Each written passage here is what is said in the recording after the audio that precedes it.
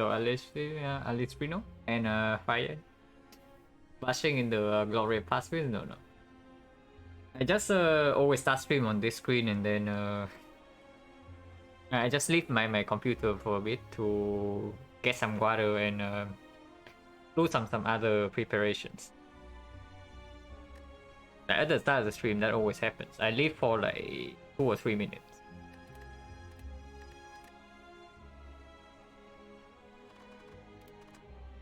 Oh yeah, it's between random D6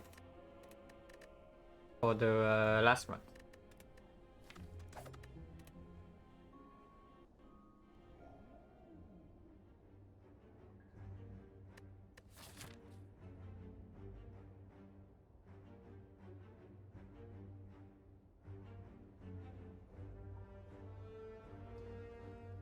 Okay, this is a pretty weird map layout. Formal, yeah, I'm probably playing 6 more just to get one for each of these 6. Of course, it's going to end at like 52 runs, so the percentage is like slightly weird to calculate, but it's whatever. Because the it's just a very rough estimation anyway. Because the boss swap is so. You probably need to play like 300 runs or something to get a somewhat accurate percentage. I just wanted to know like how it feels to play generally. But yeah, this map layout is very good. So if this is a normal run when I am not always clicking this, then I wonder. Because obviously the safest elite is like here or here, but then the only second elite is the burning elite. And if not, we are committing to an elite before the upgrade. And curse for 250, you do not remove a curse until floor 4, so you already lost a bunch of HP here. And then you are forced into a second shop, so that's also not good. 3 random potions, this is not the map layout for it, so it's probably just transform 1 in this spot. If it's not, boss swap. And I really do wonder, because this map layout is actually somewhat decent for boss swap as well. You don't really get a lot of value in this act layout unless you commit to this elite, which is dangerous, like regardless of what happens. So the safest path is definitely here, and then this elite is also optional. So you get like 3 fires, and that's actually quite good for boss swap.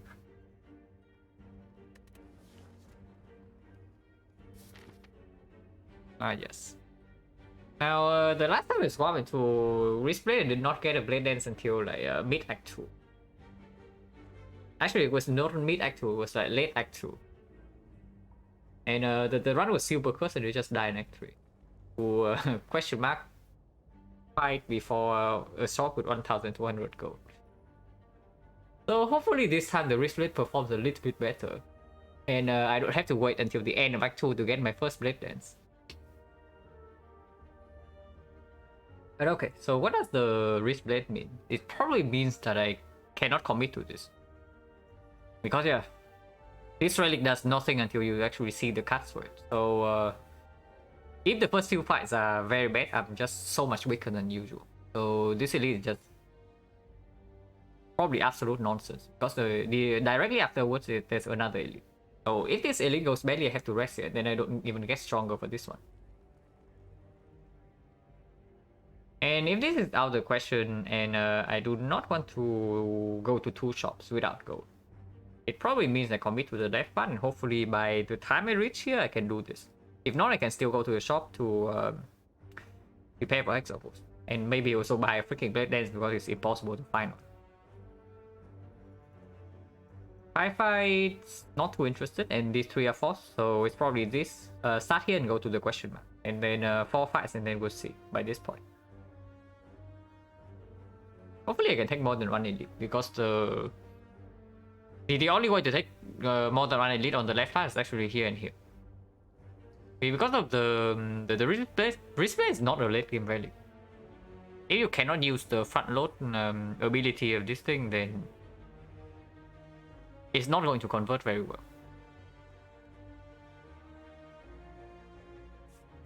But yeah, there are too many fights in this portion of the map. Very basically, to commit to a very early elite before the fire.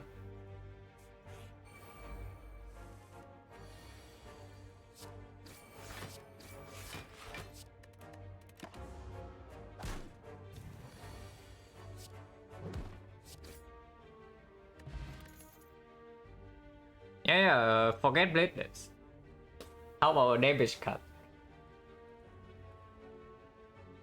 So in theory, now in theory with the wrist blade, I have slightly more incentives to pick up something like a slice, or maybe masterful stuff. So picking up cut draw is not so bad. And then also picking up the acro, and there was some weird stuff with maybe eviscerate costing 0. So with synergy, regarding wristless synergy is probably acro, even though backflip is most likely a better act 1 card. If you have to pick between one of the 2 card draws. But yeah, I think this is like acro or skip. And the boss being Hexagos doesn't make acro like very good, but also it's not so bad if we rely on like poison. But yeah, you just redraw to the poison card faster. I think acro in this spot is probably slightly better than skip, but not by that much. Ah, yes, exactly what I need.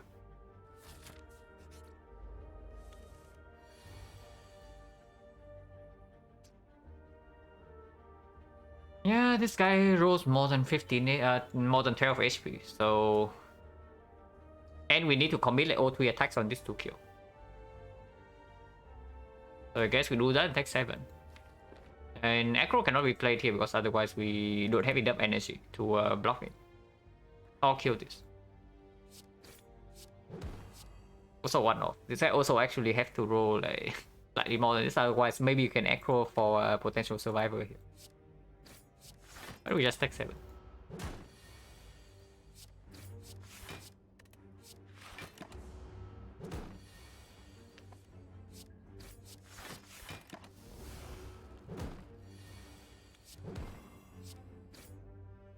Until lethal next turn. No need to draw.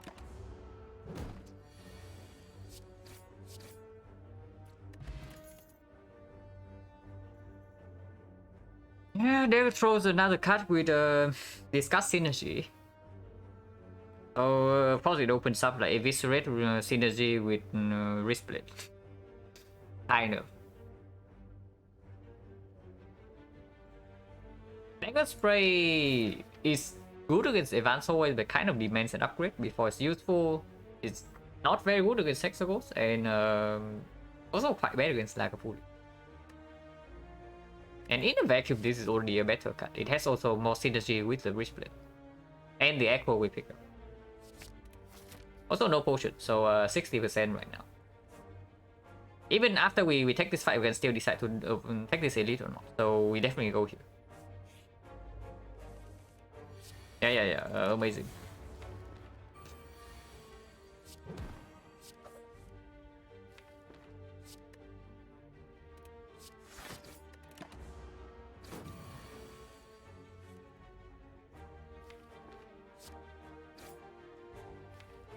So 16. Neutralize dagger throw is 16. So I guess neutralize dagger throw and a strike would kill. And next turn we only need to block 16. And that's probably fine to block twice here.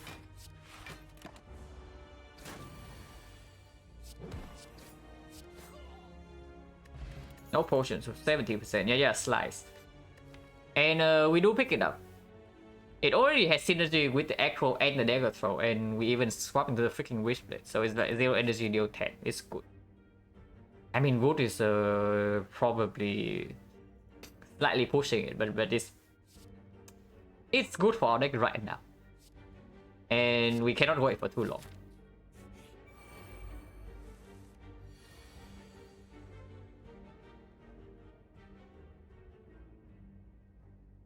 So 23, this guy has 24, so we cannot kill this. Which probably means that it's something like this. Take one.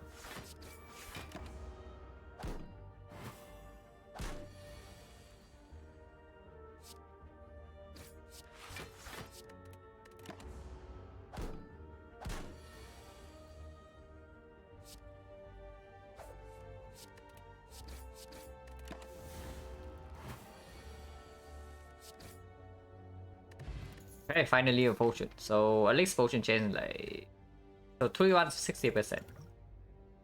Yeah, here's a freaking blade dance.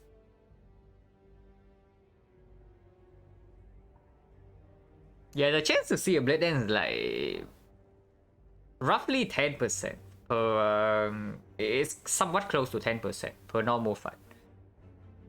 So yeah, we took 4 fights and no blade dance. But I mean, after the last time I swapped to wrist blade, probably should expect this. The OR attack.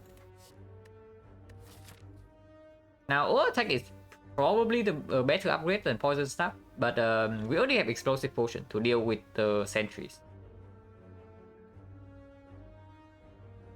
And poison staff upgrade also better against hexagons. Hello, Papa and Ferox, and thank you for the good luck. And yeah, blade dance. Card doesn't exist. As seen in the last time we saw it to wrist blade, like, and also this run so far, the blade dance doesn't exist. So we will have to make do with this. Against the North, I guess they are roughly equal. And I do want to take this elite. I absolutely do want to take this elite.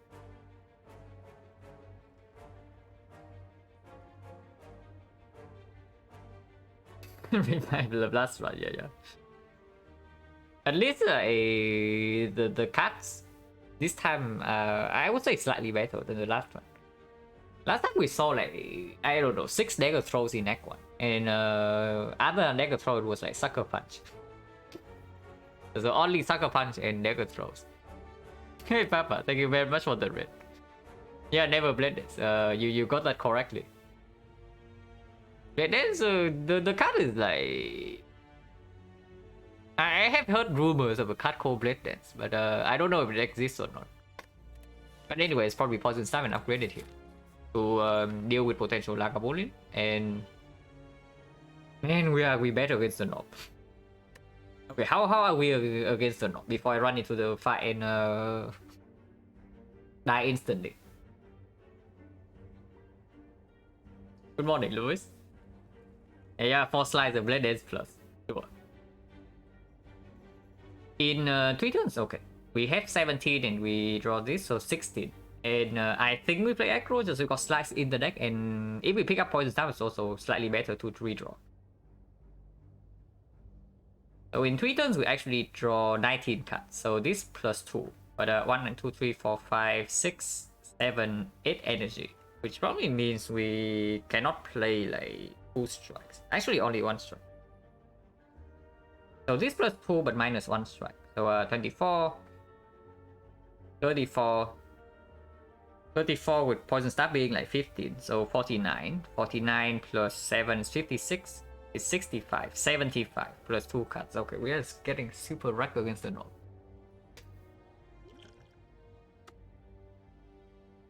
Yeah, that's not so good. If we cannot take the plus 7 elite here, like this act is not looking so hot. But our attack definitely does not fare better than Poison Staff. And in the case where we run into Lagavulin, the Poison Staff is going to be way better. Entries to have this. So it's... And this relic is like all front load, no back load. So we probably still have to take this elite. And if we have to take a big hit from the North Shore, then we just go here and then maybe rest. And depending on what happens, maybe we take this, maybe we go to the shop instead. But at least going here gives us a chance to have a decent night. If we go to this fire instead to take the first elite like more safely, it's not even that much safer because yeah, there's only 1 question mark floor. It's not even like a fight or a guarantee good thing. Maybe it's just like freaking life loss, and then yeah, this not actually kill us instead of leaving us alive on like 10 HP.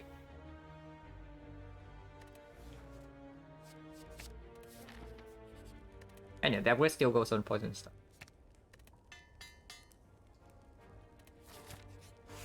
Okay, like a woolly. So good thing we did pick up the poison stuff.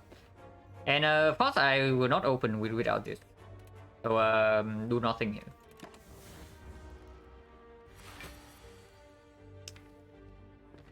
Yeah, we float energy, but I guess poison stuff still has to be deployed. And also neutralize is not lining up with an attacker. Hopefully next turn we draw into slides before the acro, so that we can play slides and then maybe survivor to block and then acro to shuffle in the good cards.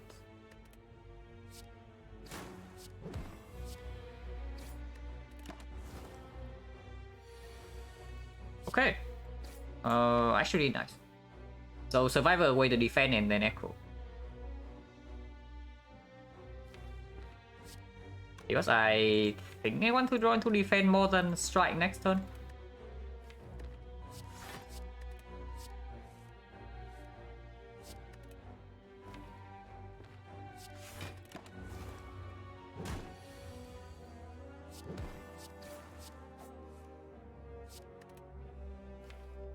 So next turn we draw too many strike this turn. So next turn we only have 16 damage and we float 2 energy.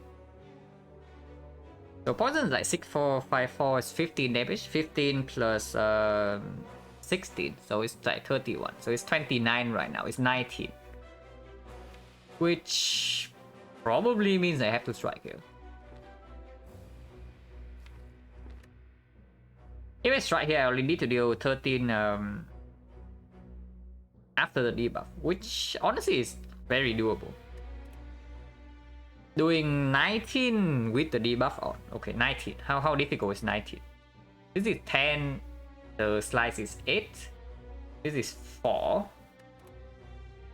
But we block for 5 right now. So if we can block 15 damage. If we can block 50 damage, it breaks even. If not, and we can kill, then it's just straight up good. If we block less than 15, then we lose HP by playing defense here over instead of strike.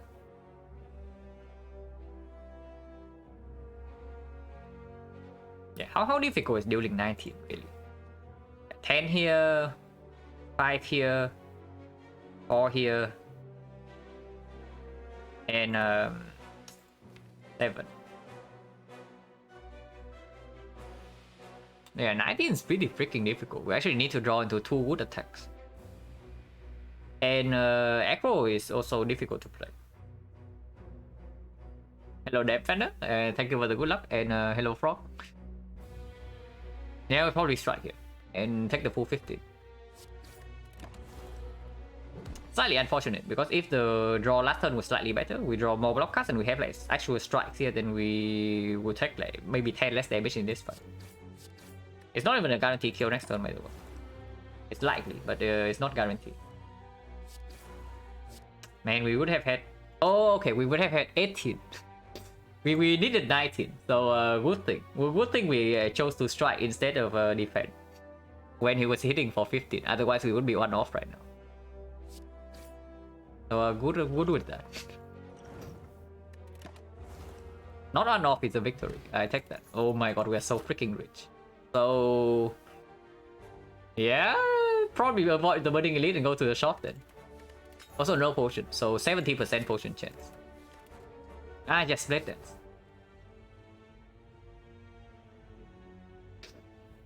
Yeah, blade dance is pretty difficult to find, I have to say. Man, the burst is like... Burst is a good card, but right now it doesn't really do anything.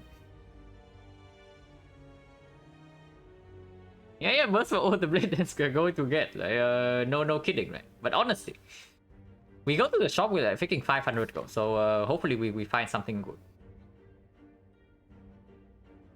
Oh, with no blade dance, I have wrist blade, yes. And yeah, we are going to... Like, now you see, right? We are having dagger throw and acro. And then no blade dance, but then you see, we swap into the card and we are going to see all the blade dances, but not these two.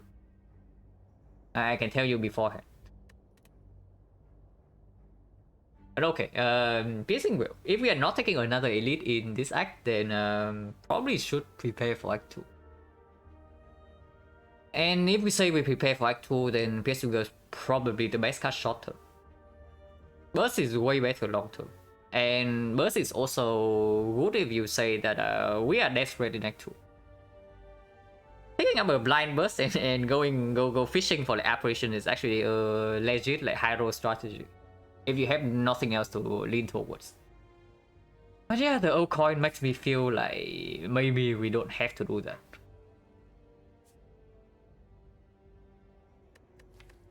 Just because this shot can bail us out like big time.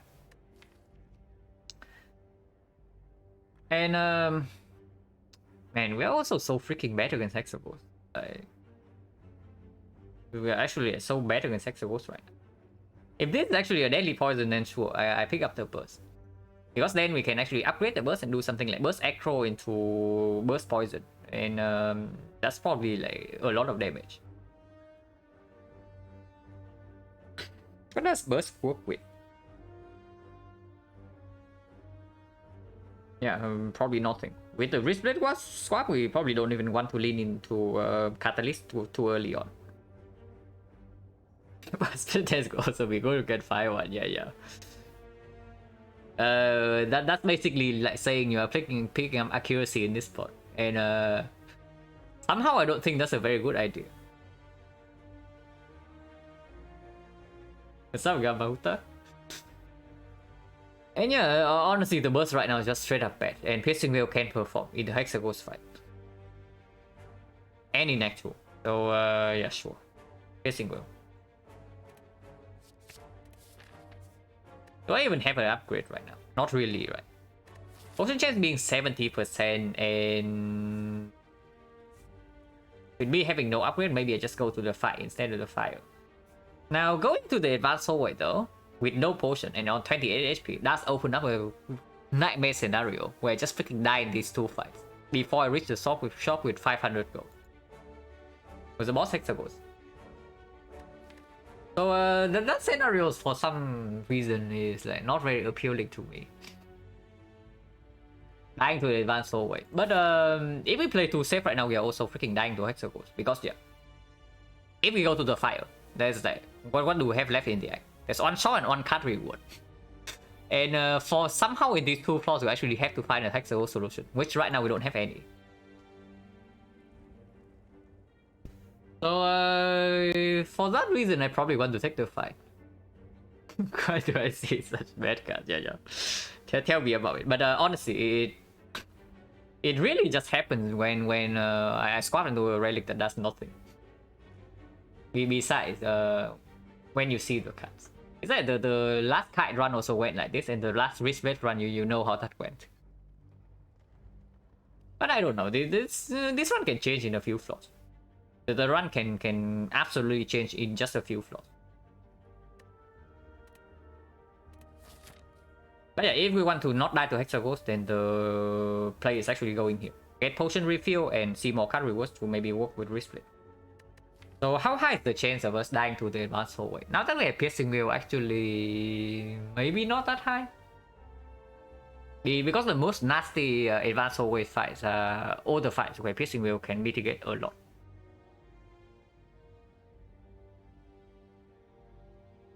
No chance elite without four. No. We are not running into this one. Because you see, right, we have freaking 500 gold and no relics. We don't have a deck, we don't have potion, and we don't have any relics. So we are absolutely not going to this burning elite. Like, ever. So don't need to worry about the freaking elite. I mean, I say that, and then this is freaking dead adventure, and I get baited. But we will see. But yeah, with the Piercing Veil, the chance of us straight up dying in these fights are fairly low. And yeah, potion chance also 70%. So maybe we get a potion here to bail ourselves out of this fight. And then we also get a relic. And yeah, the biggest selling point is that we basically have no upgrades right now. Like, what do you want to upgrade in this deck? Like, neutralize. Yeah, sure, cool. Or aggro. Doesn't do anything right now. I mean, technically, Echo upgrades work slightly better with these two, but I don't really want to spend one floor on that, you know, when I have no deck. Oh my god. And there's a freaking wizard. Man, Fat Gremlin, Wizard, and Sneaky. Yeah.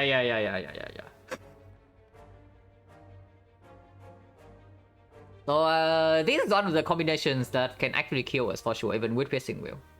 At least it's... I mean, if this guy's the Shield Gremlin, it's actually one of the worst ones. But at least it's not the shield, so we cannot get outplayed here. As long as we have 22 damage, this wizard always dies.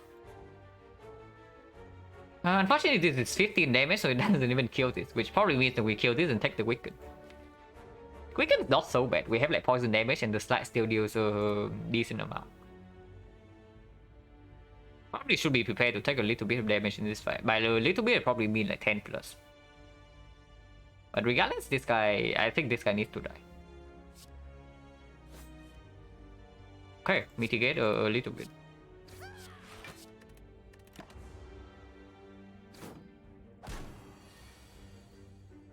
Okay, poison zap is very good. This guy needs to die by next turn. So poison zap always goes here. And poison deals 7, so we only need to deal 9 more damage. Yeah, we have 9 right here. But then we take more damage. We take another 7. We don't need to. Next turn we always have a strike. But the strike is not enough. Because if we don't put like neutralize here, then there's also no point. We don't get any more block than this. Worst possible hand we can draw next turn would be, say, bottom deck aggro and bottom deck slide. So even then we have 8 damage here and then Piercing Veil still full blocks. If not, we can always aggro into the Piercing Veil and then slice plus a strike will kill this. We have full block next turn. Like deals like 7. We are going to waste a little bit of damage, but that also means we block for 2 if we play neutralize here right now. And yeah, I'm probably down to do that.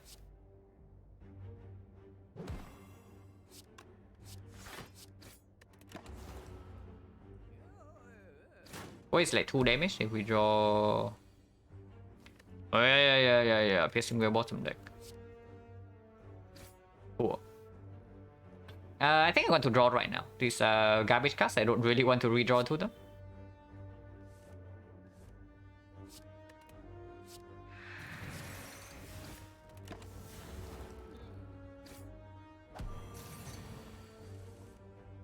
And from now the fight should be solved. So not too bad.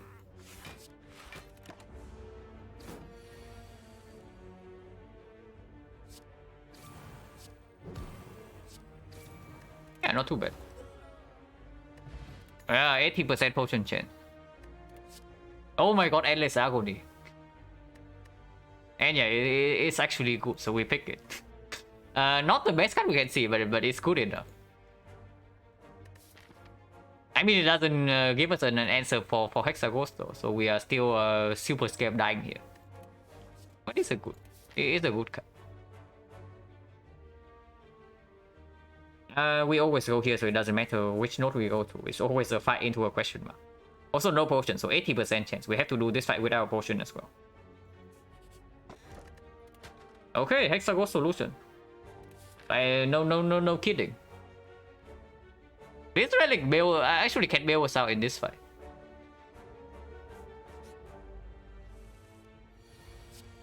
That is like relatively tame. And I probably don't want to take the 2 damage. Unless I have lethal next turn somehow. So, 13 is 27. Yeah, 27, no way. Absolutely not. Even with the agony and the slice.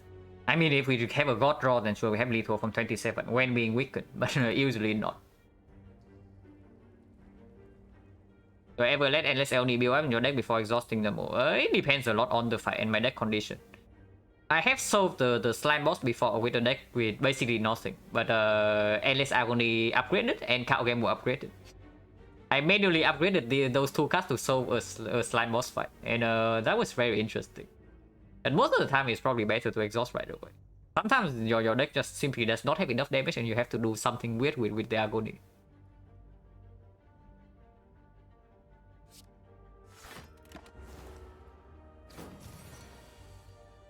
Ah yes, I think I have some block cards in this. Like, what do you think? Well, we'll think we have an acro in hand at least.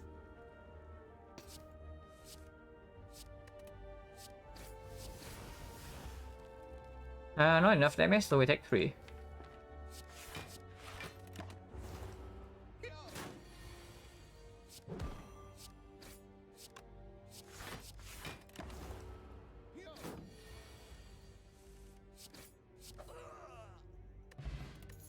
Wait a second.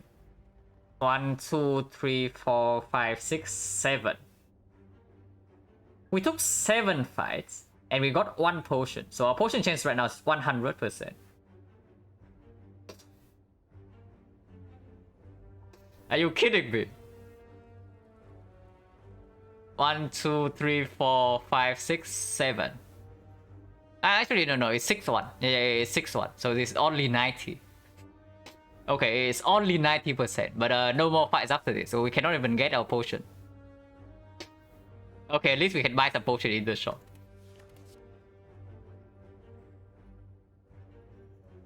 Is it second poison star or is it creeping cloud? Now both of these are pretty sad.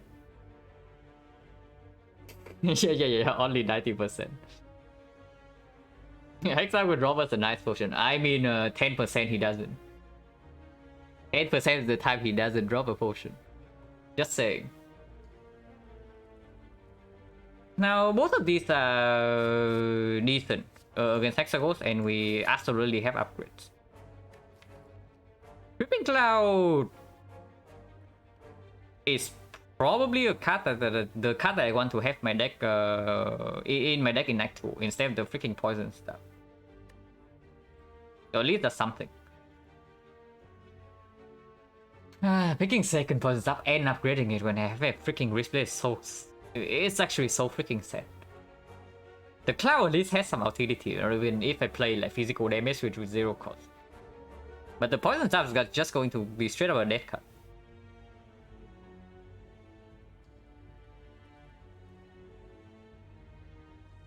I would say though, second poison stuff probably deals way more damage to the Hexagons compared to Creeping Cloud. So if you are still like very scared of the Hexagons damage, even with the Creeping Cloud plus, we should pick up poison staff here.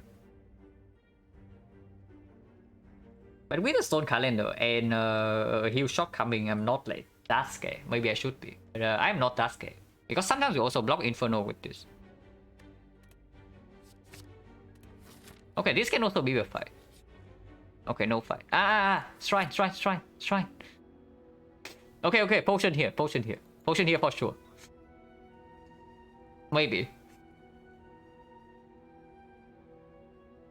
Hello, Frankazi.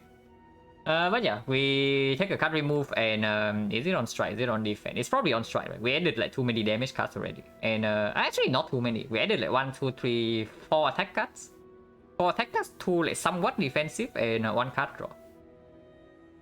So the deck balance is actually not that heavily towards the offense. But if we are running into the Hexagons fight with low HP, then yeah, actually we need blocks. Because apparently you can just brick all your blocks on turn 4 and then die immediately. Yeah, personal experience. Probably remove a strike. Because we can also take another card remove in the shop. And if we see Blade Dance, we're buying it. So like, taking 2 strikes remove and buying a Blade Dance is probably a much better luck than removing 1 strike, 1 defense and still buying Blade Dance. Blade Dance. Yeah, okay. Also these relics are expensive. Yeah, they are expensive. Okay, how good is freaking ice cream? Man, ice cream is good, but not right now. Right now it doesn't do anything, and it cost me like 300 gold. But other than that, there's nothing else to do in this shop. Like, am I buying Giria or what? I mean, Giria is not bad. Giria is actually not bad at all. Not getting red, that's just got anger. Yeah. I don't know, maybe we get like 0 for 1 or something. And we play like 0 for 1 wristlet.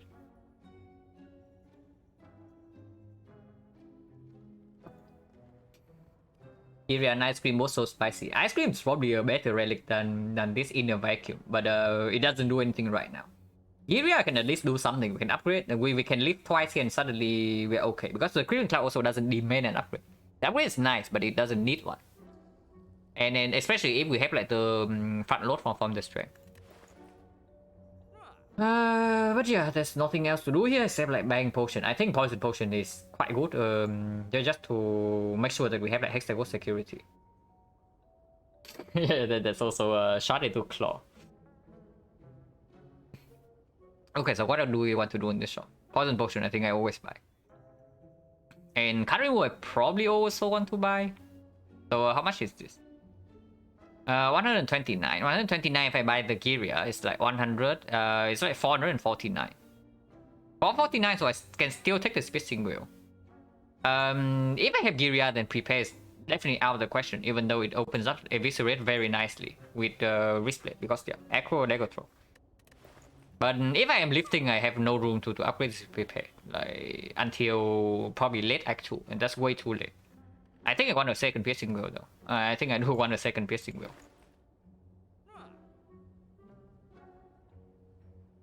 Have Acro already made Ice Cream's even consideration bad turns for excessive energy? Yeah, Ice Cream is good, but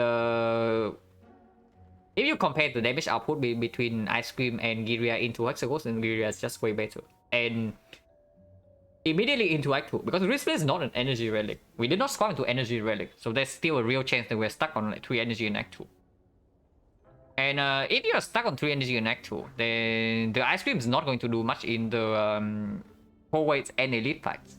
But the Giria fat load will do huge things for you when you are stuck on 3 energy. Also, it's 5 gold cheaper. Yeah, Ice Cream plus 2 upgrades, but right now we don't have any. Like, we upgrade Creeping Clown, that's it. And Creeping Clown's upgrade is not even that good for us. Honestly, with the Wristblade, if we can lean towards physical fat load, I would definitely like to do so. And Giria is the relic that enables stuff. Kind of. Also, Giria very good with blenders, which we are definitely going to see at some point, right? Right? Surely. Yeah, definitely. At some point. I mean, can't remove so quickly. And if you buy Giria, is it still strike remove? Now that gets a bit weird, because then this thing exhausts and then we only have like 3 attacks add and remove 2. And we also buy this freaking Piercing Wheel. I think if we remove a card here, it's probably a defense. Especially if we buy this. If we don't buy this, then maybe it's a different story. But I think I buy Piercing Wheel for 429 though. Just to play a little bit better in Act 2.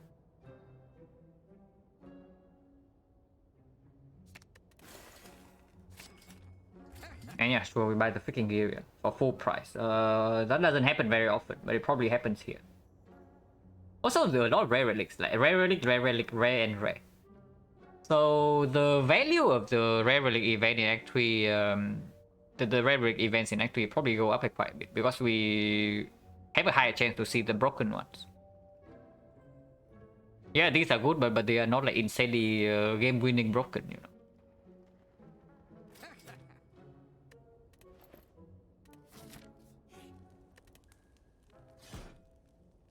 Yeah, sending 220 on Giria is depressing, I agree. Oh my god, Piercing Wheel. Do I want to Acro? Acro is probably fine. Okay, Acro was not that fine. I do not want to draw into the second Piercing Wheel this turn. I wanted to draw into like maybe Poison Stab or Arco D. Or maybe just some strikes. But whatever. Doesn't matter too much. 7 when Weakens goes to 5, so even through Weakens, one strike will still kill this. And this guy always attack next turn, so I also want him to die, because second piercing is also drawn.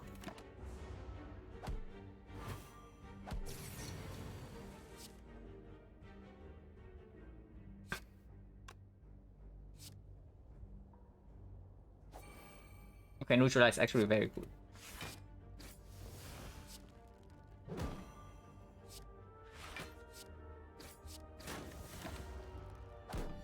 So yeah, 90% potion chance here, yeah? Okay, so not 100, but Ancient Potion doesn't do anything against Hexagons. At least this potion probably performs in early Act 2, and we are using Poison Potion against Hexagons, so it's not that bad.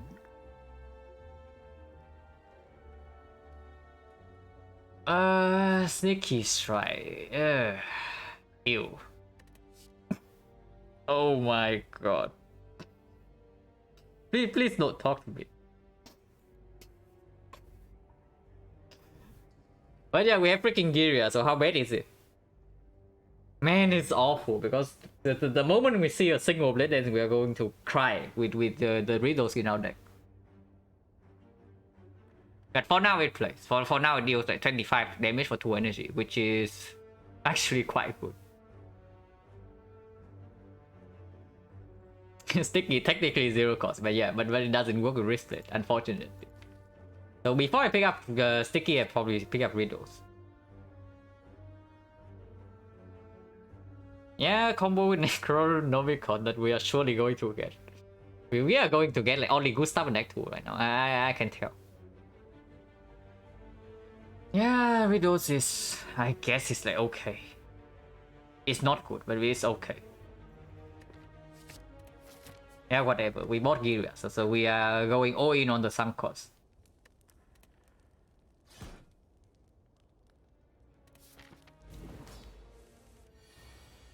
Okay, for now it's like fine. Yeah, we don't float energy because of the riddles. No reason to use this potion yet before we actually draw one of the poison, because then so basically using poison potion right now gives you 6 damage immediately, but you lose 1 poison tick. So if the fight goes longer than 7 turns and then you draw poison on turn 3, then you're just losing damage by using this potion now.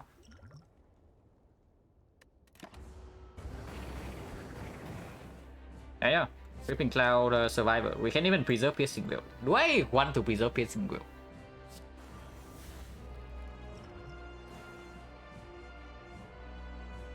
Yeah, do I want to preserve Piercing Will? 2 copies increase the chance that we actually block the Inferno, but I mean, I guess having more block than higher block density in our deck is actually fine. When we deploy this poison and have like 2 Gira stacks already, and Poison Staff is also coming. So having more Piercing Will just prevents the case where we maybe sometimes die to 9 times 2. I guess. So I guess it can stay.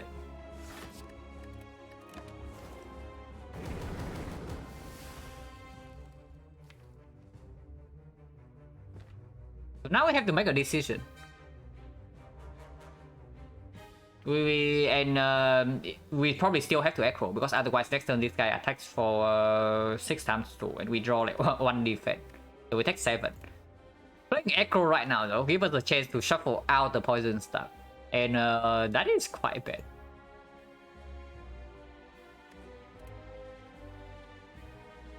Ice Cream could be good here? Do you think Ice Cream would be good here? Because I really do not want this to be my next turn, you know. I don't want to take 7. I think I play Echo. Okay, did not shuffle out the poison stuff, and we have like defense only for next turn, so that's fine.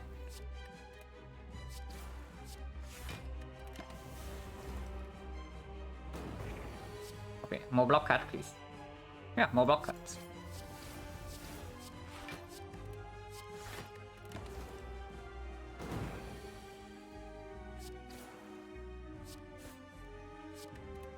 And now I can use Piercing Will. The fight is like progressing smoothly enough that and 9 times 2, like most of the time we also draw this.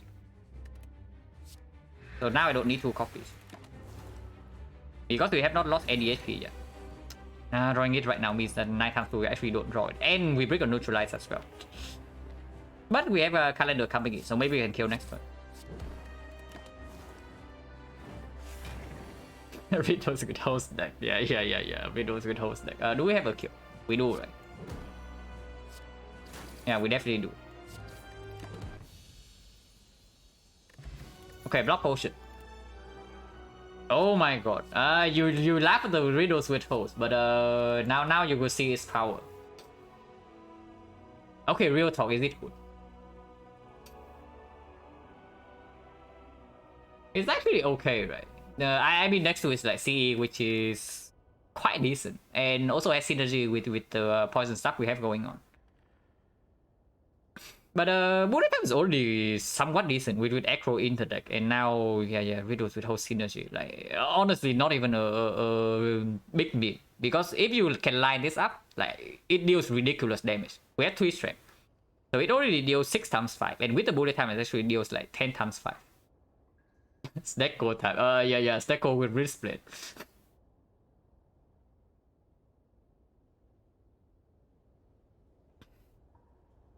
So it's like I think it's like 10 times 5. It's not even that much. 50. Bullet time is also slightly awkward with the 0 cost attacks, and now that we have like Giria and we also have wrist split, like, probably at least Agony is a premium card. So I want to pick up like maybe another copy of Agony.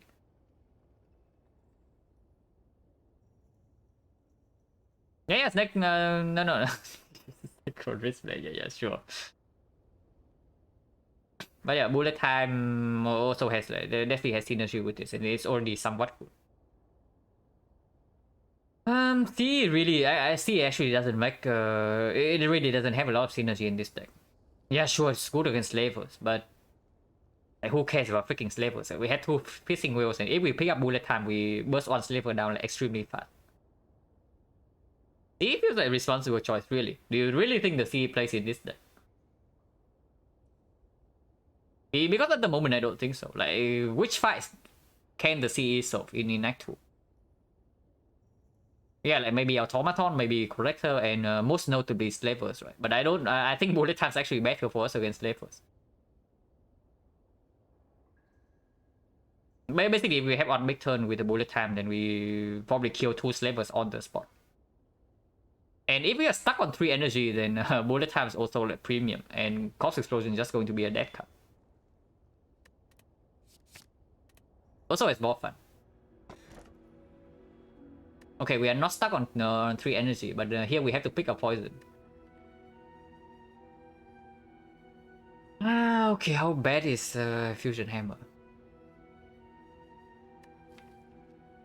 Man, I want to upgrade. Like, having bullet time upgrade is actually so huge in this kind of deck. Yeah, having bullet time upgrade is actually so big, because it means that I can like pick up even more card draw. Of course, I always want to pick up more card draw with the bullet time, but it basically means that I can play 2 card draws to fish for the bullet time per turn, and that's like really huge. Yeah, Hammer with Giria definitely has some synergy, so it's probably still Hammer, because the other 2 options are just complete trust. yeah. So with our podcast synergy. Kuski is the least bad? No. Kuski is awful.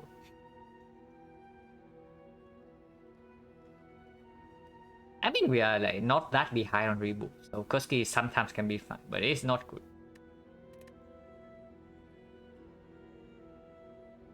And yeah, we spent 1-5 on a lifting, so how bad can it be? And then also, we 4 rare relics out of the pool already, so the chance that we see that something like Peace Pipe or Shovel also increase. Double fire, okay, double fire is bad. It means that we are forced to rest. Other than that, I mean, this card like looks kind of weird. Yeah, the pathing definitely looks like kind of weird. I do want a fire before the elite though to live, but apparently we are forced into a second fire no matter what. But I guess like having force rest in Act 2 is not that bad, because this fight probably also takes some HP away from us. I didn't even think about bullet time risk destiny. Does that work? Yeah, it definitely does. It works. We see lots of good upgrade regards to Act 2 3. Yeah, we can also just get like Apotheosis or maybe My Blue. But I don't know, My Blue will probably take Rare Relic because we said it already. The chance that we get a broken Rare Relic that just would run winning is like higher. With the 4 Rare Relics already out of the pool. Yeah, I guess this is not so bad. And starting here, we either have to go to advanced hallway no matter what, or we have to commit here. But if we start here, we know that we only go to 2 fights and we are committing to 3 question marks. How good are question marks really? I mean bites are like pretty bad with Fusion Hammer. First of all.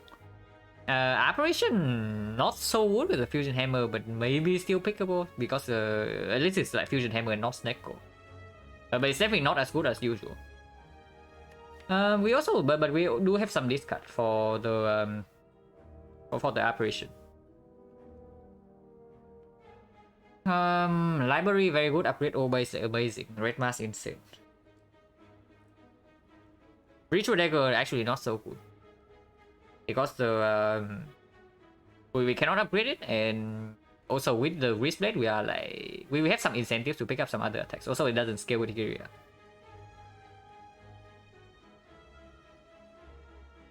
Mausoleum complete trash. I mean, I probably don't want to go to too many question marks, and with the Fusion Hammer for stress, maybe 1 advanced hallways like okay. I probably don't want to go to 2 advanced hallways, but 1 is like probably fine. If I go to question mark next, I want it to be late. So probably these 2, and then if I have go to spend here, I can go to the shop. So the Colosseum hunting and maybe go to the shop and take the less super late edit. So I guess go to this file is fine. We live here and we rest here. It's completely okay. If for some reason we are like insanely healthy, then sure we can recall. But most likely we rest here. Stone Calendar with card rally. Yeah, can you imagine? Like we just set it up to like 6 every turn. 6 every fight, and then yeah, boom, explode. Like 52 damage every fight. Actually, it would be a pretty sick relic. Alright, looks good. 2 advanced hallway into 2 consecutive elites into a rest. It's not so bad. The only slight problem I have with this part is like, first of all, the second advanced hallway, and we do not get to go to a list shop. So that's the 2 problems I have with this part. Other than that, it's like pretty fun. I think I want to start here. And then depending on what happens in this node, I decide.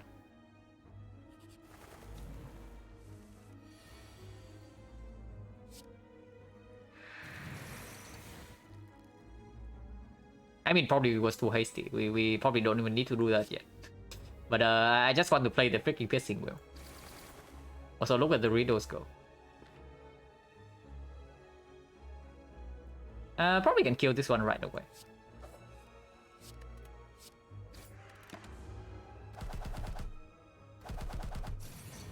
Ah yeah, swooping. But we can down this and then still full block this.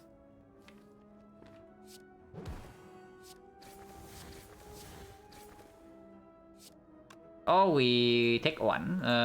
Probably no reason to take 1 because we have no more card draw in here. So we know that the next 2 turns are going to be like this. So if we wait to redraw until this, is not going to be redrawn until like 3 turns from now. So it's like way too late.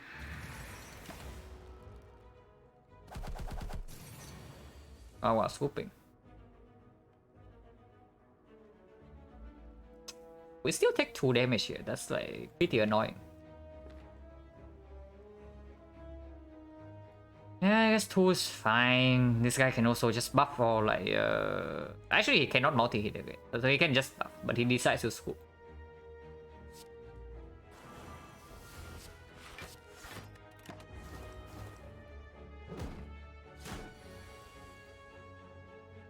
Aha. We probably want to kill this one.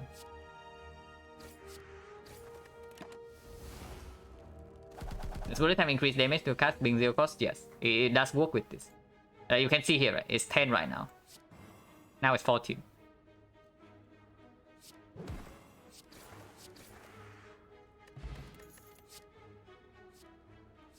Man, we cannot upgrade this. It's so garbage.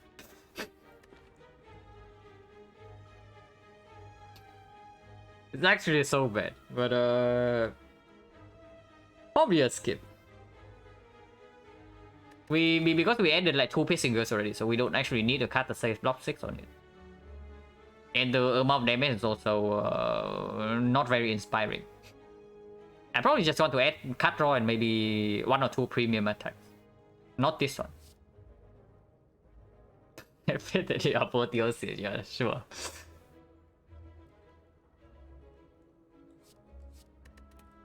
Next part is probably nowhere near as good as this. Because we faced the bird already. We just faced the bird. So the second fight has a decently high chance for the artifact potion to play. Like Chosen it plays, Avocado it plays, Baseball it can play.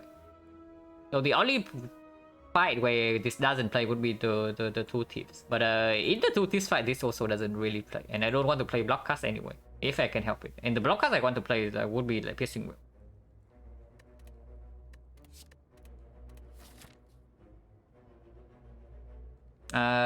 Probably don't want to go to 4 question marks. I think 1 advance always like okay.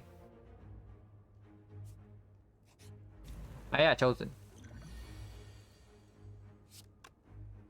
Can Cloud Double Strike right now. We can Acro to maybe fish for bullet time or more poison. I think I want to play Acro just because I lose out on like 8 damage, but I draw into my boot cast faster. That probably has to be good, and we are not hacked. We are not hacks in this fight.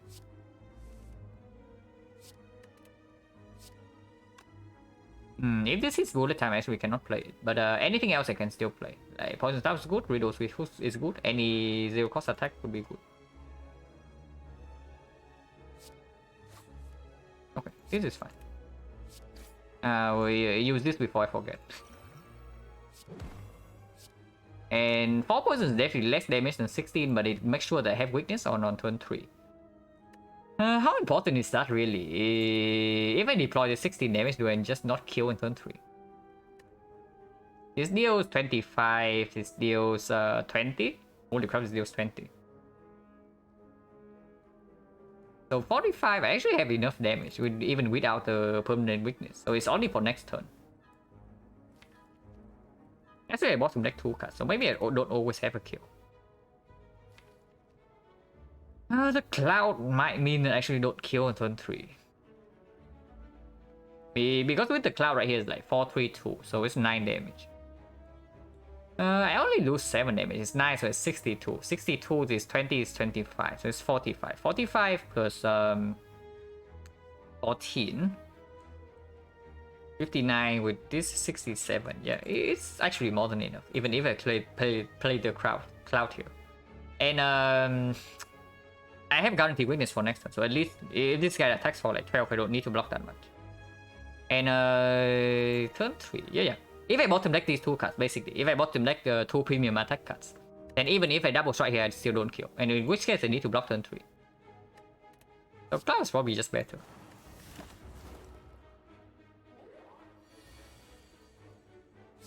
Look at this. Look at the bullet time go.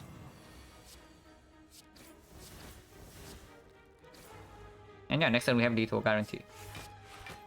And playing the cloud on turn 1 block for 5 this turn? Yeah. Otherwise we will be hit for like 9 times 2 and we take 5 damage.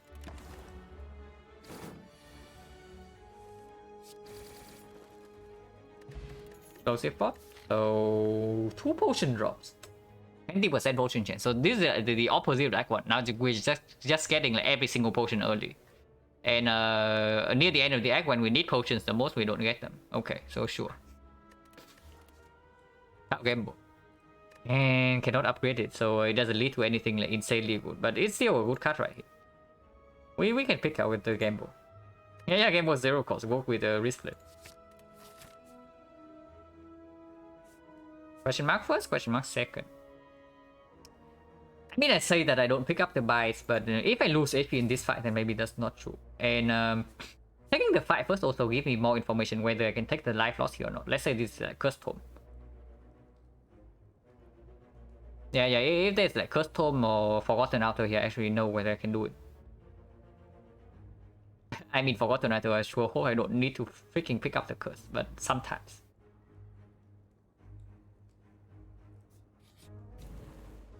Yeah, see, it would be good here.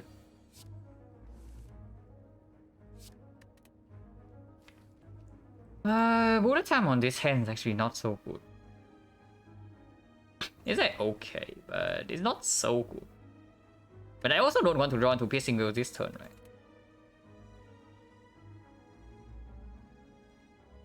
Is it actually just double Agony and then count game, or do I leave Agonies in the deck? The Agony is actually a very...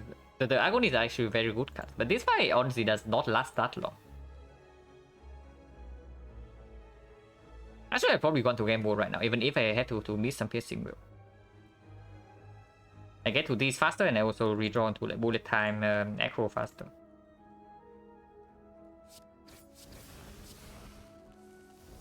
So yeah, just get the premium attacks.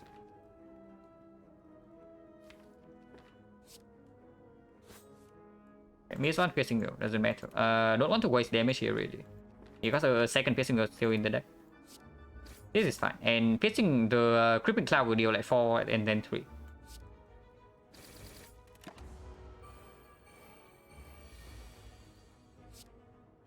Yeah, exactly like this. Next one's going to be bad if this guy doesn't die, but I think he's dead.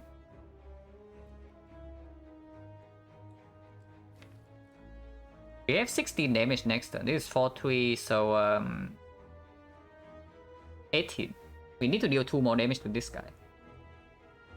Neutralize would do that, so we can actually just neutralize here Poison Staff here. And facing a full block. And this guy dies to Creeping Cloud next turn.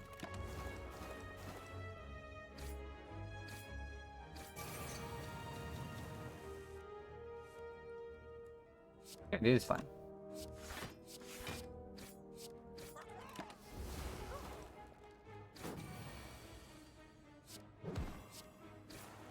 And yeah, 0 damage taken. Okay, no potion, so 30%.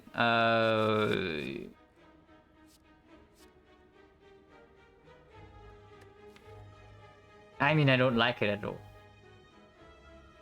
I know we don't have a single AoE card at the moment, but I don't really like it. I mean, we probably need one though for this fight eventually. We cannot do this fight without like AoE damage really, because our single target damage is like high but not that high.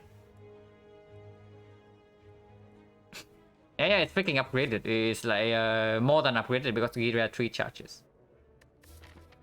And if we see Gremlin Leader, then maybe we also need like a freaking card. I know I would rather pick up Blade Dance, but it's the almost the middle of Act 2 already, and we have not seen a Blade Dance. So how long are we waiting for it? Also, none of these cards are upgraded. It's true. Like green cards, Gwen. Yeah, we can also line this up with like Bullet Time, so it's not that bad. I mean, it's fine. Whatever. Oh my god, am I getting baited? Yeah, the spy is giving you an offer. There's a freaking Burning Elite here.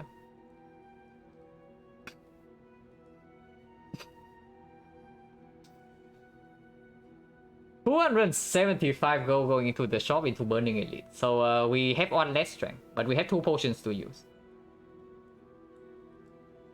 Surely Blade is in the store. Yeah, the first store did not happen, but second store surely.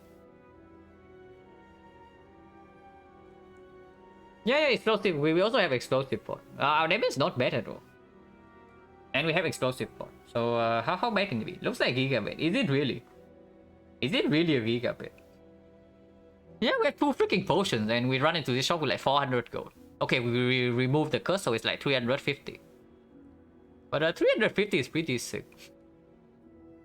Yeah, we have 2 piercing wheels and then also weakness chain. Our single target damage is not bad at all, you know. You saw the triple cultist fight. We did not have an AoE card, but we still killed the triple cultist in like 4 turns, so we dealt 150 damage.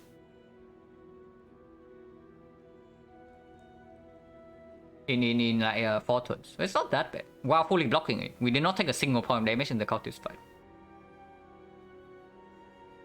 Master 3 slavers. We have like 2 potions and we have boss, right? So how bad is it really? I want to take this. I want to take this with 2 potions with this much health and with the gold. Also instantly means that we can actually... Okay, maybe we can. This is a freaking shrine, so fight coming. Oh my god, oh my god. Okay, this shop's pretty sick.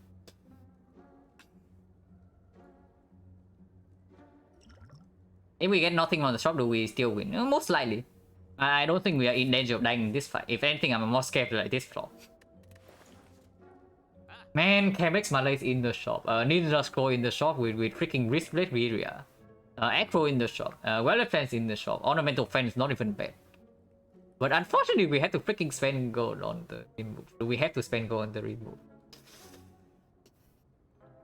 Man, I am getting like super mega baited here. Like not even parting for this shop, but now I don't even want to remove the regret. Remove first? Yeah, I'm thinking about it because there are super good things in this shop. Because you see, right, I want to buy Ninja Scroll and I also want to buy Malays. So if I buy these two, immediately I already cannot remove.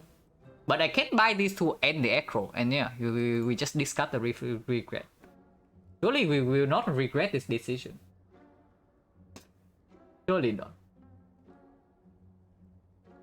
But honestly, second Acro is also very strong with the bullet time, and Ninja Scroll is exceptional in this part. Like you probably can definitely tell how strong the Ninja Scroll is. Man, Ninja Scroll is actually so sick. It's 30 damage for free. Can be increased to like 33.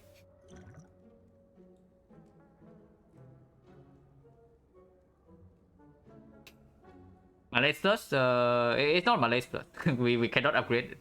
Unfortunately, we cannot afford like... Actually, we can also do like Chemex Malays, remove regret play by Acro. But I really want this Ninja Scroll. I really want this Ninja Scroll. Because honestly, having the Ninja Scroll immediately prevents the super bad hands that you can draw on turn 1. And that happens more often when you boss swap, especially when we are behind on removes like this, because we just took up like some curses.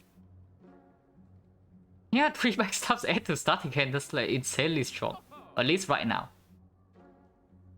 And the front low's not going to lose its relevance.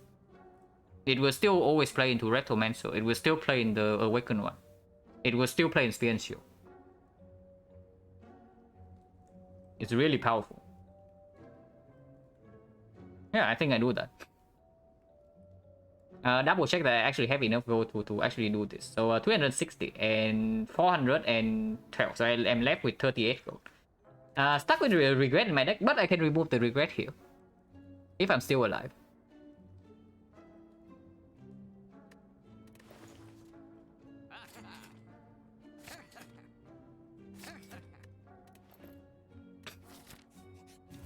Yeah, strength levels, like no problem. Like, look at this go. Holy crap, 30 damage. We take damage this turn though. Not a small amount unless I play card gamble here. But of course this guy is dead. This guy is already dead. So if we use this potion, our potion chance right now is like 30%. Honestly, I'm even willing to use both potions here. This fight is not easy. This is one of the worst burning elite in Act 2. The strength slavers. Explosive pot, yeah, I'm thinking of using both potions. So let's see with explosive pot. And with this, it's like 22 AoE. So 22 will actually have a very clean kill here. And then afterwards, it's only 27. We are 3 damage off from killing this. So is it actually like poison stab and then cut game for 2 cuts? Yeah, even if we game into the regret, it's not that bad. Even if we game into the regret, it's not that bad when it's only 2 cuts. And missing 8 damage on here is not going to matter next turn. But it can give us a kill this turn. Actually, I probably want to do that. Yeah, that's very playing.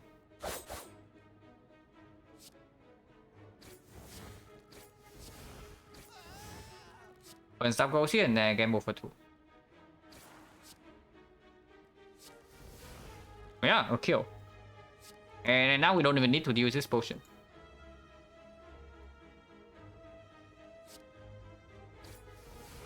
Unfortunately, Piercing Wheel is not blocking that much here because this guy decided to big hit and they have strength. So I cannot Agony here to let the poison perfectly kill next turn. I still have to kill this guy right now.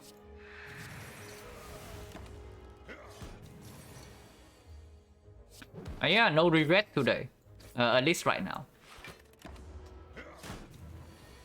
Because you see how messy this fight would be without Ninja Scroll. Oh my god, Wing Boots. Wing Boots, you say? And yeah, another rare relic. Yeah, 4 damage strength sliver, only 1 potion use as well. And also potion refill, so 20%. And I did say that I would pick up a second one. I did say I would pick up a second one, but now that I have freaking Ninja Scroll, I really want to. I mean, it's still good, right? It's like 0 energy deal 20. 22. 0 energy deal 22 is like pretty sick. Also with the wing boots, like what are we doing with this wing boots?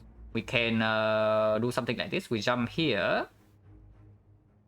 We jump here, take this elite, into this fire, and then we go here, remove the regret, and we take the final elite. So we use 2 charges here to take 2 extra elites in this side, and then we still have 1 charge for Act 3. And regret also gone. Of course that means that we have to do 2 elites without regret remove. But should be fine, right? We have freaking Ninja Scroll. Fusion Hammer is not that bad with boots, we can avoid campfire. I think we... yeah, it's probably true. Because the path we want to take here is like... yeah, I talked about it. We go here and here, so no fire. I guess we have on fire, so we live here and then we rest here. But I guess that's fine. Resting here probably gives full value, and then in Act 3 we still have 1 chance to avoid fires. And we still have to recall. So no problem. Also like another rare relic, so the chance that we see like Shovel or Peace Fight also increase. Man, there's so many rare relics this one. The ice cream is a shop already, so that's 4 and this is 5. And yeah, do we jump immediately? Probably the answer has to be yes. I really want to use the wing boost right now. And right now we are still strong. Right now this Ninja Scroll can still instantly win the fight. And we have the 2 Piercing Wheel and the Malaise in the deck, so both stabbing also not a huge problem. Hopefully. Well, can go here. And then if things go bad in this fight, we can still jump back to here to remove regret. That's fine. Because we can jump here, and if this fight goes badly, we can immediately jump back to here. And then rest, and then remove regret, and then move on.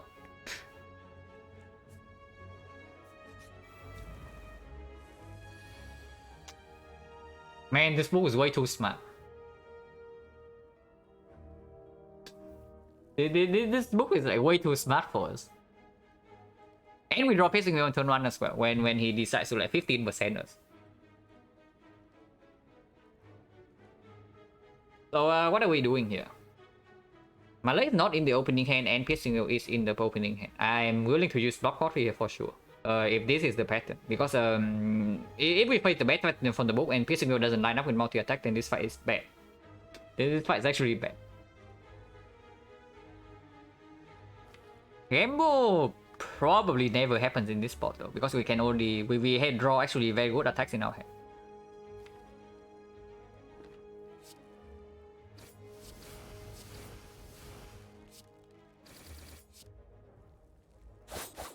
And Piercing Wheel in the deck later on must be good. And regardless, we are taking a wound here, so let's play defense. Take 7. Okay, at least this lines up.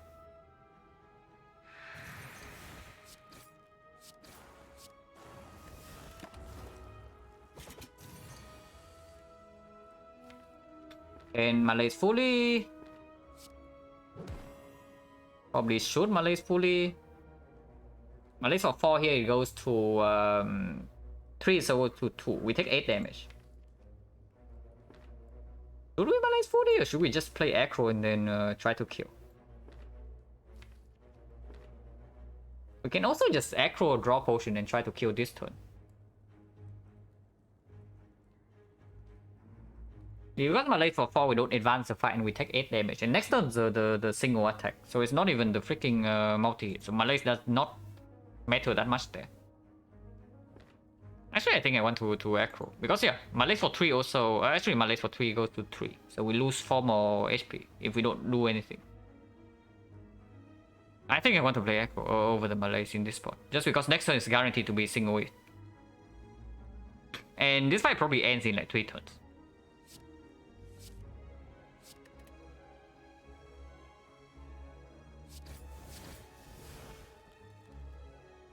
If we use draw potion here, I think this guy dies.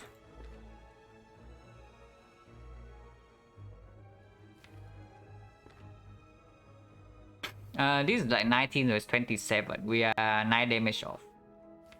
We with bullet time. Draw potion here either give us full block or give us a kill. So that's probably fine. Bullet time makes it a kill. No, we are. So we have like 19 here, so bullet time plus 8. So it's like 27. 27 plus 7, we are 9 off. Yeah, bullet time into draw potion. Honestly, I'm down to also draw potion. It's fine. Even though our potion chance right now is fairly low. It's like 1, 2, 3, 4 fights, and we got 3 potions, I think. So it's like 20% right now. Yeah, 3, 1. 1, 1, 3.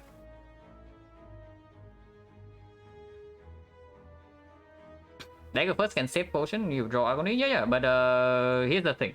If we play the dagger throw first, we cannot bullet time. So if we fail to have a kill this turn, we actually cannot block. But if we draw potion first, either we draw a kill or we draw full block with bullet time, and we just play all the blocks we draw. That's the main thing. Because even if we dagger throw, we have to exactly hit endless agony. If we hit a strike, we are 1 damage off. Actually, no. We are not 1 damage off. We are more. We are 9 damage off because then we cannot play bullet time for the wrist blade. And yeah, now we have a kill.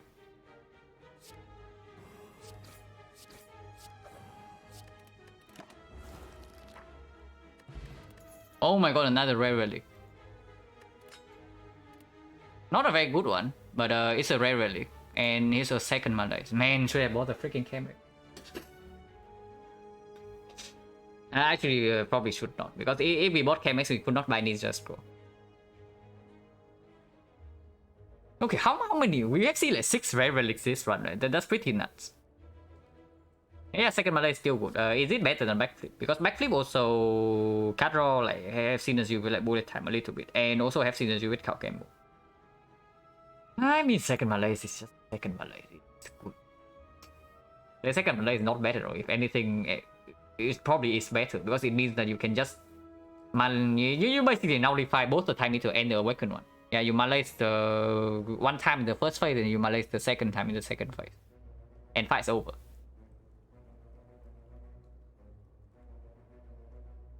But automaton, we need draw block. If anything, then second malaise is stronger against automaton because then it means that we can actually apply we can actually apply weakness faster.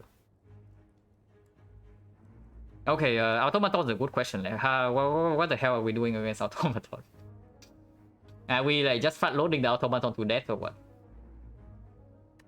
Backflip is common, surely we'll see it again. But okay, real talk. Honestly, the backflip is not even that good. Because right now we have like no dexterity whatsoever. We have no dexterity, so it's basically just 1 energy 5 block. And that is a defense. Honestly, not so good. And then the automaton after the hyper beam is like 2 multi attacks in a row. So Malays also plays there, and for those turns we also have piercing to block.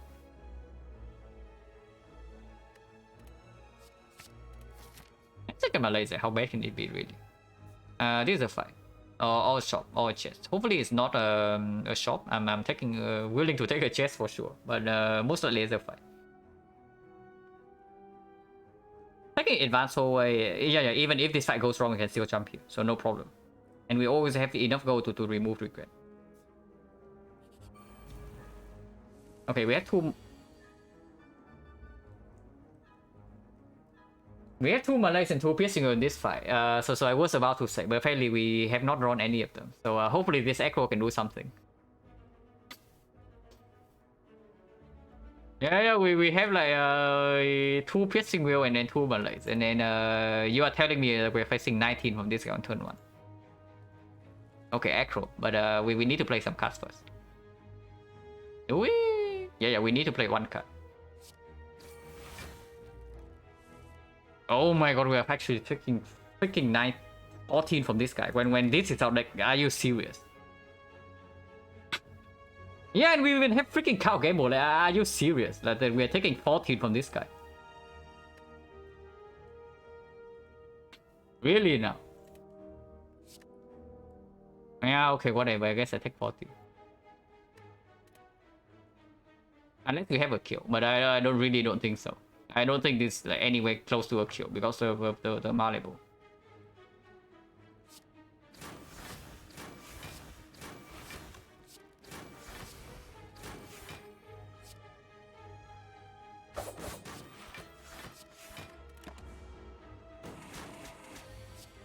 Yeah, announce the Malays. Malays for 3, it goes to... We take another one. 24 third round most surprise deck. Yeah, it's not really a surprise, but the real surprise is that we actually take damage in this fight. So now suddenly I'm a little bit afraid of this. But I guess we'll see what happens after this, because we can still see what the chest is first before we make the draw. You take another 1 damage here though. I do not want to draw.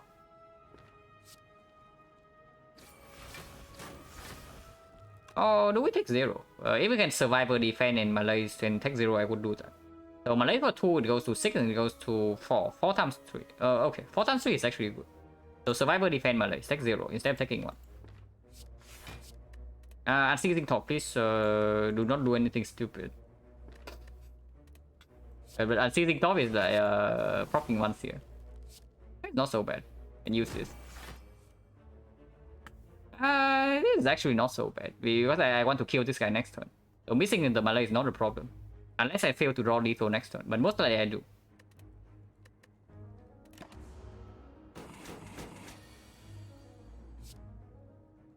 Oh my god, can I kill before the regret procs?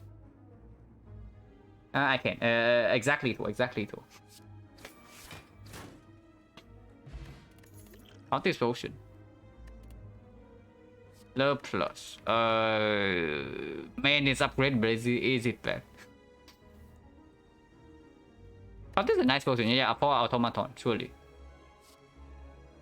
Okay, don't tell me.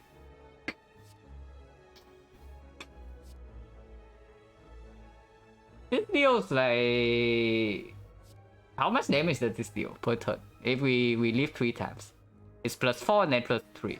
So it's 11 damage per turn. Wait, give me a second. my cat is demanding food.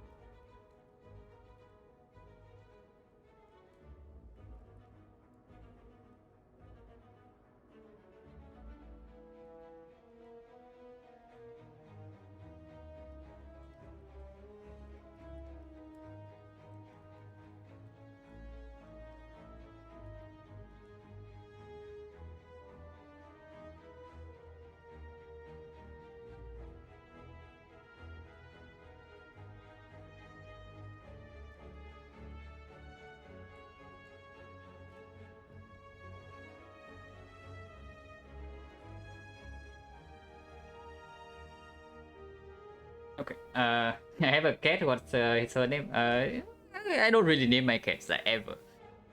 So I just call him like the word cat in Vietnamese.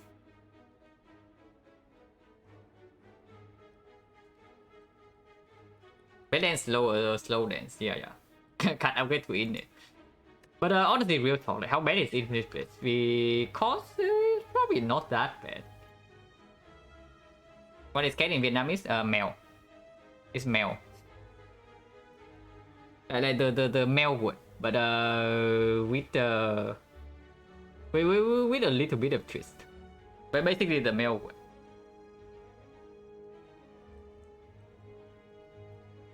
But yeah, Infinity Blade is probably never it. Like, I mean, I say it's never it. It's not that bad. And Agony's exhaust. So after we exhaust out the Agony, like, what the hell is out there?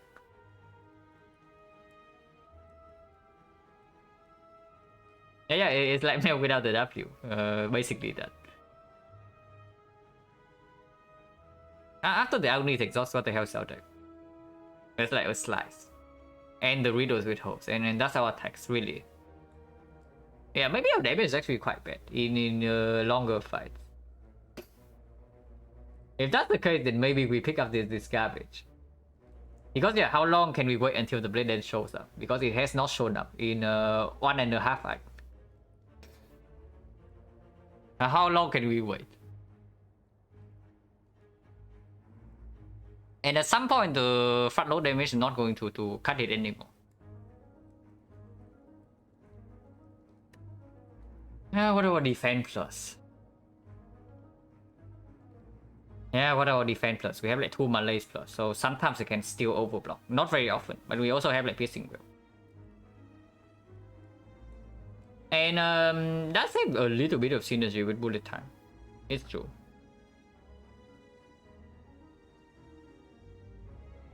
Because sometimes with bullet time we actually have a big turn where we just play like double well and then all our blocks and we retain like maybe 15 blocks for next turn. Something around that. And that's okay. And honestly, we also need to scale our block at some point, basically. Double Malays and double piercing will probably blocks multi-hit in the hard fight and probably kind of solves the Awakened one, but Time Eater we still need to block the single hit. And Dono Neka, these things do not solve Dono Neka. So we still need like some front load block.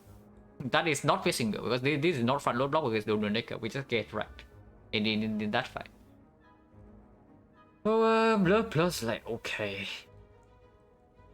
It's not that bad. It's green. If it's not green, then never, but it's green. If we don't have the Cultist spot, then it's probably Infinite Bliss. But we do have Cultist spot against the Automaton, so I'm probably fine with not picking up Infinite Bliss in this spot. Blur Plus is just a defense plus, yeah, exactly. But sometimes they can block for a little bit more with the bullet time. If I don't have like bullet time and maybe these cuts, and then probably never.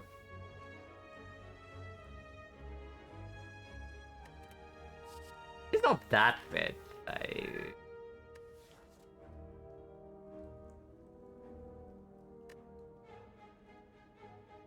Yeah, defense plus like fine, whatever. And we see the chest first before we choose to make the jump or not. Oh my god, should have.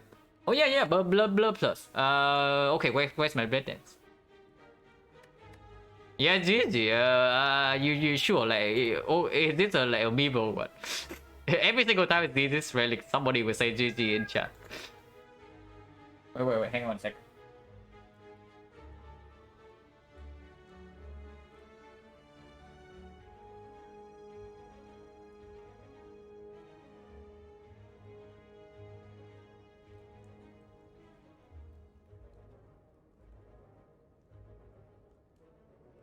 I'm going to say cool word, yeah, kind of. He's just like asking for more attention. Because apparently food is not enough. And yeah, it's nice with the ninja score, and for sure we have the Agonies, and then it's a good relic, especially with the Blur Plus we just pick up. So calculated, but okay, is this really good enough for me to take the freaking elite? Because after this elite, there's no guaranteed safe node. Would be really nice if we can go to our original path though. But Kunai Shuriken Act 1 yesterday still lost the perfect. Yeah, I saw the run. Honestly, I was surprised that the hard fight went that well, but I guess the entropic will deliver. Because I have played those kinds of decks like multiple times, and I know that the deck is absolute garbage against Time Eater. And it's also very bad against the HUD. So getting through the Time Eater with only a Ghost in the Jar use, I would say, is actually like fairly good for that deck, because it has like Basically no front load block and only one weakness card. That is neutralize minus. And that usually kills you against time eater. But yeah, we should be good against slavers and leader. Is it true? Because don't forget, the last time against the slavers we have explosive pot, and our opening hand was also quite good. Honestly, the thing I'm scared of is not this fight. It's the thing that comes after. I think with 27 we will not die here, but yeah, afterwards there's a freaking advanced forward. And it can be avocado mushroom. Avocado mushroom is like super weird. And yeah, we can jump after, but there's no save point. Like you jump here and you think it's not a fight, and then it's a fight. Good night, just no blade. It's fine. We have like a blade dance on turn 1 with this ninja scroll. Yeah, only 10%. Another one, so it's slightly higher than that. It's like almost 30. Also, we lose out on one lift. Okay, so how bad is slavers? We have like 30 damage on turn 1, guaranteed. So any attack we draw will instantly kill the rest slavers. So at most, the most amount of damage we take on turn 1 is probably 20. And that's assuming that we draw no block card whatsoever. Anytime we draw Piercing Whale, we block. Anytime we draw Creeping Cloud, we block. Without the Explosive Fort, we probably never kill 2 slavers on turn 1. But we also get 1 dexterity immediately. It's probably fine just because this pass is like so freaking good. This pass is like so freaking good. Man, this deck plan really messes up. With this deck and taking 15 damage in 14 damage in that fight, like absolute low roll. So that was like unfortunate.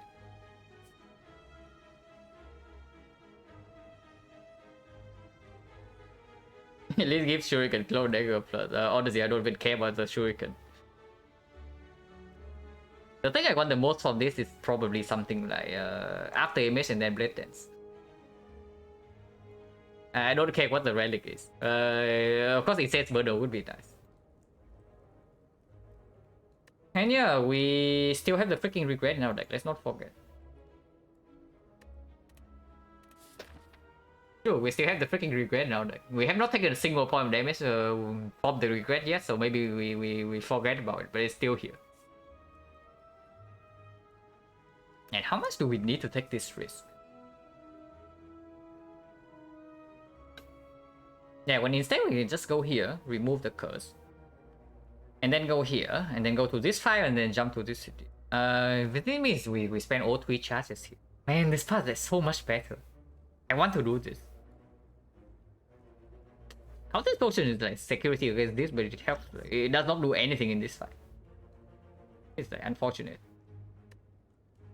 But yeah, do we ever fail to kill the rest level on turn 1? If we always kill the rest level on turn 1, then I think we do the elite. How much of a risk? Yeah, that's what I'm like evaluating right now. We have 30 damage in our hand, and we need 20 something more. So 3 strikes would kill. A single agony plus 1 card would kill. Piercing Whale will fully block. Cow Gamble can reset the hand. Riddles will kill instantly. Yeah, at most we take like 20 damage on turn 1 versus Slavers fight, and that's already assuming an insanely bad draw. And afterwards we have Dexterity and a bunch of like block cards. How bad can it be? It's probably not that bad. Not even Slavers. Yeah, the classic. Spending time thinking about what happens if it's a freaking Slavers. It's not the Slavers.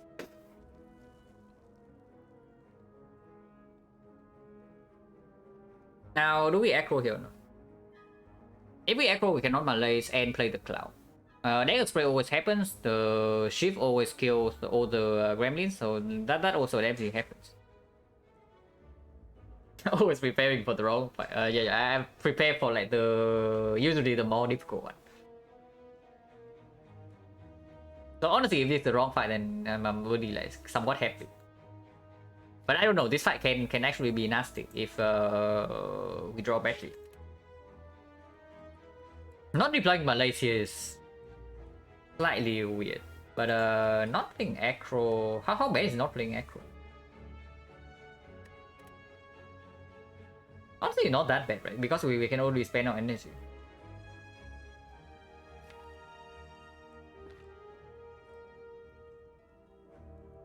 So Claudius fall, so shift and dagger spray will kill this. Another shift goes here, so we can shift once on the leader. So we deal 22 damage on the leader and deploy 4 poison. That's not a lot of damage.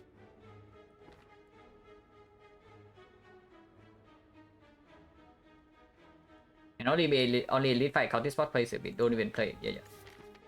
But I don't know, do we really not play Cultist Spot in this fight? Because I say Cultist Spot is like nice security against this one, but now that we have the kunai. Now that we have kunai and like blur plus, maybe we don't even need Cultist Spot for the automaton. And drawing dagger spray on turn 1 is good, but don't forget, this is the only AoE card in our deck.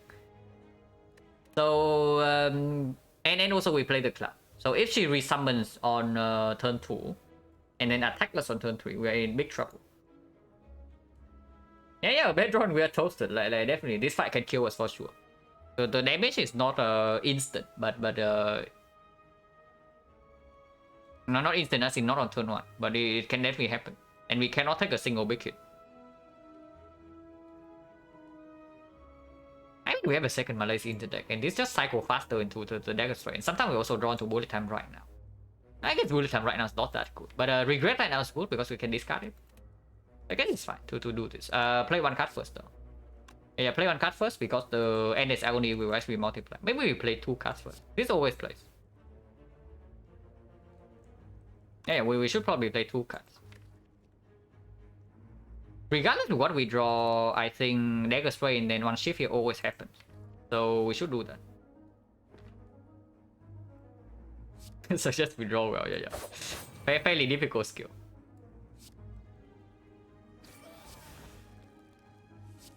Yeah, agony. And then now we probably don't even play the Creeping Cloud. And no Creeping Cloud means that there's no weakness for next turn now. That's slightly tricky. But I do want Poison Stab on the leader.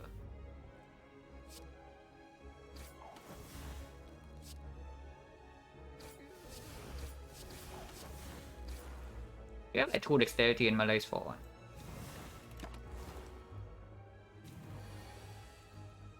Oh my god, this is not good.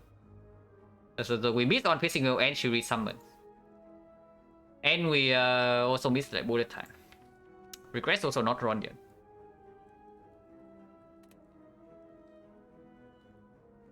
Neutralize still in the deck at least, so even if she attacks next turn, maybe you can do something.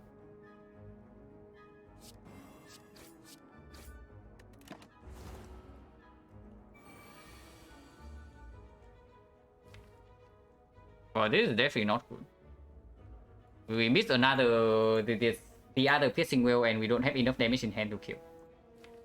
So Echo has to happen here. And now we pray that she doesn't attack. Next turn.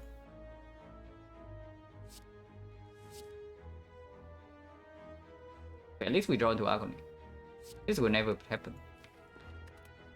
Not drawing into Regret this turn. I guess we have Dagger Throw. Not drawing into Blur this turn is also quite sad. But Blur this turn will actually be good. We have to malaise her for 1 or more. Because otherwise she's not weakened next turn. And with her buffing again, if she's not weakened next turn, we just die. If she attacks. And we go face. We are weakened this turn. Next turn we are not guaranteed to draw into Riddle. So it's difficult. Because right here we only have 37 damage. So it's not like even close to a kill. And we are weakened next turn from this guy.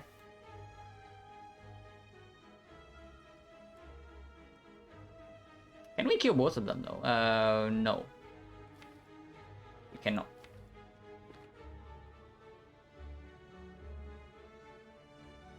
So bad. We malaise for 2, so technically we don't even need to neutralize leader and can deploy like 1 more damage on her. But that's probably nonsense.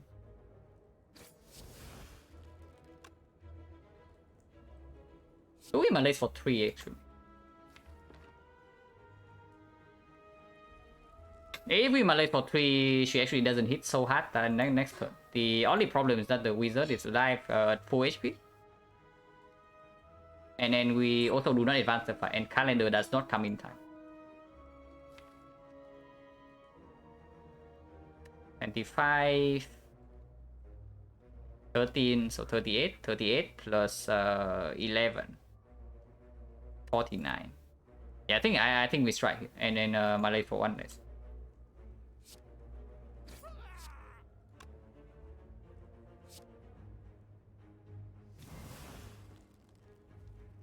The next question is whether we put this damage on the leader or the wizard.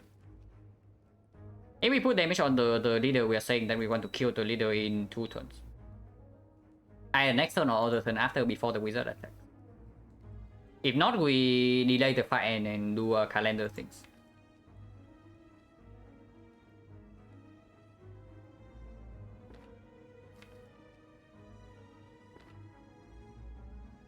I think I want to neutralize here and then Agony I can think about. It's 63 and so it's 60.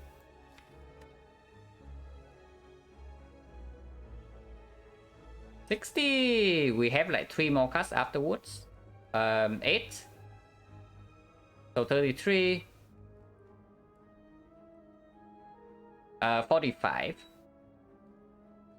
56. So we have 56 and 3 unknown cards. And then we only need to deal 60. Yeah, that's probably fine to hit the leader. Okay, she attacks, but we can block.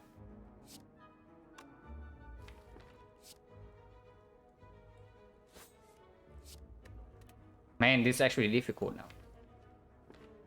Because if I blow defense, I only take 10 damage, but then the wizard is at full HP, and we don't deploy these riddles. And then next time we know to withdraw this, so we have to kill the wizard, otherwise we take the damage.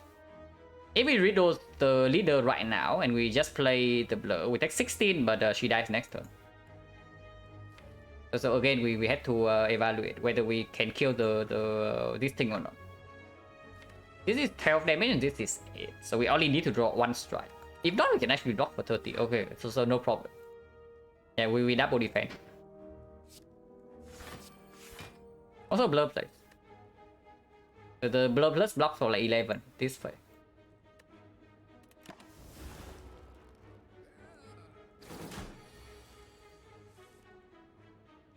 Yeah, no problem here. Maybe some problem next turn though. Because she's resummoning again. And then if she attacks us again next turn, the calendar is still 1 turn left. And weakness runs out. Okay. And we don't have a kill in hand. We only have 36. Okay, maybe slightly troublesome. Why do we have like double acro in the deck? Drawing card game mode this turn is pretty bad. Why do we have like 4 dexterity? How bad can it be? It can be really bad. Man, this fight is actually troublesome, huh? Yeah, we have Fishing Wheel, we have like defense. She only has 7 strength. I mean, I say only. 7 strength is a lot.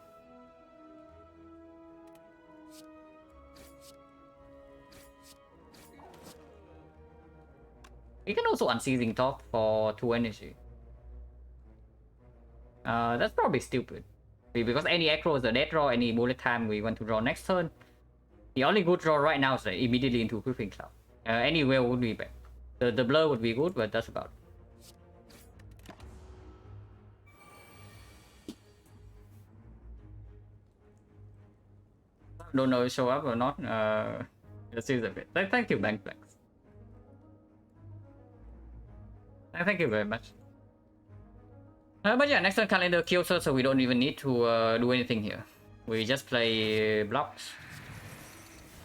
And then next turn calendar kills.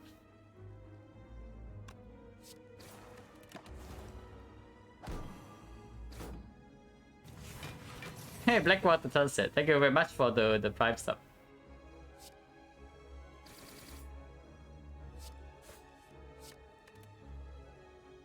We let the calendar kill.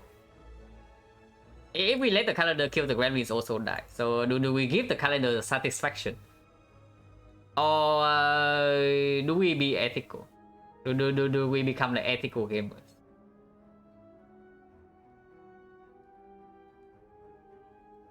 Yeah, let's be ethical. Calendar does nothing to deserve this kill. Yeah. Oh my god, another rarity. Are you kidding me? And yeah, here's the backflip. If we still want that.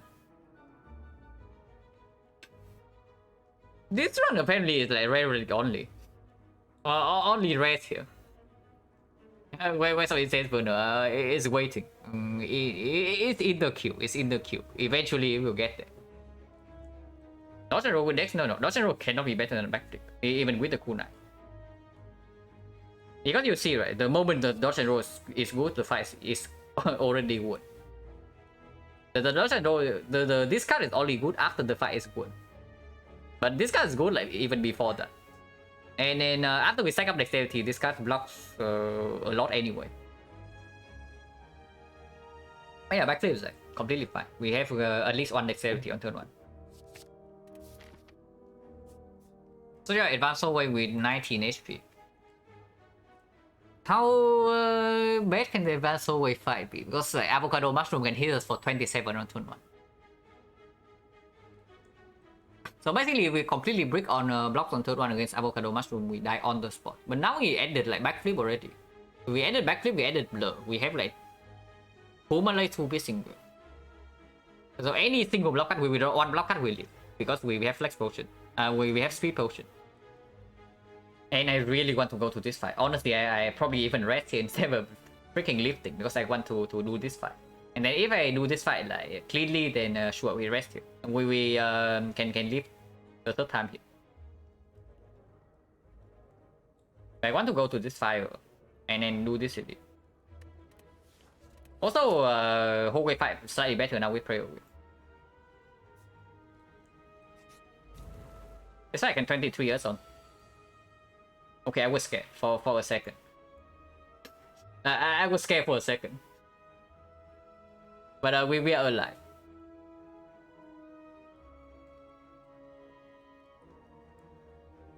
This seems so scary. Yeah, this seems so scary, and it's just basically just because of the freaking snake plant that took 14 HP away from us. The 14 HP we should have never lost.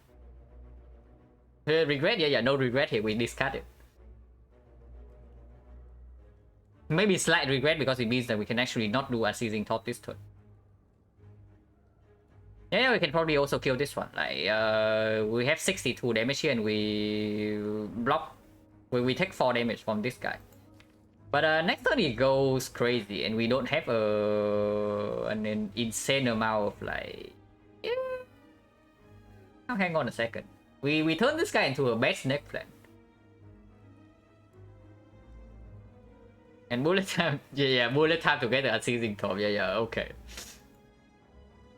We can bullet time together unceasing top. Yeah, very interesting. Do we want to take damage? If we do the fight normally. So basically, if we take the damage here, we block for 10, right? We block for 10, we take 13 here, and afterwards the fight is solved. But if we choose to be greedy and take only 4 damage this turn, next turn this guy goes crazy. And we have no guarantee. But we have 2 dexterity and we have like 2 piercing to full block. We have melee to basically nullify this guy even after he goes to the multi-hit phase. I think we can afford to kill the Mystic in this spot. I mean, I say that and we draw like 4 strikes next turn and I cry. Why do you want to speedbot to block for 5 this turn when it can block for 10 next turn? It's not even for 5, you know. You speedbot this turn, you block for 4. If we kill the Mystic, and I think I want to kill the Mystic immediately.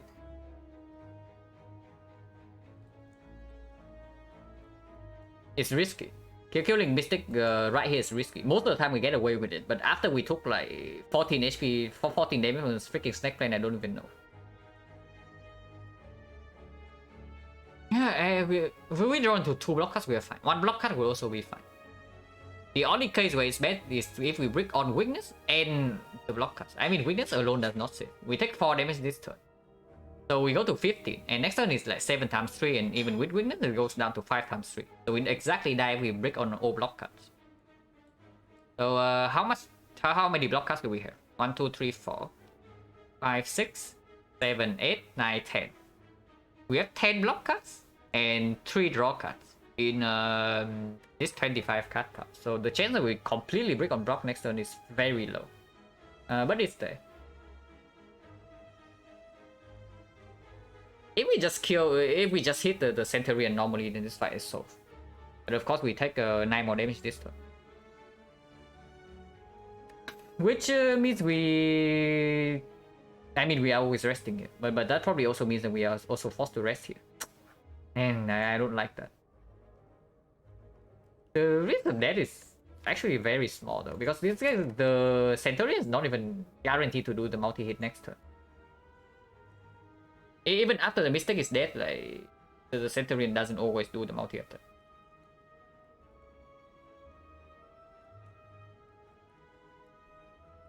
Seven times 3, so yeah, 1 block cut and we leave.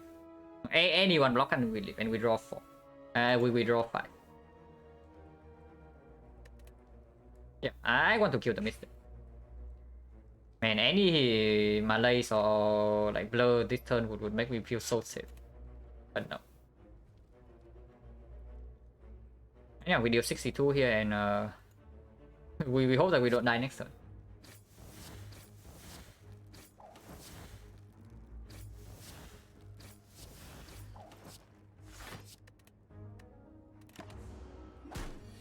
Yeah, it's not even the freaking multi-hit. This is what I talk about, right? It's not even the always the multi-hit.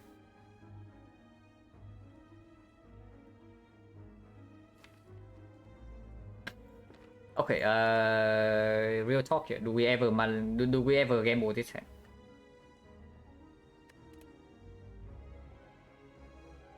Because honestly, the moment we reach the malaise, I feel completely safe. If we don't gamble this hand, then it's actually bad, right? Because we take another 6, and the next turn we have to like pray again, and next turn this guy is doing the multi-hit. Regret no longer in the deck. And we only draw 1 block card here, so the chance that we break on 5 draws again is like 5 draws for 1 block card. It's extremely low. Yeah, we can also defend gamble. The defend gamble is probably completely fine. Actually, I probably should do that.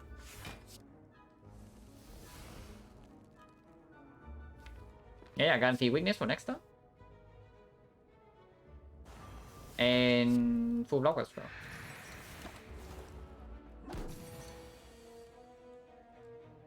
Yeah, 5 times 3, we only draw 1 block card. But I guess like defend malaise is fine. Check 2, I think. It goes to... yeah, it goes to 4, so it goes to 3.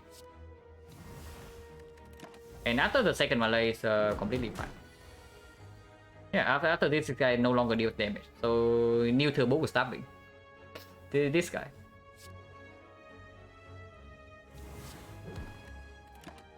So the only thing that deals damage to us right now would be this hit and the regret. But hopefully we calendar kills before we draw the regret with no discard.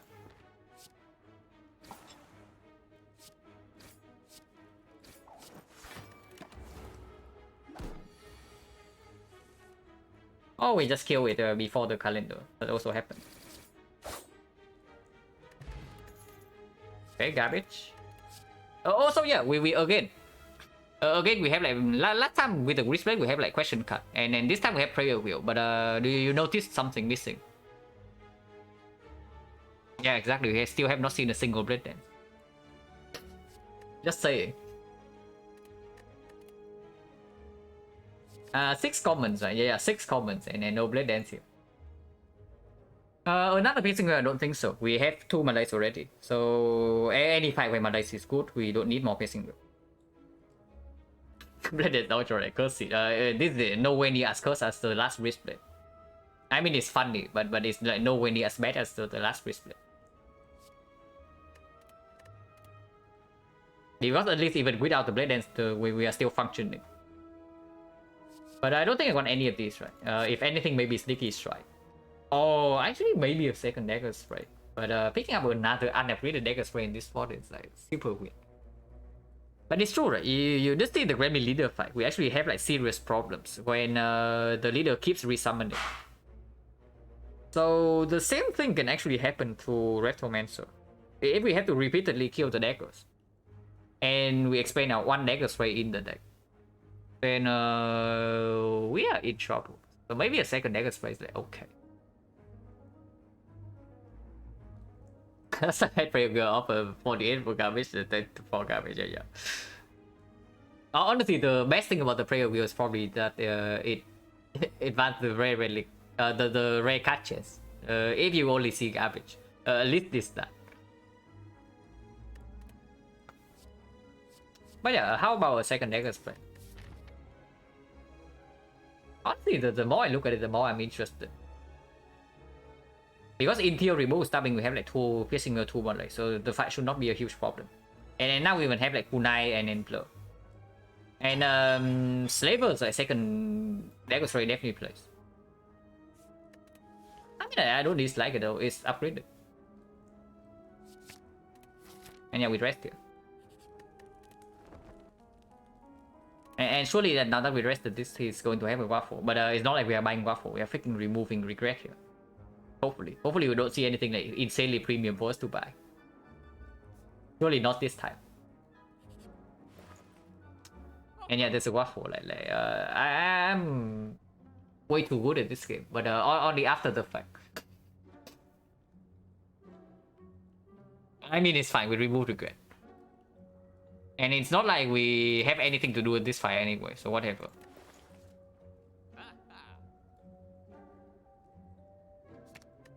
So yeah, so far no regrets. So taking a regret has paid off like insanely well. Speed potion. We don't have any source of artifact. We don't have any source of artifact, so speed potion actually not that strong. And I am slightly interested in this freaking fear potion. Because here's the thing, I really want to live here instead of resting. So if possible, I would like to finish this fight with like no HP loss, or very close to no HP loss. And yeah, speed potion does not help me do that. I mean, sometimes it helps me do that, but I also need to draw into my freaking block cards. And only really works super well with the blow.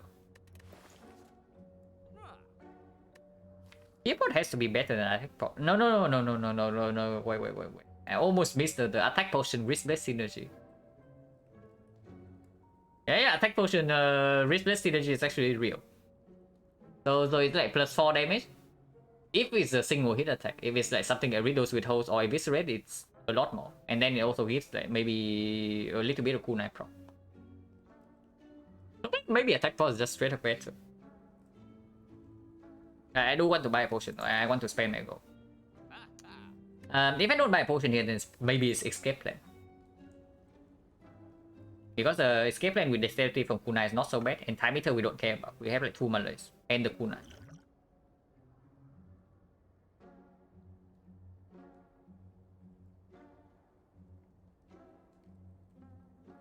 Escape plan definitely also plays well with the blow.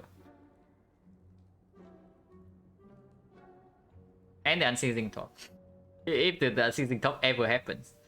Which right now is slightly weird.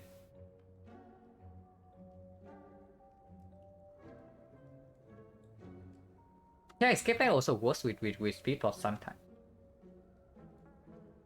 It's really freaking expensive though. It's really freaking expensive. But if we want to block against automaton, then maybe it's a good card. Okay, how's our skill density? 1, 2, 3, 4, 5, 6. 7, 8, 9, 10.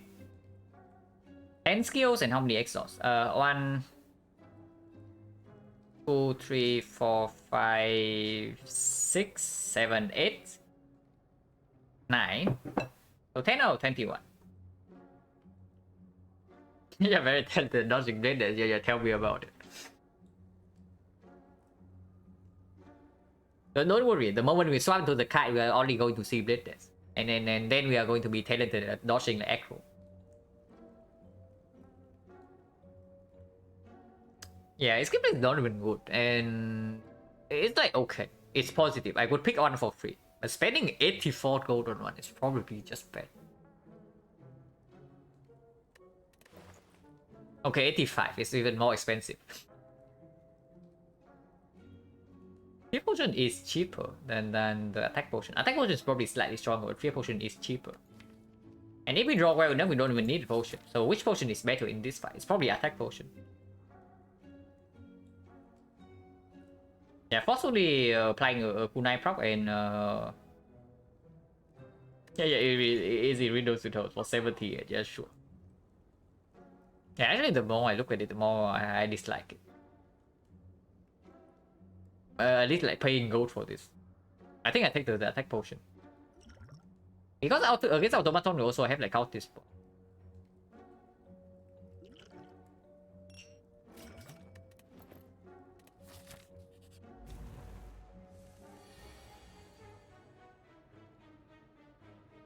So 3 shift first and then backflip and then bullet time, yeah?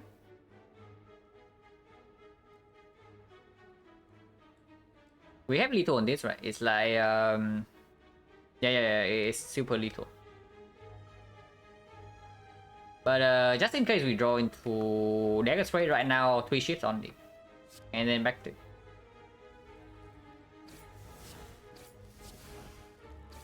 And yeah, do that first to get one more dexterity.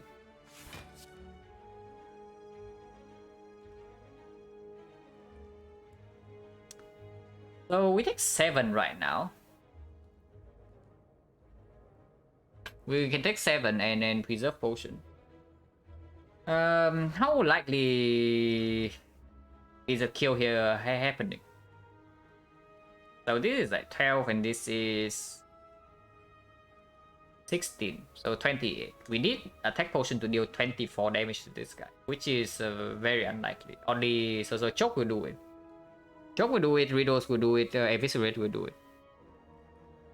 Other things, not really. I mean 7 is fine. Surely we can do automaton fight at 25 HP. Surely. Nothing can go wrong from 25 HP. Yeah, surely.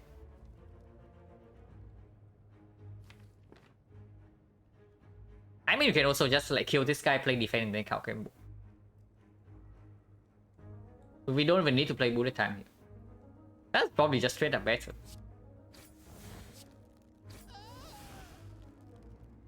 What's our potion chance now? I actually have lost track. So 1, 2, 3, 4. By this fight we are at 20%. And then we get speed pot. So 1, 2, 3, 4 more fights. And I think we got a speed pot and did we get another potion beside the speed pot? Yeah, because I know by the time we reach this point we only have counter spot.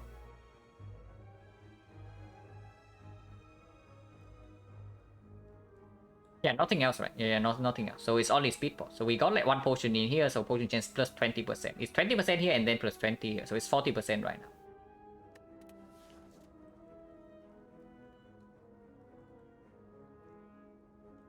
We haven't seen a single red dance. Yeah, we haven't seen a single red dance yet. That block pot reaction, yeah, I know that by this point the potion chance is 20% and I have like only 1 counter potion and then nothing else. So if these 4 fights only drop the speed potion, then potion chance right now is at 40.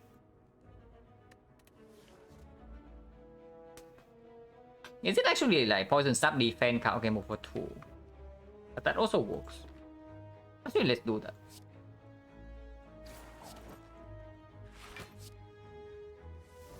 Yeah.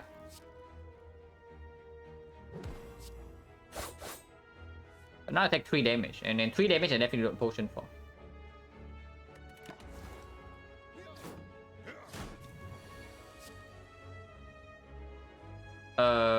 Do I kill both of them this turn? Because otherwise I'm taking 6.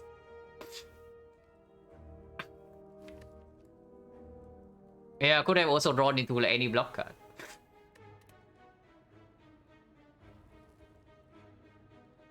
So 4 goes here and 10 goes here, and then we have like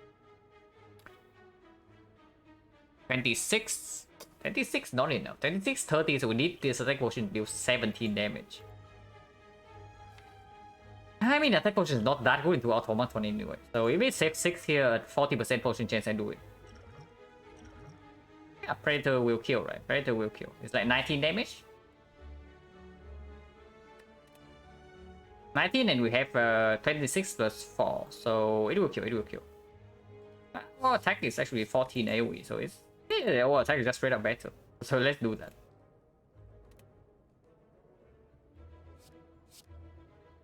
And yeah, our attack already is actually 16. Because we have strength as well.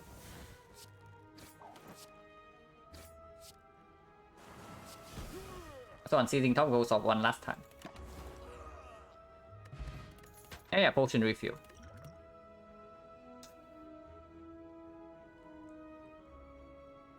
Yeah, don't talk about it. I know what you are looking at on this screen. Okay, how bad is it really? We have freaking Unseizing Top, and Kunai, and Wristblade, and 3 strength.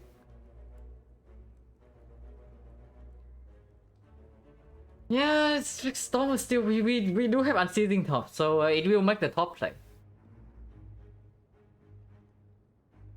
And Football I absolutely do not want. Football I absolutely do not want. Also, like something else about Stormer Steel. We have seen so many red relics already. So yeah, you always think of the freaking Dead Branch. You just think of the Dead Branch and Storm Steel, the premium Dead Branch card. And yeah, we only have rare relics in this run. So how about a rare card to go with that? Yeah, honestly, the Storm Steel plays with so many things in our relic bar. Like this one it plays, this one it plays, this one it plays, and this one it also plays. Kind of like a feed fight, yeah, kind of, just like way worse. Also, yeah, again, like 2 whole X, 0 brilliance, like, and the prayer wheel. At least, prayer wheel only have like 1 extra card reverse so far. It's fine. This is like okay, acceptable. Speed are good? No. Footwork? I do not think footwork can be good here. I don't like this footwork here at all. Because we also cannot upgrade it. Okay, so 38, 29 HP. 29 HP. Do we want to live or do we want to rest? Now, I will tell you right now, if we rest here, we will never die. Because our damage output is absolutely enough in the automaton fight with the cultist bot. But of course, we are 1 red side behind, and yeah. With all the rare relics coming up, any rare relic event we see in Act 3 can either be like some broken OP relics, or a relic that demands some red side attention, like maybe the Peace Fight or the Shovel. So the lifting here definitely has value. Even if we don't need the 1 strength in this fight. 29 HP is highly weak. The problem with 29 HP is that we are probably forced to kill before the Hyper Beam. Not really true, right? We have if we apply weakness, we only need to block for 43. And by that time, we probably have something like 5 dexterity, maybe 4, or maybe even 6. So roughly probably around like 5 dexterity. With Blur Plus. Yeah, Ginger Turnip, yeah, sure. But our chance right now, 30%. And I mean, I said that I hold the cultist spot for the automaton, and I'm using it. I don't know whether I would use this one as well, though, but we'll see. And yeah, our weak chain is not extremely reliable, but we have like 2 Malay, so most likely we can land one. Man, the burst that we skip in next one would be so good right now. Yeah, if I have a burst right now, it would be pretty sick. And can do like burst Malays, burst Blur, and then all the other nonsense. And then we are never scared of automaton.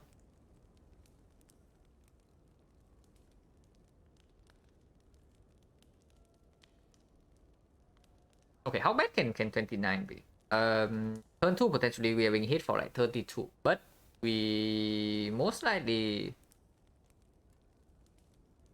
if we can land either weakness AoE or piercing whale, or we can just straight up kill the thing. Actually, killing the things are fairly difficult because Ninja Scroll is the biggest front load damage and it only happens on turn 1. I guess if we pop both potions, we are killing the minions quickly. And then lopping the automaton is not that difficult. We even form from 29. We can probably live. Because yeah, lifting also means that we kill the minions faster, and killing minions faster actually block for a lot.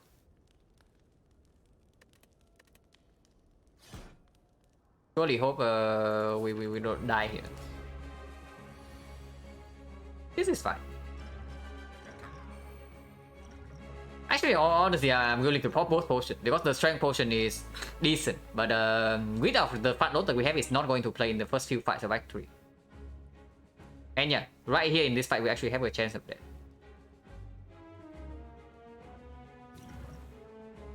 So I want to do that. Also, right here, we're definitely tripping all the artifact charges. So malaise for 1 and weakness for 1 means the next turn this guy's not weakened. We can also malaise for 0 and put weakness down. So 8 with weakness goes to 6. But malaise for 1, 8 goes to 7. So it's just straight up better, right? To malaise for 1 here. So just creeping loud piercing will malaise for 1. Yeah, strength loss happens first and weak goes second. So if we want the strength loss, we have to play this. Yeah, there's no ordering change here.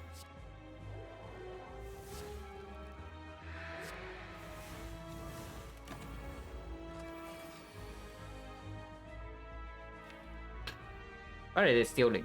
Bullet time storm steal malaise. That's fine. Also, we have puzzle for next turn. Man, puzzle bullet time would be sick if it's not stolen.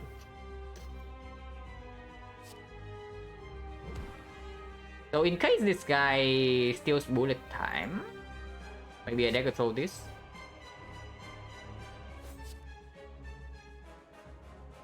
I think it's pretty good. I think I want counter game in the deck still. To maybe set up a blur turn when I need to block Hyper Beam. Do I want Unceasing Top this turn? That's pretty weird, right? I probably don't. If I don't go for Unceasing Top, then I float energy. Wait, we just straight up kill this guy right now. Whatever.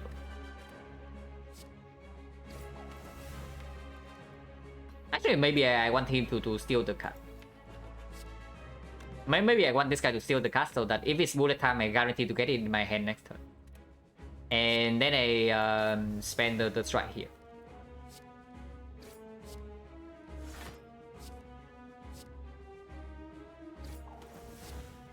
This can actually stay in the deck. I don't want to keep drawing with Unceasing Top, and having Agony in the deck is actually not a bad card.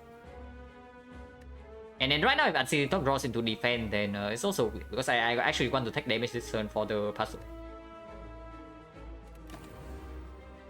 Okay, this guy steals malaise. This guy steals bullet time, so he needs to die. But we can easily do that. But we cannot do that and draw cards though. That's like slightly annoying. Maybe we don't want bullet time this turn.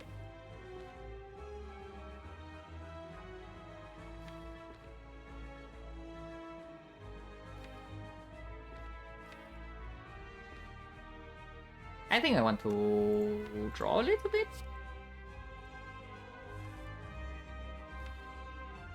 Okay, so I'm still next turn then.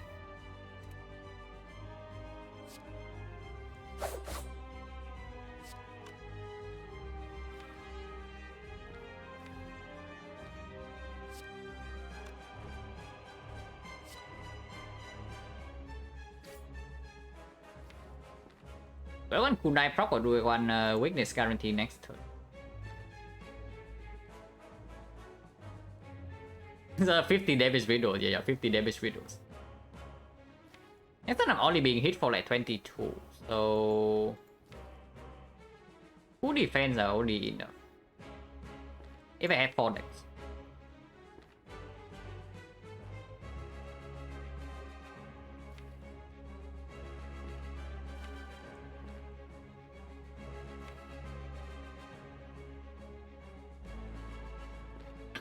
Actually, no. Let's apply weakness because if I play Malays for 2 right now, right? So actually no, I still need to land after. Okay. So maybe Malay stays in the deck to make sure that I have weakness for the hyper beam turn. If I Malay for 2 right now, even with the neutralized redraw, I still do not have enough weakness to guarantee that he will be weakened during hyper beam. I guess attacking right now is fine.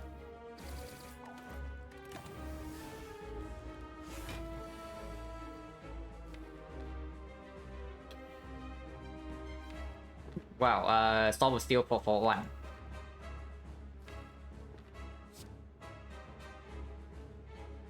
For 0 actually. Because we are doing so I guess it's something like this. Are we playing poison stuff? Actually maybe not. Yeah, probably not. And then we know we draw into a defense, so I don't even need the blur. Actually, it's like this. We play Blur and then we play Storm of Steel. And we play 3 ships, get on dexterity, and we draw into this defense, which will full block. And then we keep going with the Unceasing Top.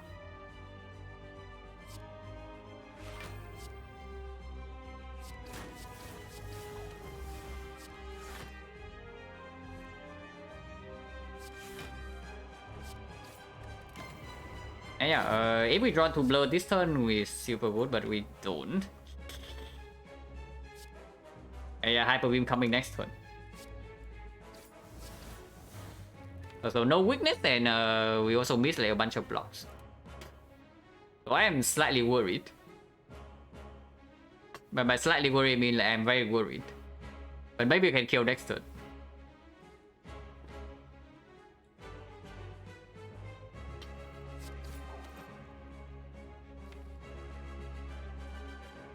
Using Unceasing Top right now doesn't make any sense whatsoever, because if we want to, if we hit the neutralize, or the weakness also doesn't line up for next turn.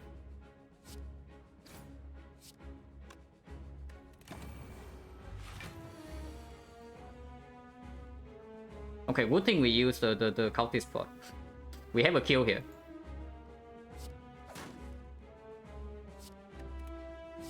$65 damage riddles.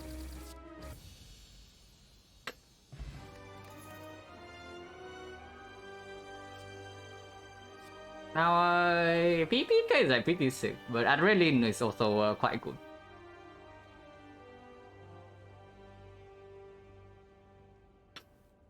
Also, good thing that I used the freaking Strength Quotient. Looking at what happened on the last turn, I'm very happy that you used Strength Quotient on turn 1. Yeah, that's a PK, but do we really need the PK damage? Have I been getting many red forms? Not in this set of games. In this set of games, I definitely think that we are getting way less red forms than the average run. Because even ignoring the normal rare card choice, the random rare cards that you get from like edits and maybe sometimes shop and maybe sometimes like from transform. Just from the 2 boss rewards, the chance that you see a red form in the run is already 30%. But we have not even seen like 30% of the time. And in the 100 runs before we did this boss swap thing, we saw red form in like 50 runs out of 100. So it's roughly 50%. Psycho Quickness, honestly I don't like this PK at all. I think the PK is not what we want to do here. And so right now our problem is actually like consistent defense. Even with the kunai, we cannot really block for that much. And strength front load eventually stops working, basically in the hut. So in the hut we still need to freaking block somehow. And a good way to block is actually accelerate our deck with to stack up cool 9 faster, and adrenaline is very good with that. But PK is a brick. And yeah, PK cannot be upgraded, so it's already not that good. I mean, it's probably okay if we, especially if we see another energy here. Now, the only case where I would say PK is probably better than the adrenaline is if we see pyramid right now. If we see pyramid right now, then I think PK is probably slightly better. But and we are definitely picking pyramid. We have freaking bullet time. We have 2 pissing wheel. We have 2 bullets. And also yes, there's Storm of Steel pyramid. Like think about that. But if we see pyramid, we're already happy, so we don't even care. And every other case, adrenaline is probably straight up better because we are not picking Snecko in this deck. If we pick Snecko, then maybe you can say that PK is probably slightly better than adrenaline. But even with the bullet time, I don't think this is a Snecko deck.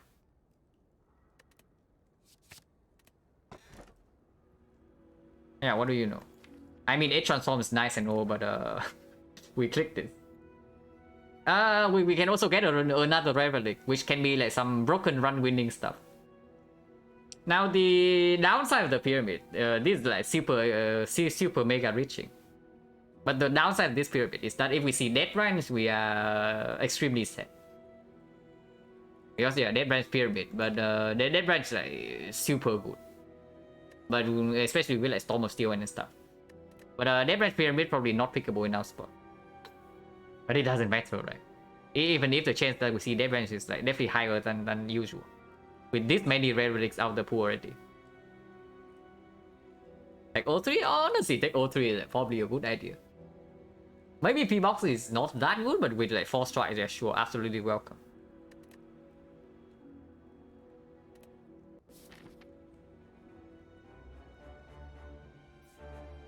Okay, so pyramid with double malaise basically says that Awakened One is a complete joke. And also we have like 0 powers. So yeah, Awakened One is like a complete joke. And we know that we fight Golden Deca first. I mean, so it's probably also not a huge problem. We have like double malaise with pyramid now. Yeah, we have double malaise and the kunai. So probably Time Eater is not a problem. I mean, I say that Time Eater can definitely deal some damage to us in the opening turns.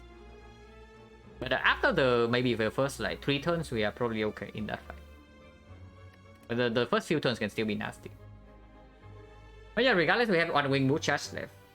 And no longer have a lift, so we definitely do not want to go to any rest side if not necessary.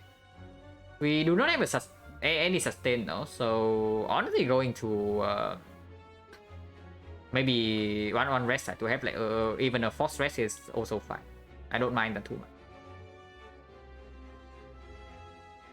Shop can't remove cost 125 now, but we can still buy any common or shop relic.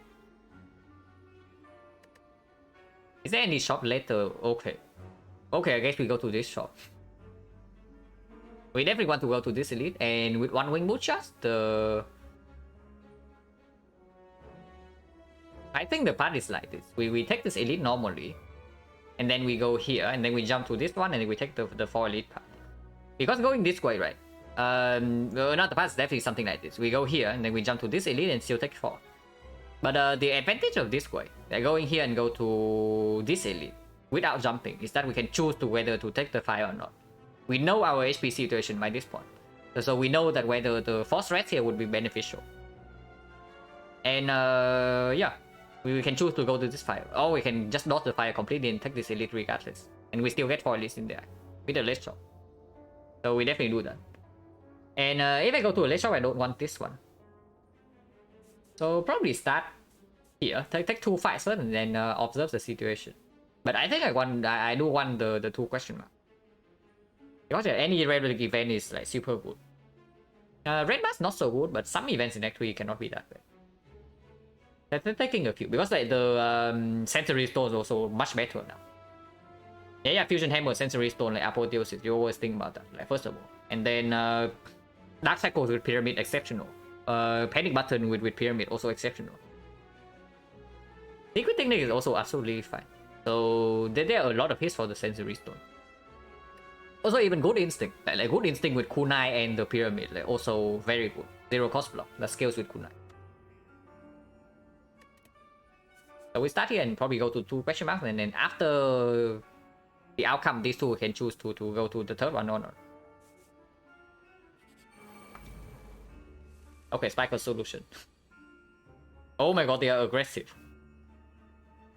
I mean, these two always attack. That's clear. But this guy does not have to attack, but he chooses to attack right now. Unfortunately, we cannot burst this guy on turn 1, so because of the spike. So we have to kill these two, and then hopefully we draw into some blocks.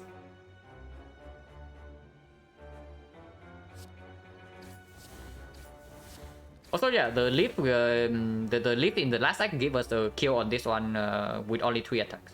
So we can actually kill this one as well.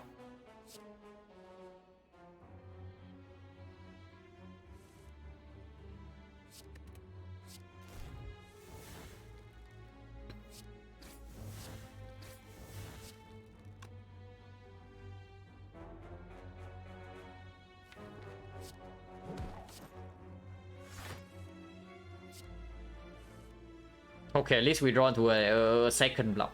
I was worried that I actually have to take 2 here.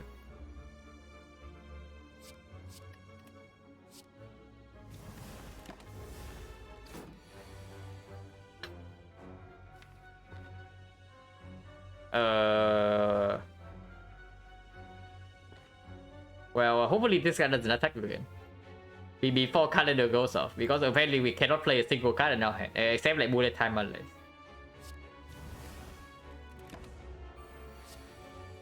Oh my god. Are you kidding me?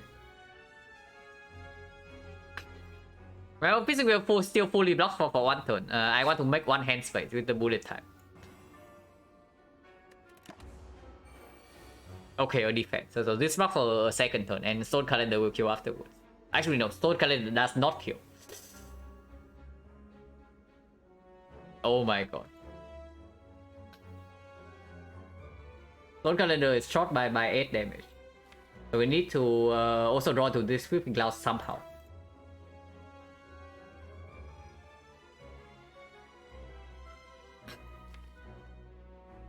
Yeah, when the thing becomes the... Okay, so I think the line here is actually like this. We play Defend, Piercing and then Storm of Steel. So to make like 3 hand space. Get 3 new cards, and the moment we draw to card game, we win this fight.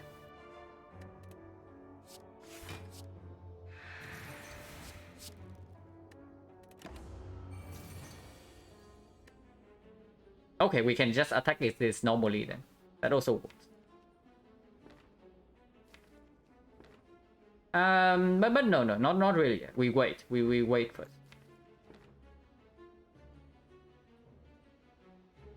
It's not for like 17. Actually, no. But the blur block retains. So we are fine even if this guy attacks next turn.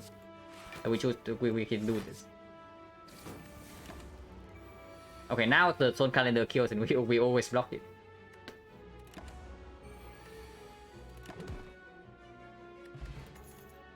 Okay, that fight was like almost quit. Also no Blade. Yeah, dodge and roll even worse now in that we have like Pyramid. But is it that bad? Looking at the how the fight just went. Apparently drawing to block is like very difficult.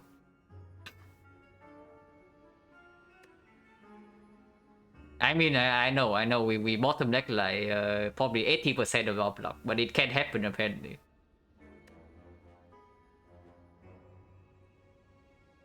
No space for Blade End, only with bullet time.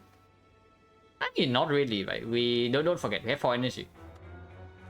And any concentrate, any temptation we can pick right now, and any even out maneuver. But yeah, I don't like this dodge and roll too much. Maybe I should. Maybe I should looking at that. But dodge and roll minus is probably not good enough. Even if I have like 1 dex on turn 1. I think I just want more back. Or maybe a second blur. So a second blur would also be like okay.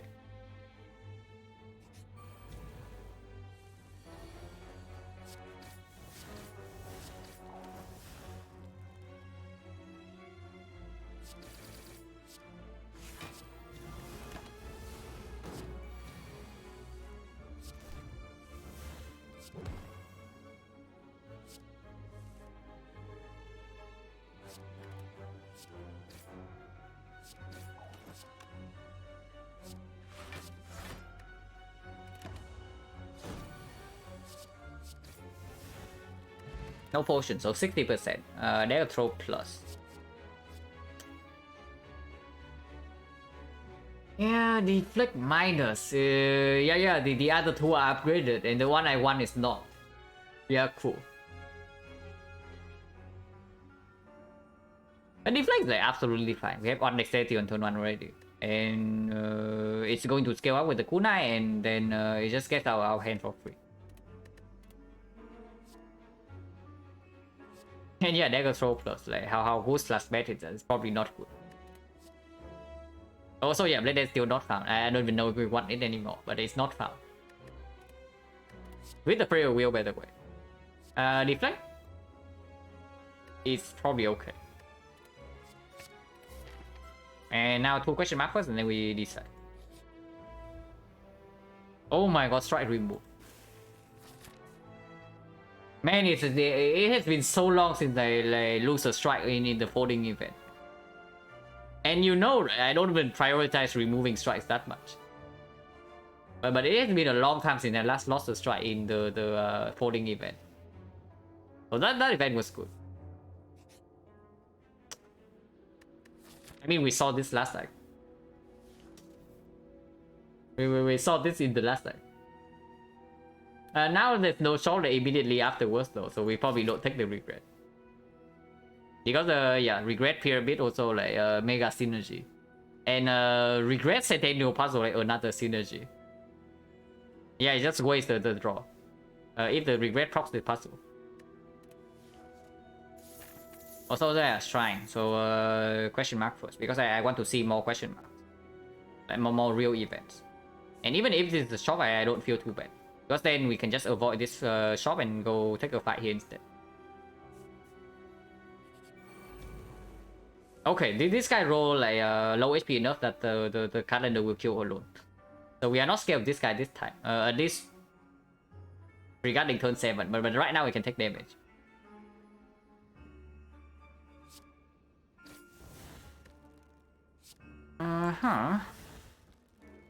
We cannot play this ever, unfortunately.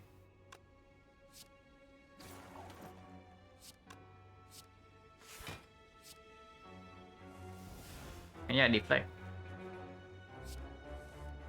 Wait, 2 piercing goes in hand is decent. I think I only want to keep 1. But like dealing more damage to these to not draw into 4 days per turn would be pretty nice.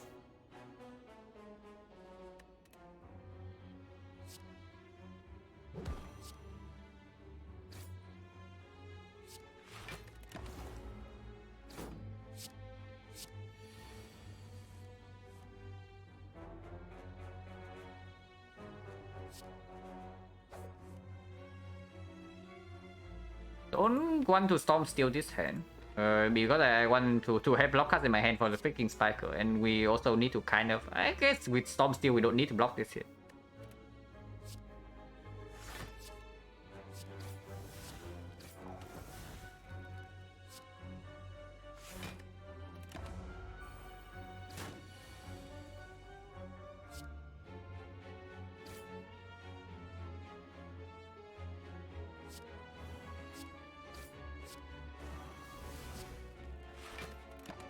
But yeah, this fight looks a lot easier than the last one.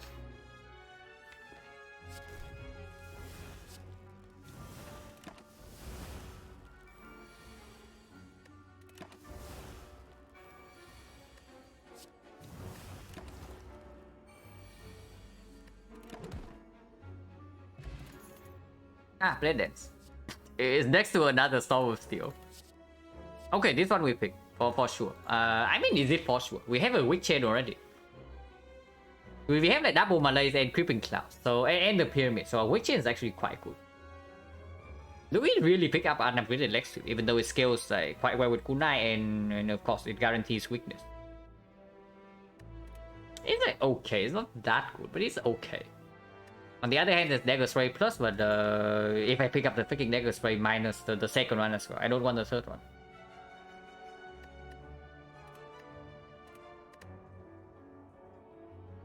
Still 32, 32. 32 is a pretty normal number for me in Act 3.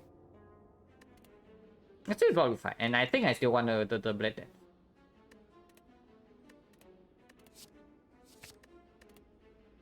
And yeah, definitely not the second Storm Steel. The first one is only like slightly weird to play. Sometimes with the Pyramid. Elite. That should, in theory, not be a problem. I don't know about in practice, but in theory, this fight should not be a problem. Not because we have like shifts or anything, we actually don't have shifts. But because we have like permanent weakness and the cool knight, so we just outscale this guy eventually. Even when he attacks us for like 70, we can block.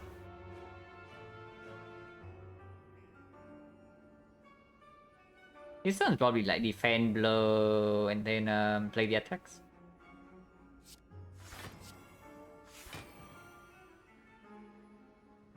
It's at 011, so order does not matter as long as we play Dagger Spray last.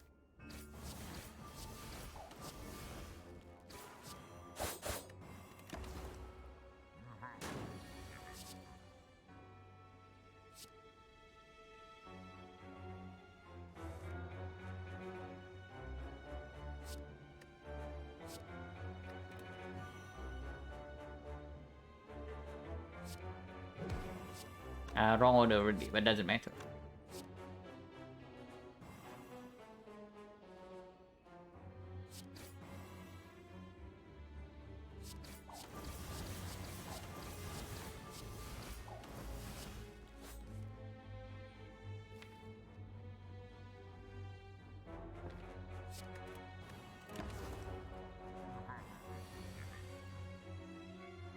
Yeah, you can actually malaise for 4 here. We have like 4 dexterity already, so blocking in against this guy even when he attacks us for a huge amount is like not that difficult.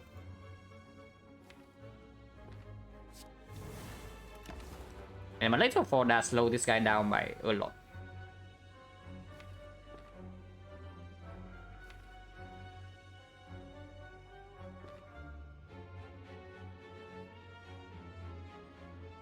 Really want to play Cow Gamble here. To be honest. Honestly, probably should.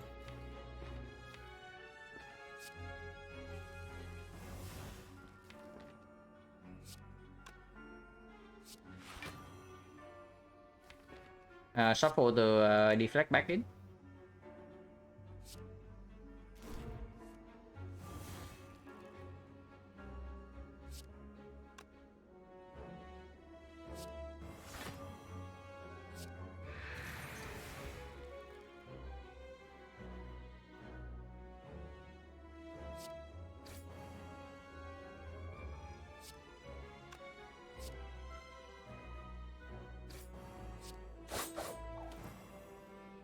This one is probably never happening from now, so I can maybe exhaust it, but it also sometimes lines up with the Storm of Steel. It does break the acro draw sometimes though, but not in the near future. Next time I can just play double defense and full block.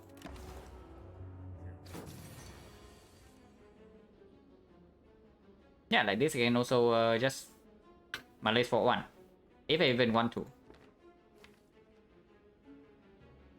Probably fine.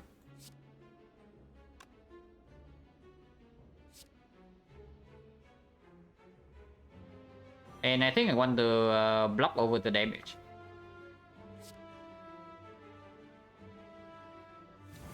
So I get the kunai proc first.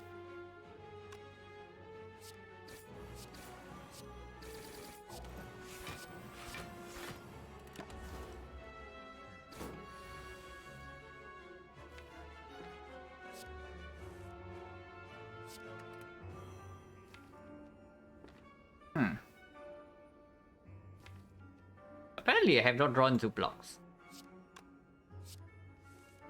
Okay, here's some blocks. This guy's like very bad in this fight. But these are not going to be played.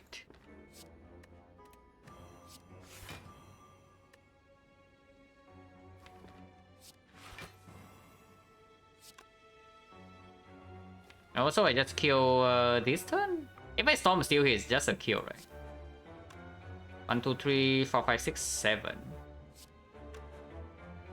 Yeah, if I Storm Steel here, it's just a kill, but we can just do it next turn.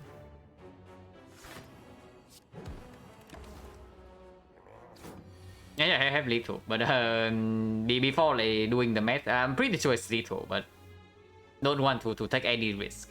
Because this turn we can just like, we are guaranteed to have lethal with Stone Calendar.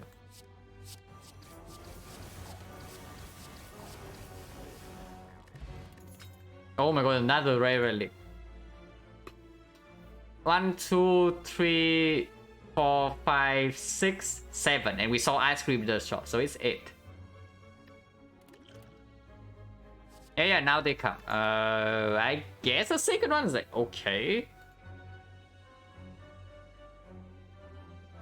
It's still a lot of damage, and it still gave us 1 dexterity. It's not like it's bad. And we don't really have like hand space problem to have difficulty like playing the Bladelands. Yeah, still he was taking 33 damage for 1 energy and gave us 1 dexterity. Like, how bad is that? Probably not so bad. Also, yeah, go question mark first. Ooh. Is it time to say goodbye to our Storm of Steel? Because we have a double Blade Dance in our deck now, and with the Pyramid, Storm of Steel gets worse. Is it time to say goodbye to our friend? Or is it just a strike remove? It's probably time to say goodbye to our friend, because with the against something like the Heart, we can never play Storm of Steel, because yeah, we hold like Piercing Will in hand and a bunch of other stuff. So yeah, admirable service, but it's time to retire. Yeah, strikes are cringe, but strikes actually worse than this, because I would say it. We cannot play this card in the hard fight. We cannot play this card in the hard fight if we want to depend on like the Piercing Will. I mean, it's already difficult to play in the hard fight. I mean, yeah, stronger strikes are bad, but how bad is it? Because this with the Pyramid have like give us 1 time burst, but any fight where we actually need to hold cast, this card is completely worthless. I mean, I'd say worthless, sometimes it draws 1 card with Unceasing Talk. But it also gives us 10 max SP right now, and 10 max is like nothing to scoff at.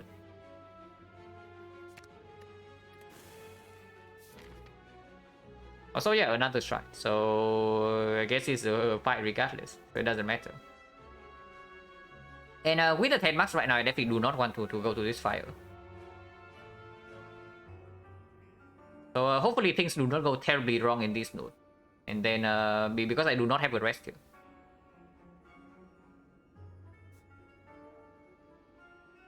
Yeah, I will not have a rest here.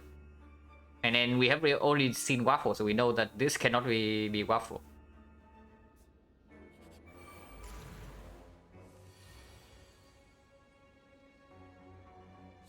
Play card first for like, end it. And if possible, I want to take Piercing Will for next turn when this guy attacks. I know this always happens here, right? So we can do it first.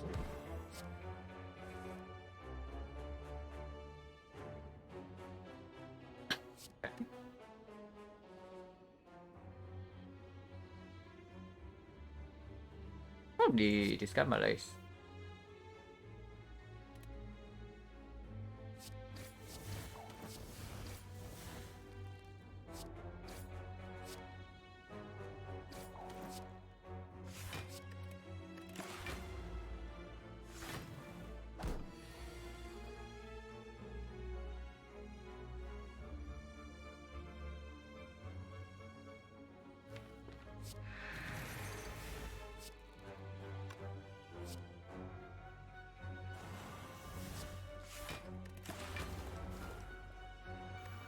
Also, potion chance. 1, 2, 3, 4. It's like folding here, yeah, reverse try, and then 5. So 1, 2, 3, 4, 5. And we got 1 potion. So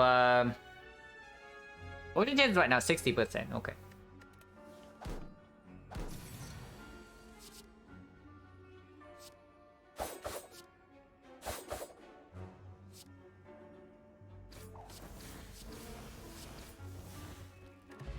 $50. Oh, negative minus, probably not it. Yeah, well it plays. Outmaneuver. Outmaneuver, yeah. Outmaneuver Malay is definitely a combo. Outmaneuver Pyramid, like, definitely reasonable. And Outmaneuver definitely allow us to pick up more card draw. We only have 4 energy right now. It definitely also gets rid of the hand clock problem sometimes. I don't even think that we have that problem, but sometimes maybe. Not bad.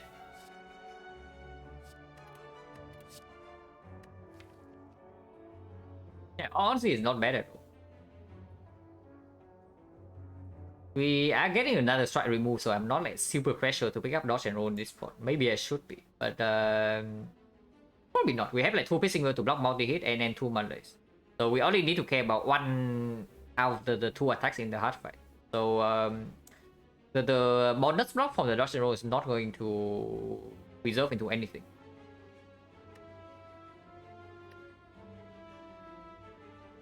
Yeah, no greens, no green.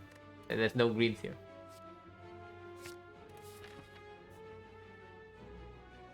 So 1 wing Mucha, so take this, jump here, and then take this. Already going to be nice.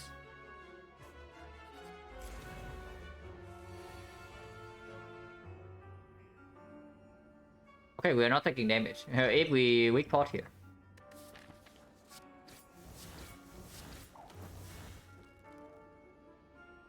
So do we weak pot or not? I guess we do, because the deck has like a lot of weakness.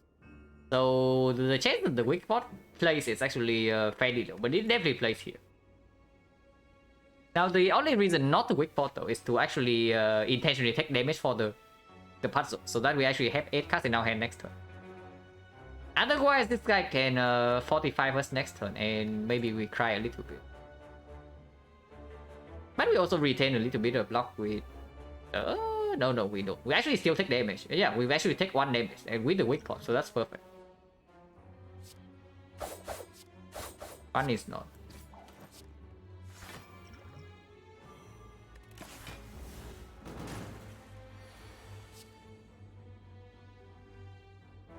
We don't have the boot, so we can actually not go off here, unfortunately.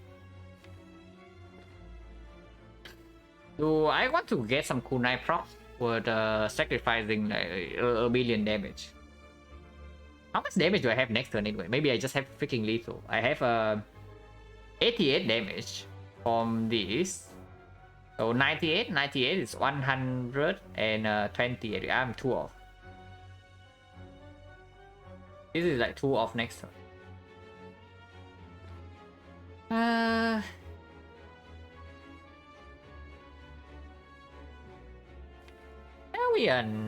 We don't need to kill right away. I think I want to get on more dexterity.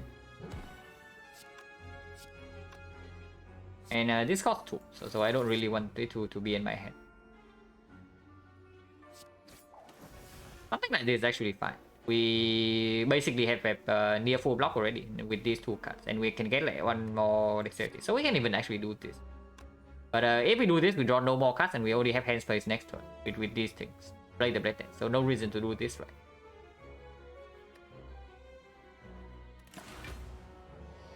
Yeah, draw 2 cards only, but 2 is enough.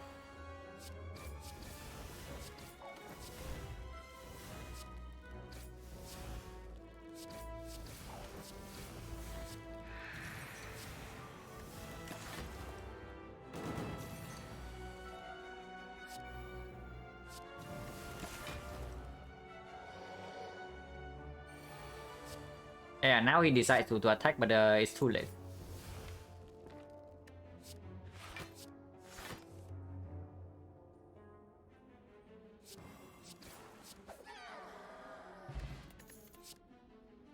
Another one.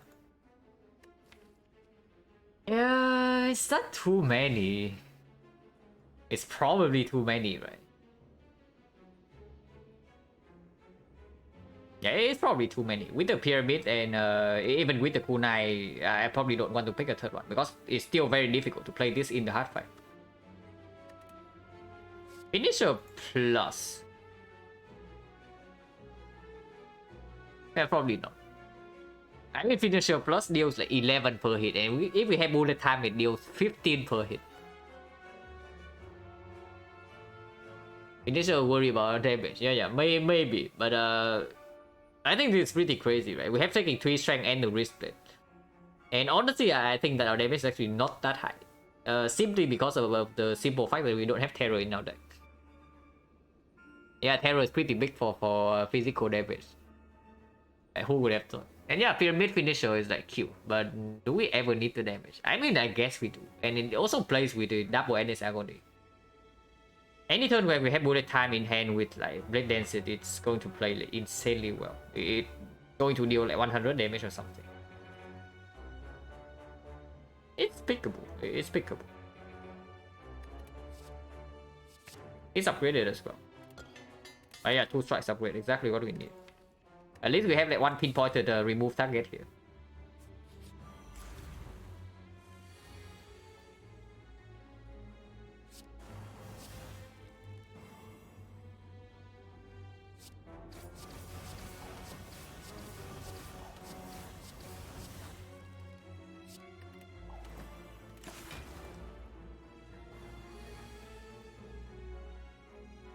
Yeah, imagine last turn but with this. Unfortunately, it came too late. I guess we have outmaneuver. And Kao Gamble is probably not playing this spot.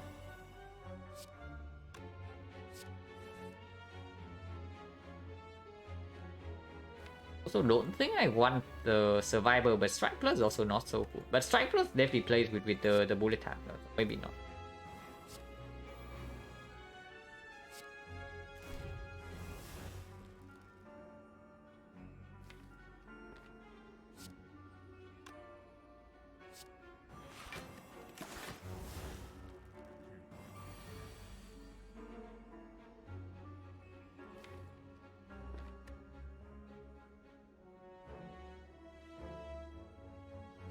I do want to use a big Malays here instead of bullet timing.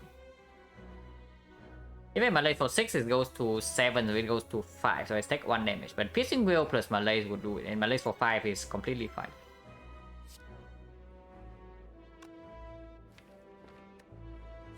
I should probably make a little bit more hand spray. I think I did.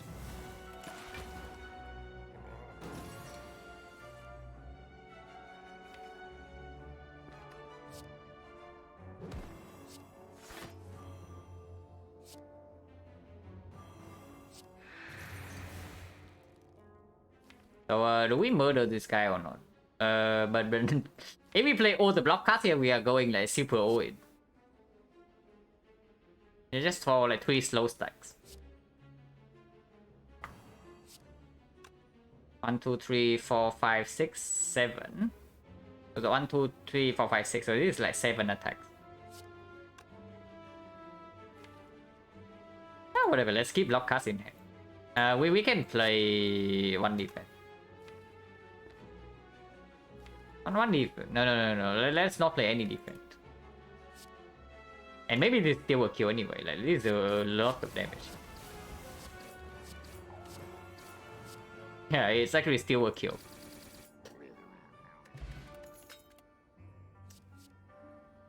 Are you kidding me?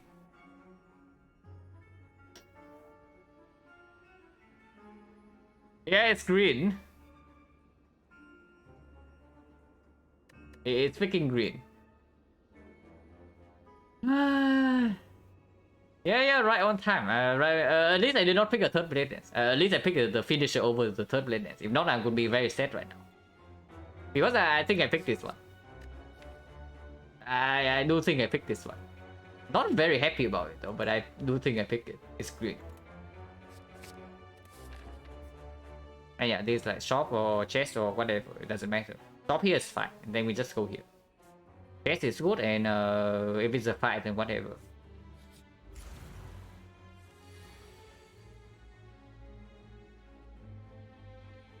You probably need to add more block cards to this deck actually, now that I look at these turns. Like the turn one being like this happens surprisingly often.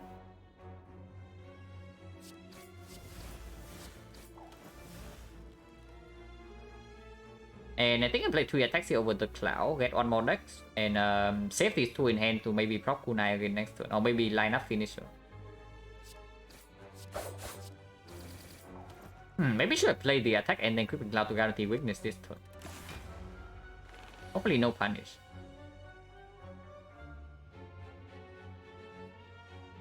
Do I have a kill? Not really.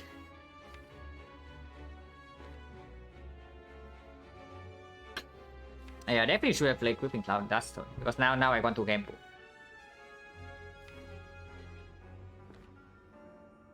Gamble fully, yeah?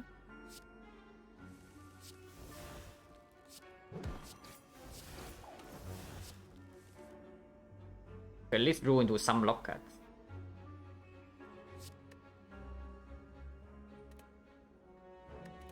And we have like new ticket to heal here anyway, so should not be too afraid.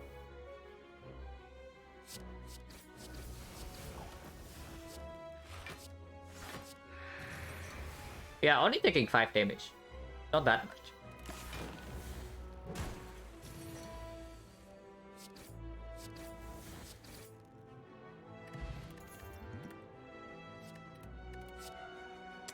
Yeah, it's just keeps coming back.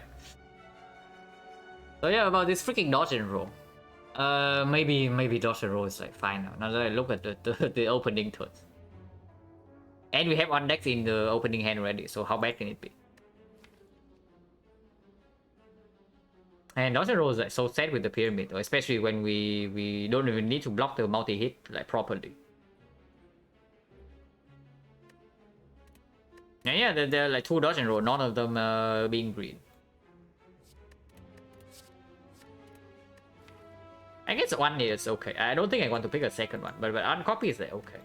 Just to save for a turn where I need to prepare for. So with the pyramid, right, and the blur. So the pyramid and blur already helps me to prepare for 1 dangerous turn, and then the dodge and roll will help me to prepare for another one of those. And I don't think I need to prepare for the third one, because it's not like dodge and roll is useful early. It's only useful after it scale up a little bit of dexterity. So earlier on in the fight, like it can still be a brick if I draw into like maybe both of them instead of some damage cards. Yeah, we don't really have a lot more chances, it's true. We only have 1 shot and 1 elite fight. Uncopy is okay. I don't think I pick a second one.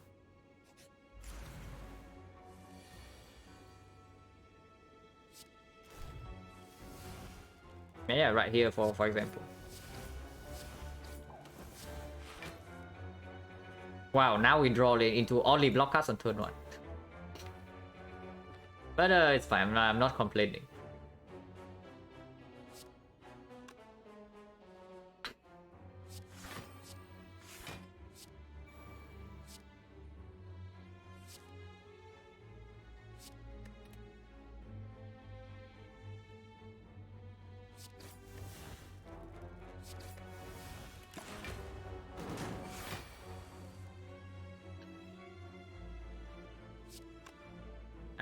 Can we triple attack and still full block?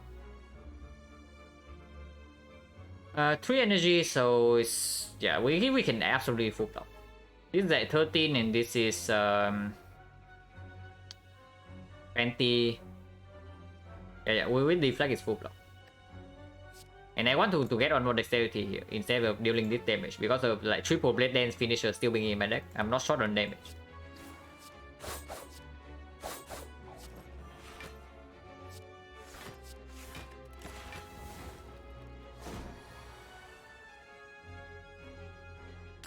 Yeah, it's the turn he doesn't attack, but we don't get to attack ourselves.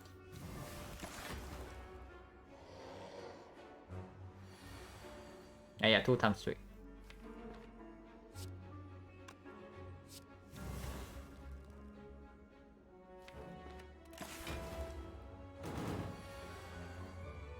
can actually gamble this hand, and we draw into like double blade finisher bullet time. Single bullet dance, but it's still fine. This guy is like completely dead here, I'm pretty sure. I don't want to do the math, but I'm pretty sure he's like super mega dead. And we don't even need finisher.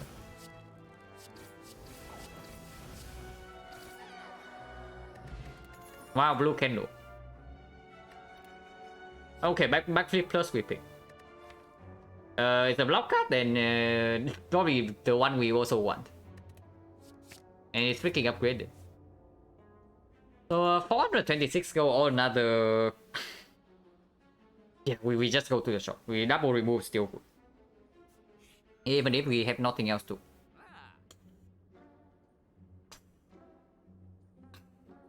And we're spending all our gold here. Are you kidding me? Probably not, right?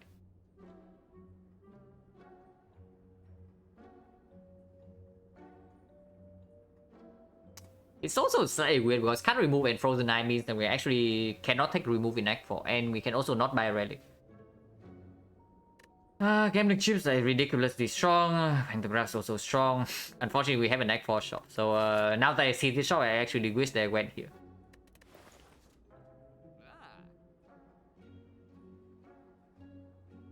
Yeah, chip is really sick. The chip is really sick, I do agree. Especially when we have a ninja scroll.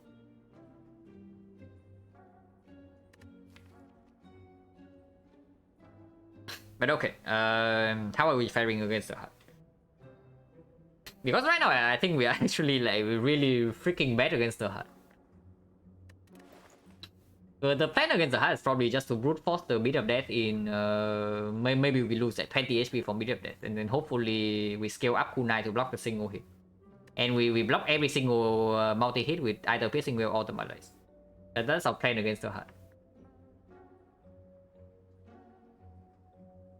So if that is our plan against the HUD, then we play the shifts on turn 1 from the Ninja Scroll.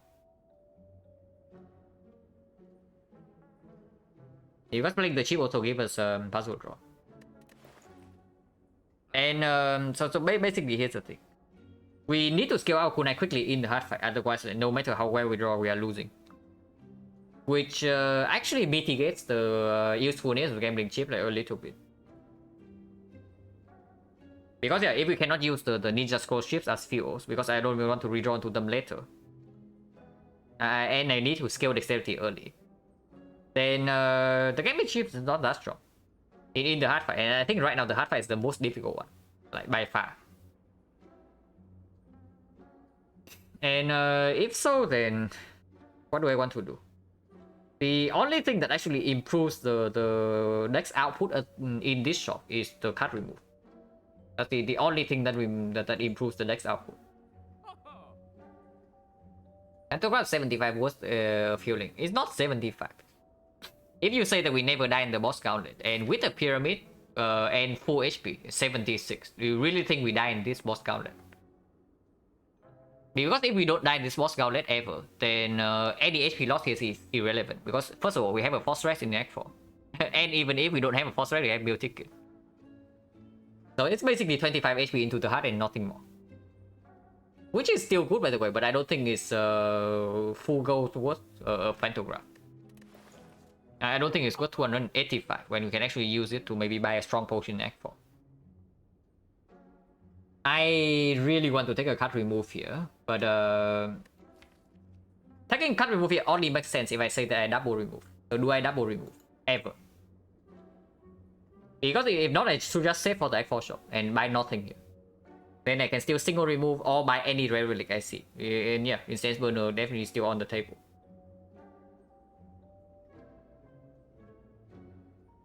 And after image in Act 4 also like maybe one. And maybe, okay, not pellets. Orange pellets completely worthless, we have 0 powers. But Clockwork Souvenir to block vulnerable in first cycle is also fine. Because if we have enough HP buffer into the heart, I think we can win. But if we cannot use our life to scale up the kunai to block the single attacks, then we are always dying to Beat of Death.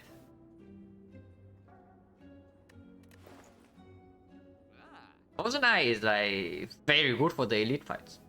for the Act 4 elites. That one I can definitely agree. But buying the Frozen Eye means that we cannot buy any rare relic or even uncommon relic in the Act 4 shop. So which uncommon relic can save our situation and can improve our situation? Also the rare relic, we also have to think about like maybe potential tungsten rod in the Act 4 shop. And this is one of the situations where tungsten rod is probably worth a full price purchase in our spot in Act 4. Frozen Eye is very good for the elite fight, but is it good enough for me to ignore the high roll options? Because like even with the Frozen Eye, let's say I go into the hard fight with full HP, do I win with this thing? And right now without like external help, honestly, I am very worried, even with the Frozen Eye. And yeah, realistically, Frozen Eye only helps two things. First of all, there is the cow gamble here, so one card. And the other one is Unceasing Top. Otherwise, we still have like Pyramid against the Act 4 elite. So how important is Frozen Eye? It's strong, but probably not strong enough for me to shut off the high roll options, right? Like all of these things in the shop are good. These things are good, but I don't think these things will win us this run.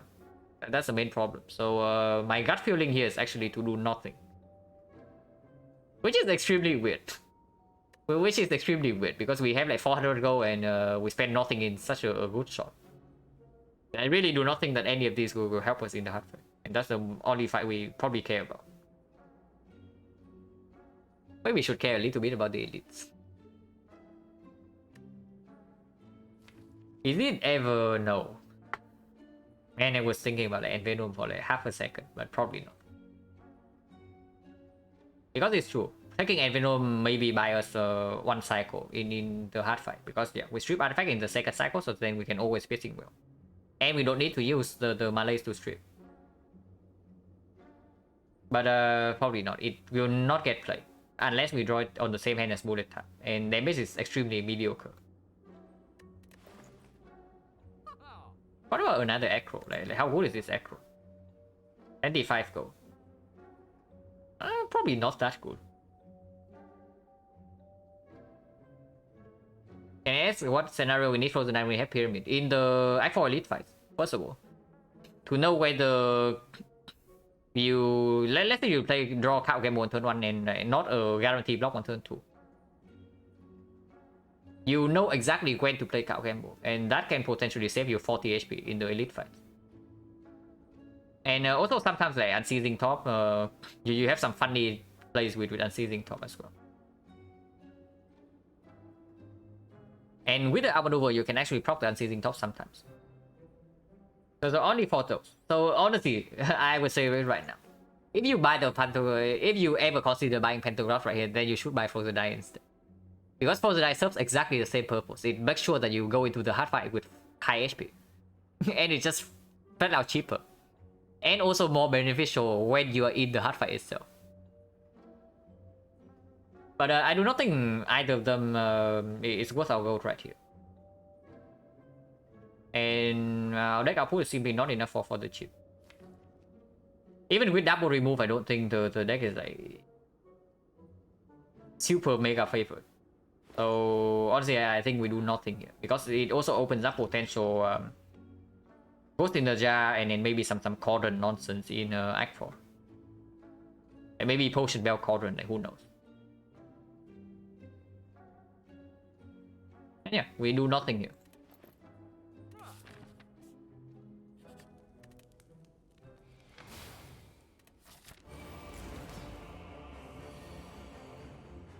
Now Frozen Eye would be good here. Maybe not. Okay, let's withdraw. Play some cards first to gambling chip would be good here. Is what I mean. Play these two first and draw in case Endless Agony.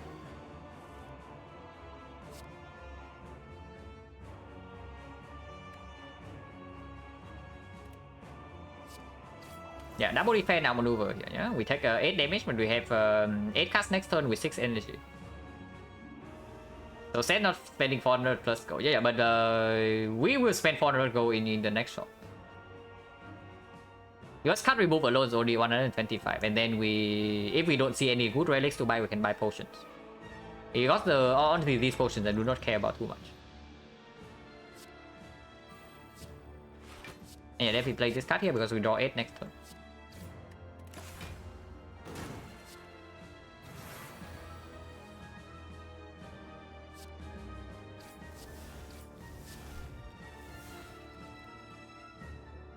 Finisher might perform here. 6, 7, 8, 9. So this is 99 damage.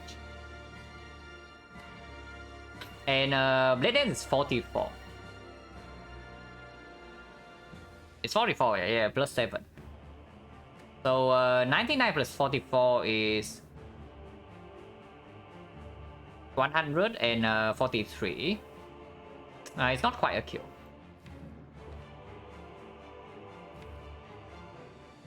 Not quite a kill yet. Well, what if we just draw into a kill right now? Okay, not quite a kill, but can keep fishing. I think I want to play this Blade Dance first though. This probably always happens.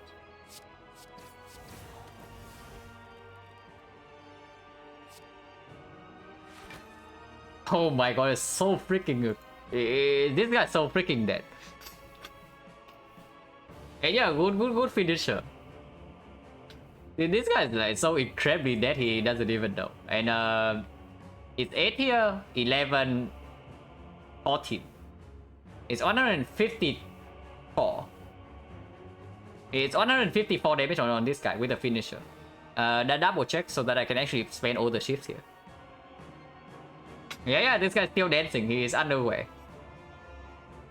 But 6 attacks right now, so 7, 8, and plus 6 from this, so it's 14. And 154, okay. So it's a kill on this.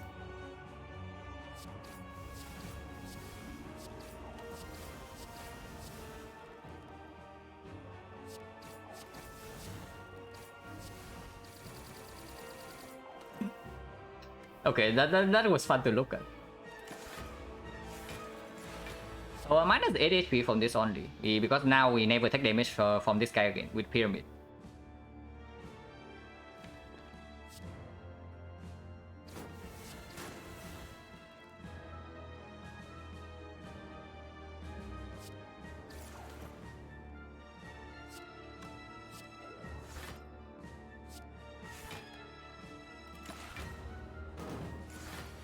Yeah, Pet to Gap would be good here.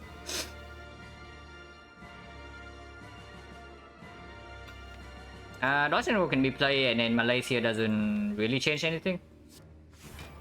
I mean, like spending more energy on Malays at this. So we can just try here first, and then Malay to 3 artifact.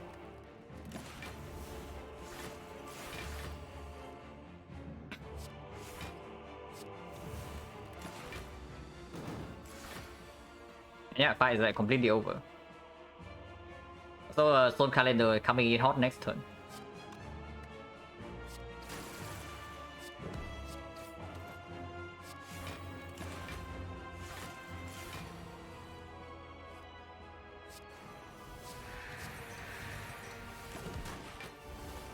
Nothing to set up. So Awaken One would be nice. If I see Awaken One, I can probably turn my brain off.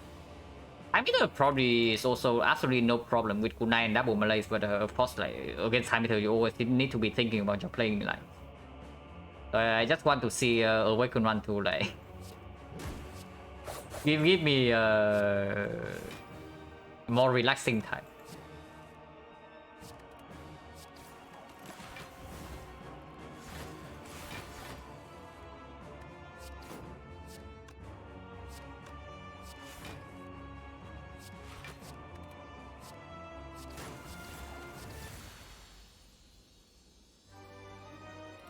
It's never Awaken One. It's always Time Eater, and it's always the big hit on turn 1. So we are taking damage in this fight, but as long as we don't die, everything's fine.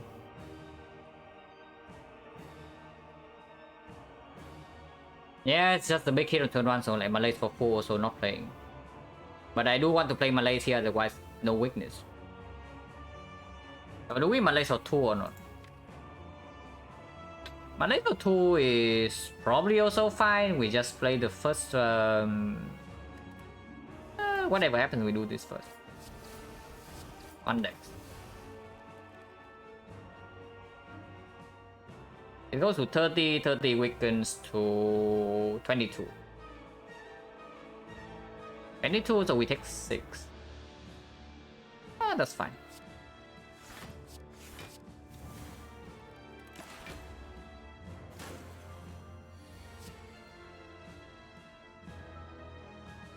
And yeah, let's scale up some kunai here. And we can even spend 1 will to block this turn. Because we only need the second one to reset strength. And in the second cycle, we play the second Malay. So that's the plan here. Actually, we cannot place... we can only play 6 cards this turn, so we cannot get 2 kunai props. Yeah, we cannot get 2 kunai props and still full block. Doesn't happen.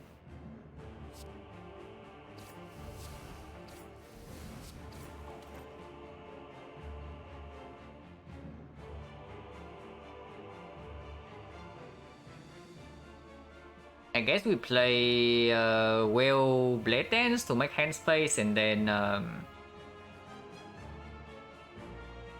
remove Agony? No. We are never removing Agony over this strike binders.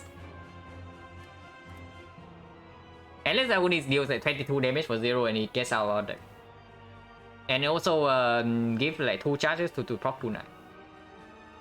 And in the hard fight we do need to proc kunai like quite a lot if we want to win assist. I don't want to play neutralize in case this guy doesn't attack next turn. Honestly, you can play Echo. And defend.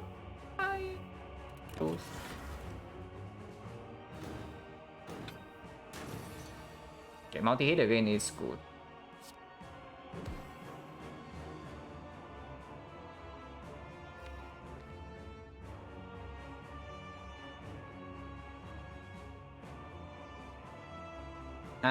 This Piercing Whale needs to be kept to like reset strength though, so maybe we just take a little bit more damage here. Like damage is fine.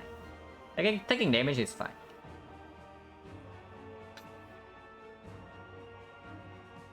We have a 5 energy, so it's like 1, 2, 3, 4, 5. How many cards is that? It's 4 here and 4 here, so it's 8 and 9 and 11. Okay, so we cannot even do that. Wow, so we are actually forced to play Adrenaline this turn if we want to double Blade Dance finisher. But that's fine. We also don't need Adrenaline for like anything.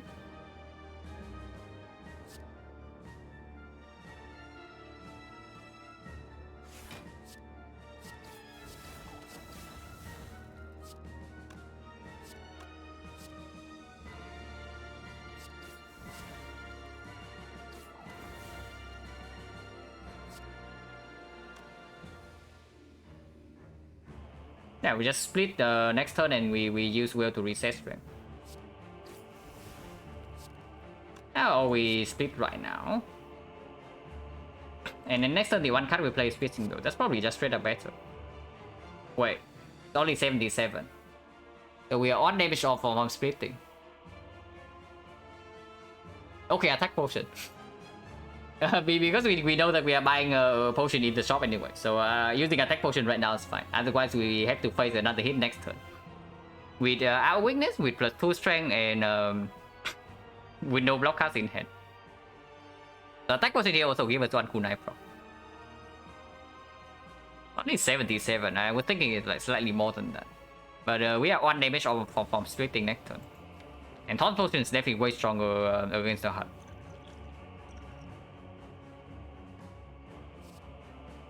Yo, Flechettes? I mean Flechettes are okay. Yo is better in the deck though and give us 1 more card immediately. This is more fun. And yeah, take 11, doesn't matter. And now we can even do our maneuver for Malays next turn. and even blur as well, so we can always get a huge malaise next turn. It does not even attack, which might be bad for us, but I don't care.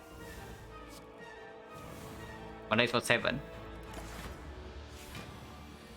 Oh yeah, still 28. But we have like 5 dexterity, so even through fail we should maybe block this. Actually, we cannot.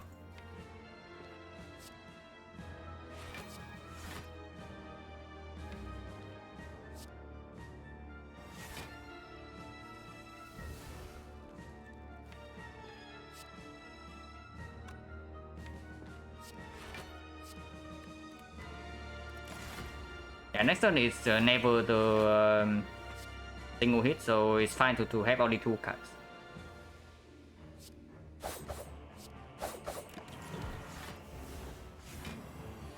Yeah, 3 times 3.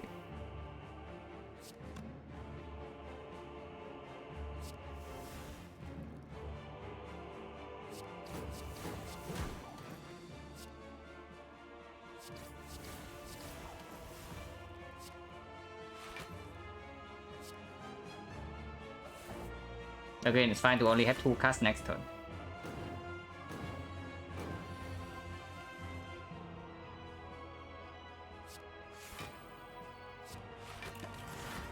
Okay, we kill this turn then.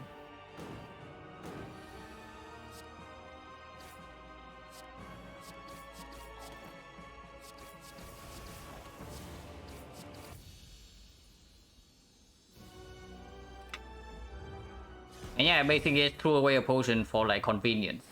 Hopefully not super punished. Because the potion's also not that strong.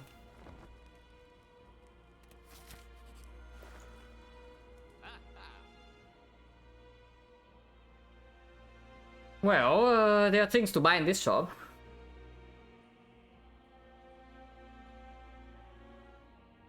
How good is it? I mean, Clockwork Souvenir is definitely like very good. I buy this always. But this one I honestly don't know. It's not upgraded. And there's no upgrade potion here. And it also costs like a lot. So if I buy this thing, I cannot buy card remove. I can still buy the Gambler's Rule though, and Gambler's Rule is very strong. If not, like card remove and then Gambler's Rule. I mean, Red Form probably has to be stronger. Like.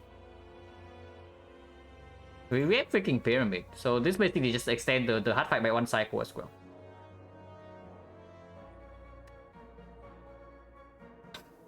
And Red Form being minus, it's actually very sad with the Clockwork because we cannot even play it on turn 1.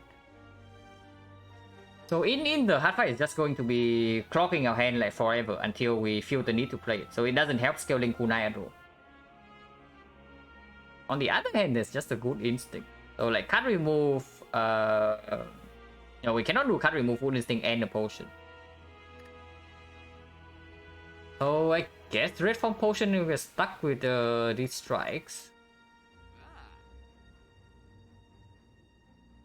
Remove Potion probably better. Honestly, Remove Potion is probably better. I would actually agree.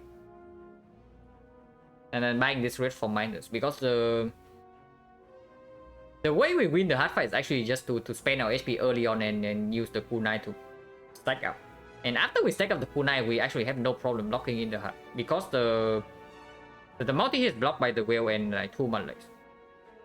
And then yeah, there's only the single big hit. So we will not fail to block that with dexterity and permanent weakness and the pyramid. And we have no way to actually slam the red form early on in the fight, except it's on turn 1. And if we slam the red form on turn 1, it also doesn't work out because the Clockwork Souvenir negates the dexterity debuff. But then we are vulnerable, and then on turn 3 we are completely open to an attack. If it's the multi-hit, then sure. But if we lose the 50-50 in the first cycle and we slam the red form on turn 1, we face 67 damage. When being vulnerable, frail, and such. So that's also not very good. Honestly, it's probably remove potion and second dodge and roll. It's weird. It's really weird. I don't even know if it's positive or not, but maybe it is. Because in the off turn of the heart, if we want to deal damage, then we also need some block. So dodge and roll is actually a perfect card for those turns. Like we play the dodge and roll in the off turn, and then it allows us to deal damage, and then the remaining portion of the block is like transferred to the next turn, where we might need to block an attack. Because otherwise we always have to spend at least one block card during the off turn, potentially more than one, especially when we blade is 3. I guess dodge and roll is okay. I wouldn't really like something like a dexterity potion right here. So maybe the best possible potion we can see after the Act 4 release is like the speed pot, if we even see one.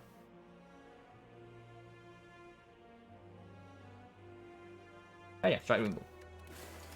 And yeah, I guess Gameless Brew, dodge and roll is like fine. I want to keep Taunt Potion. So this thing's pretty good, but if it costs me the Gameless Brew, then absolutely not, because I want the Gameless Brew for the elites for sure.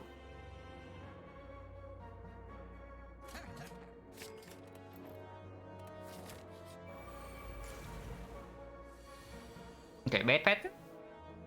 But we get puzzle value for next turn. Unless you say that we kill this guy immediately, but I don't think so. We have 1, 2, 5, 9. So 99 damage only, and then wait, 99 plus 26. This guy is dead on turn 1, so we probably do that. Yeah, let's kill this guy on turn 1, and then Malay to strip here. Take 8 damage. Also, Pantograph would play a little bit here. But if we have both Pantograph, then we cannot buy the Clockwork and remove. And this potion. So basically, we're trading 8 HP here, assuming we lose no HP after this. We're trading 8 HP here for this potion and a strike remove. Okay, double check that we actually have damage to kill this, otherwise we waste a lot of damage. 1, 2, 3, 4, 5, 8. Wait, it's only 8, so that's minus. So we are 11 damage off. Okay, that's a problem. But I still think we go for this, right? We probably still go for this. We can turn with the Malays. We probably still go for this, and we only need to deal like 43 damage next turn with 6 cards run, and then we can also use Gambler's Brew. And any piercing wheel will almost full block this.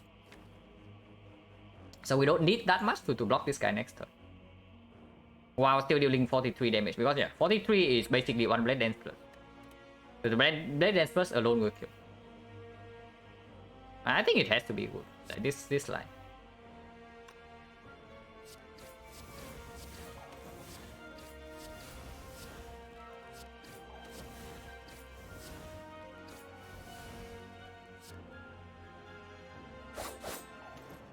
You can also just not play this to save it for Gambler's Brew next turn, but we are going to be short on energy next turn. So I do not want to float on energy here. Oh, sorry, Unceasing Top, we will draw 1 card. So we actually have like 9 cards in hand for next turn.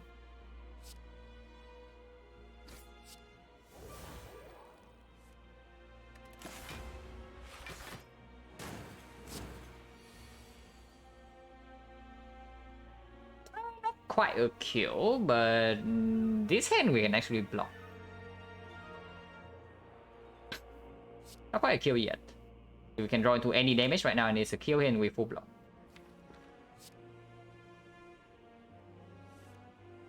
Alright, any damage acquired. So bullet time negates the thing. We don't need to piercing build this, we don't, but having block cards in hand, this blocks for 24. With Wingless, it blocks for slightly less. I mean, regardless, we kill this first, and then we think about the situation. This is 15 times 3, so it already kills this, so we can actually spend the Blade Dance here.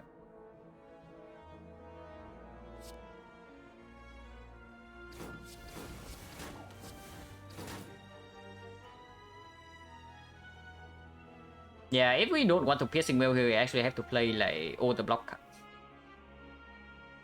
let's just scroll. We have like another one, and we have still also have another Malays.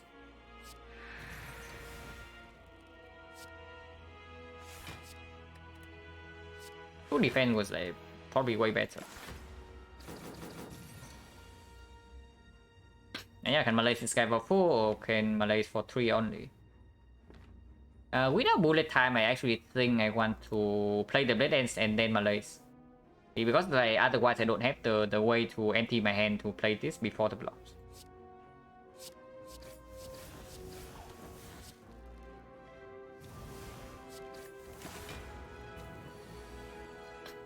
And yeah, dodge and roll will play here because we know the next turn is the big hit.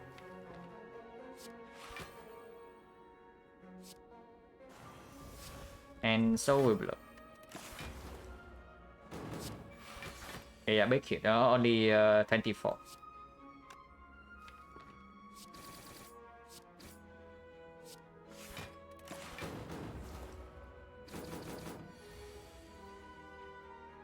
Another piercing wheel here, so this fight is like completely over.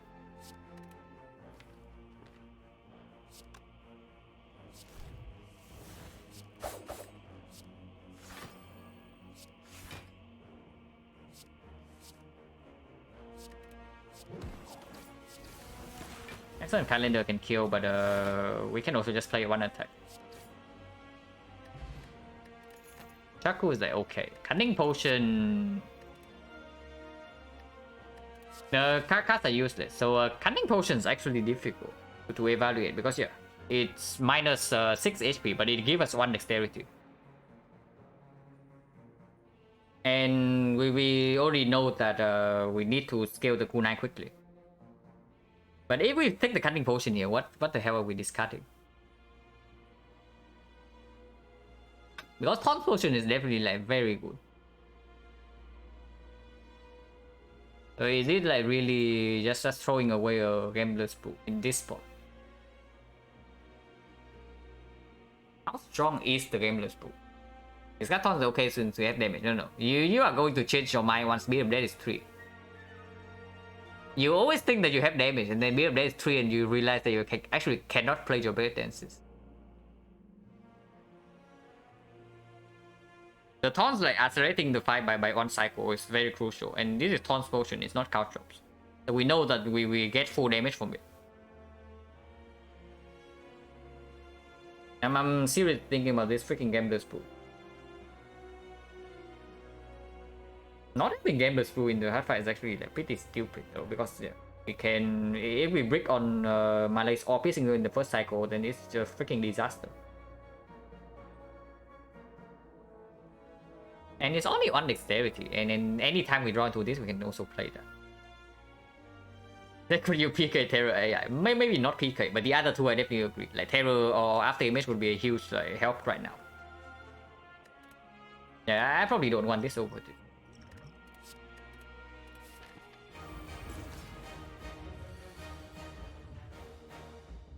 Also, a very important thing, we need to not play the bullet time this turn. Oh, looks like a minus 20 hand to me. It certainly looks like a minus 20 hand. Can use this first. And we use puzzle immediately. We can use deflect first to not waste the puzzle draw, because if we do shift right now, we are basically overdrawing by 2. So we only draw 1 card. But if we deflect and then 2 attacks, we lose a little bit of HP because like we don't proc the kunai before we play the block card.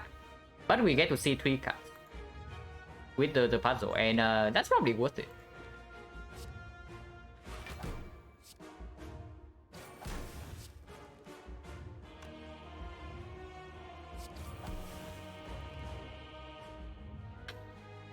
Okay, we probably max our damage turn 1.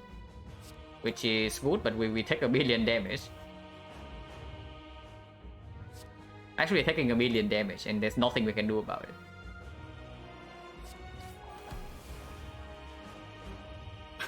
But yeah, we already know that this is how the fight would go. We spend our HP to stack up the kunai, and hopefully that's enough. Okay, okay, so I need to pay attention not to play too many attacks and then lose HP for nothing. Right now we only need 3 energy, so technically aggro can be played.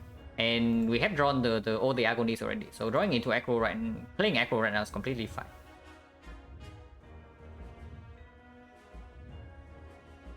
One, two, three, four, 7. So it's 110. 1, 2, 3, 4, 8, 9, 10 cards. So we play 10 cards right now, and we can get like maybe 2 dexterity. If we get 2 dexterity, like what happens? 1, 2, 3, and 3 more from this. So we play lose. So that doesn't make sense. So the best time to play this defense is actually after 1 more dexterity. Oh yeah, we play something like this. And I don't think I play aggro this turn. 1, 2, 3, 4, 5, 8, 9. Wait. If we play the strike instead of aggro, then we get 3 dexterity this turn. And then we can do 1, 2, 3, and then we play this. Get 2 dexterity, this block for 8, and then we do this, block 8, and then we do the other 3. So it goes to 0 block. And we are taking 1 million damage this turn. But we also get nunchuck energy. So we are floating energy if we don't play the aggro here.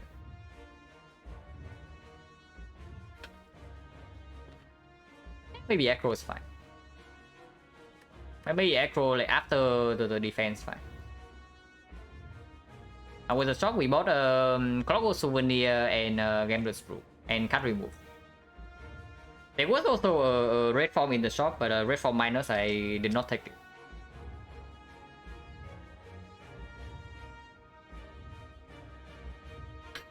Man, we are taking so much damage here, holy crap. And yeah, this is why I always say that the kunai is actually not that good for the hard fight. But do we still have to go? At least this. And I think aggro can be played here. Okay, dodge and roll is actually very nice. I played the dodge and roll over the defense then. And also piercing wheel. I don't think I care too much about the arm maneuver, but I do want it in my hand.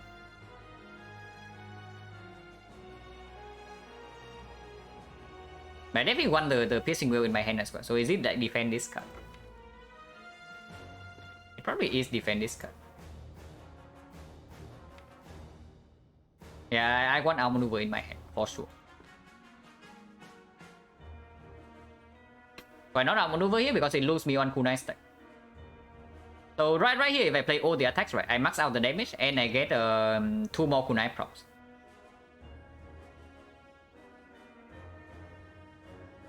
If I overstrike this card, no, you see here, right? It's 3 attacks here, 2 attacks here, and 1 finisher. So it gives me 1 kunai stack. And I think kunai stack is the most important thing in this fight, like early on.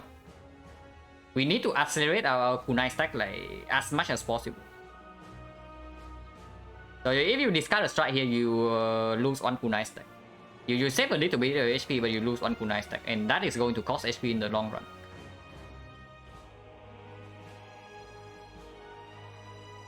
Yeah, I think I discard a defense. And next turn, if I break on blocks and need the single hit and not the multi hit, then I can Gambler's Brew.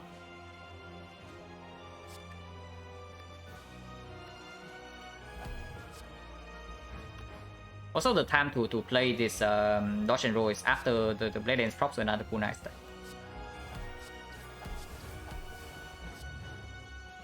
Okay, so now.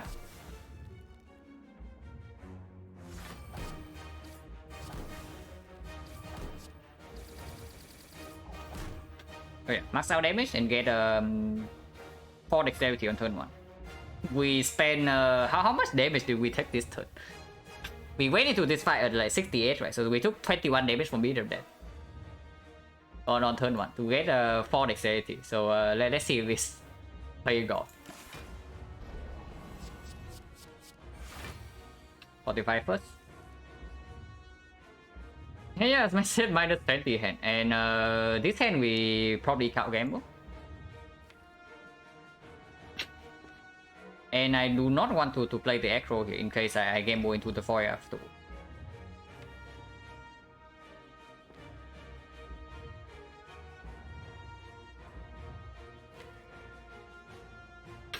Yeah, let's gamble for... Honestly, I don't even care about piercing wheel in my hand, right? Because Malay is potentially coming next turn as well. Or this turn. We need to draw into weakness right now, basically. If we have to play draw into weakness, then maybe aggro first. So if we aggro and then we game those through until the void, we have 2 energy. So we survivor and then we Malays for 1. That's also very bad.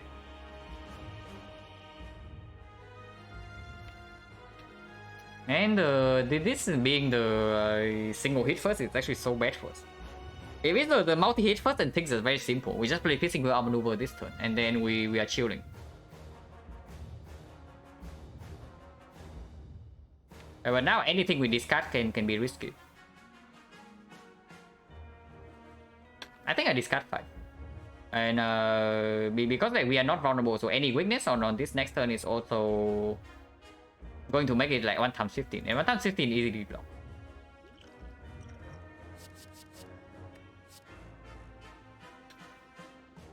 Yeah, of course, I did not discard piercing wheel last turn because this can be multi-hit. But if this is a single hit, I discard piercing wheel to look into like the other cards. Because the chance that I easily block the multi-hit next turn is very high. After I have like 10 more card draws. Okay, this is quite good. If we do not draw into the void right now. Okay, no void. No void is very good. And we can even play dagger throw to discard the burn. It costs nothing and it deals some damage.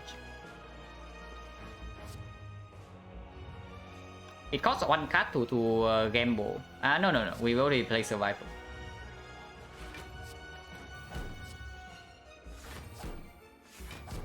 No weakness though, which sucks a little bit, but looks somewhat doable, I hope. Yeah, survivor discard burns. And yeah, here's Malays. We absolutely do not need to Malays for this much.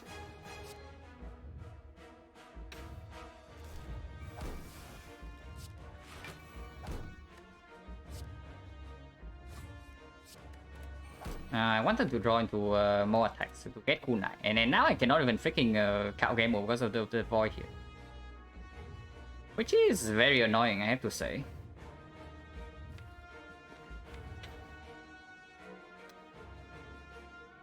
At least I have like blur. No.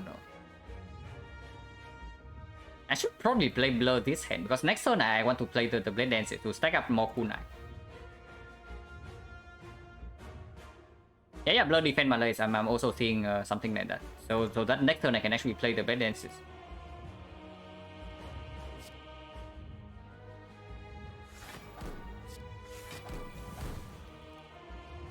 And I don't need to play the neutralize because with the creeping cloud is also enough weakness into next cycle.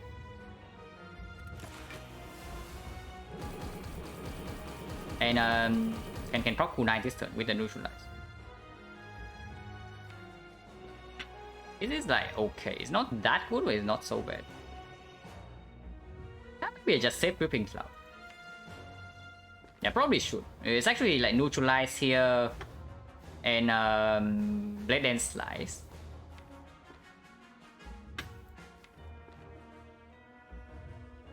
We only get 1 dexterity this turn if I don't count gamble. But count gambling this turn means that next turn I have no guarantee to block the multi-hit. If it's the multi-hit.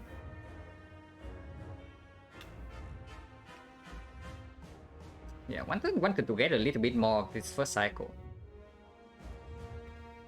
With 28 HP, we actually need to make sure that we block multi-hit. And breaking all the attack cards right here is like so freaking bad.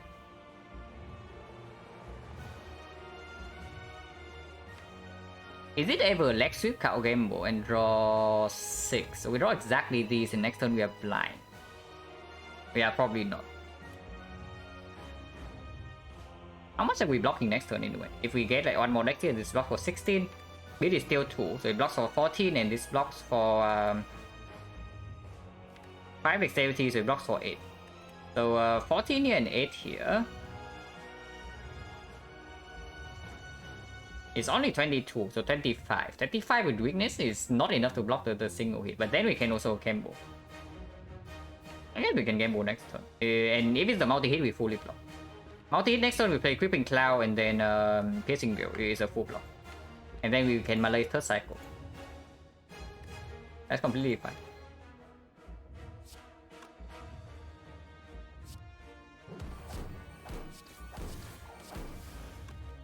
And I definitely want to draw into more cards. So something like this. Keep the cloud in hand in case it's the multi-attack next turn, and I need to strip artifact immediately.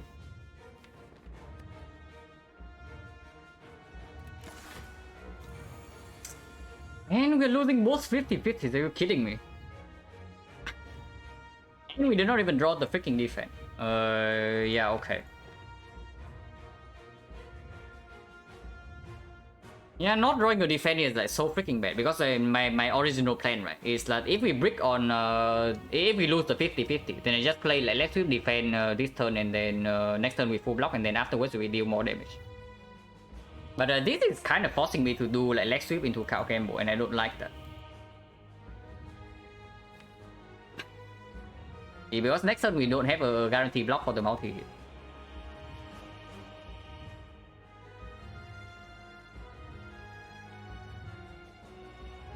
And weakness also runs out. But I guess we see 1, 2, 3, 4, 5, 6, 7, 8 cards. We see 8 cards, so... And yeah, we also have 2 Piercing Veils in the deck. We have 2 Piercing Veils and 1 Malaise.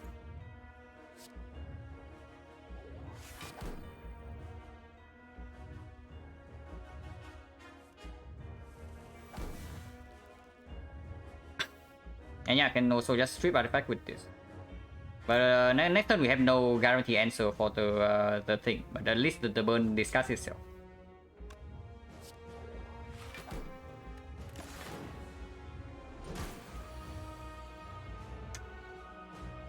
And cannot be serious. Let's go to 45 and we block for...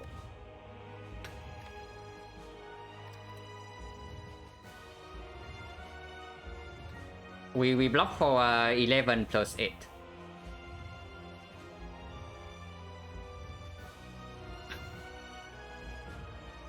Yeah, I'm also looking at the backflip. I'm just thinking whether defend backflip and Creeping Cloud will live or not, but I guess we will see because it's always defend backflip first.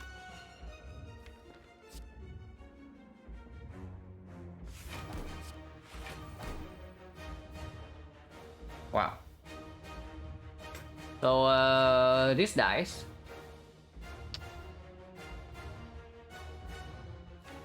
Man, you cannot be serious.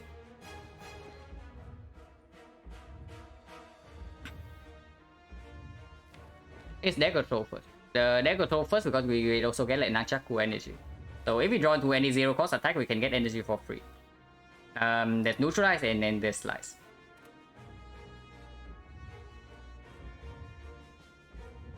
Because there's also no block in this hand, so like playing the backflip first doesn't lead to anything.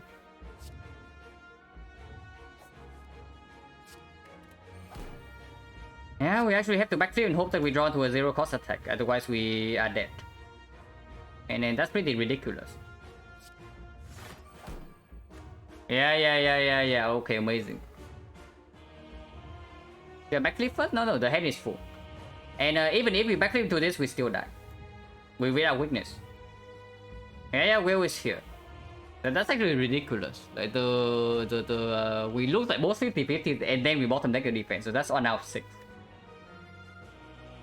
So we lost like 1 out of 24 there on the second cycle. How did we lose this? No, I'm not surprised that we are dying in this fight, but I'm surprised that we died to this hit. I'm very surprised that we died to this hit. I'm not surprised that we died in this fight. I would say that. But yeah, we lost a 1 out of 24 in the first next cycle, so I guess that just happens. Man, that's it.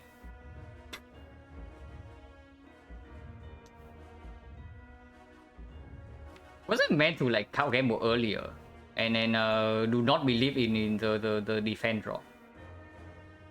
Because that's the other thing I see. Like gambling earlier and then not believing in the defense. But this is actually like freaking ridiculous, and it's crazy that we have like double piercing or double malaise and we cannot block this multi-hit. And we also do not get weakened down. Like, are you kidding me?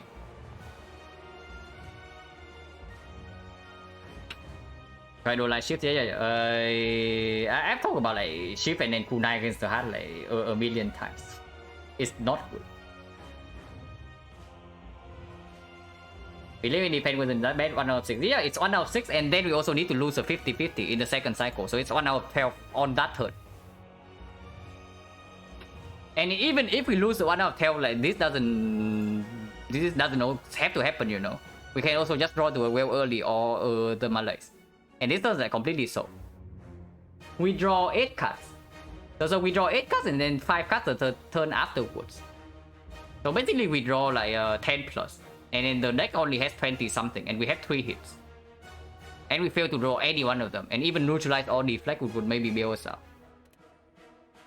Yeah, like neutralize right here we would easily live. And then next turn we live and then we win. Lost 1 and 2 twice, lost 1 and 6, very bad turn 1. I think turn 1 draw is completely fine. I think the second cycle draw is like completely horrendous though. Like you look at this.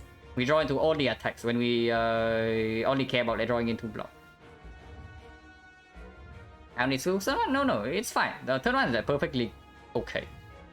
We got 4 dexterity and we know that we have to pay HP to spend to get dexterity. Now we do not get any key cards, but that's what the potion's for. It's actually really annoying that this is where we die. I was thinking that if we die in this run, it's when Beat of Death is like 3. But not now. Really ridiculous. And we even, it's not like we don't pick up block cards, you know. We pick up the blur and even like 2 dodge and rolls. And yet we still fail to draw block. And even after removing a freaking strike. Man, that's annoying. That's really annoying because I think we I think this fight would have been really close with a proper draw order. We don't die here, and we do not die next cycle, but then our damage is going to be slightly weird, and then the Beat of Death is going to be 3. But yeah, I guess we are just dead. and also another wrist blade run that features no blade dance in the first 2 acts. So we probably know how good this relic is. Yeah, it's complete garbage because it depends too much on you seeing the cards. And also Nunchuck has to like not line up because otherwise maybe you can like still see something. That's pretty annoying for sure this run. And well, that's just like wrist blade swap. So 31-16.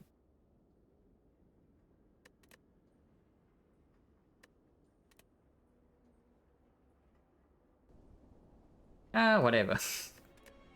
Well, at least no wrist blade again.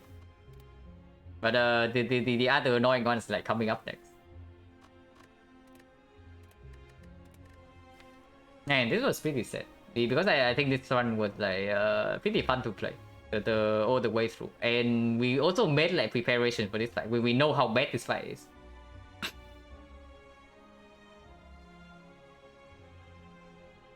Would Frozen Eye be better than no? Frozen Eye is not better than Clockwork Souvenir. Frozen Eye is probably better than card remove though, I would say. Frozen Eye is probably better than the card remove. But of course like Frozen Eye we see in the first shop, so we cannot even do that. Because it shuts down the tungsten rod and then maybe after image like purchase in the second shop. Wonder how Red Form buy would have changed it. I don't think Red Form would win us the fight like at all. It's completely a brick because like you will never Red Form on basically if you have to Red Form on that turn, then the fight's already kind of over. You lose afterwards. And then before that, it's just like bricks draw. I think we needed like one more card game or something, or a real way to like get rid of our attacks. Yeah, if it's red form plus, then sure. Red form plus, I absolutely take, because the red form plus is very different in the sense that you can actually slam on turn 1. Yeah, 2 more removes earlier in the run. yeah, maybe we took like 1 too many curse in this run, but I don't know.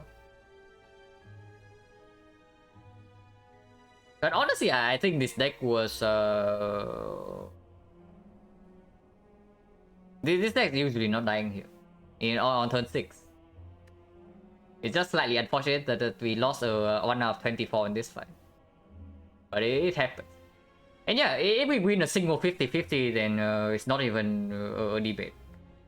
If we win a single 50-50, then we would have like way more HP in on the turn that we die, and we also would not have to discard the whale and the malaise, because otherwise we go to like single digit HP. And then afterwards, when we have day 3, we actually cannot do anything, because we also need to deal damage. Yeah, sometimes the hard fight that happens, and that's what happens when you don't win the hard fight instantly.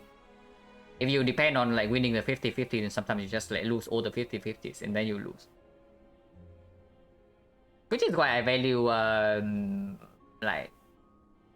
which is why I value the catalyst pivot like so much when I play a run normally. Like catalyst pivot, and actually you save some potion and you win the hard fight instantly. So you do not care what the hard does. You throw like 2 potions in the hard fight and then you win. But here we don't have the option. But something I'm thinking about that though is the bullet time pick right here. I would say that in the end the bullet time did not do anything in the whole run. It's basically negative. Now cost explosion would also not do anything. Picking up the cost would be actually strictly bad. The way we went through Act 2, and also judging from when we draw the bullet time. So were we meant to actually pick up the burst here, or do we skip?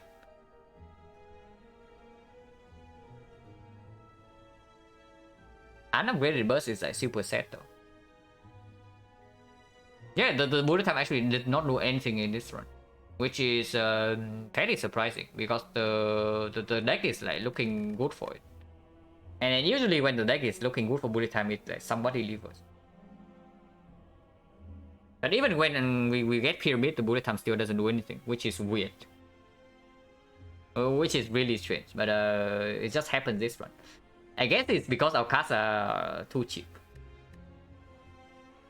I guess our cards are too cheap on average, and we only have 4 base energy, so we cannot even play that many card draw into the bullet time. We can only play 1 card draw into the bullet time, and the other cards are like way too cheap for the bullet time to do anything effective.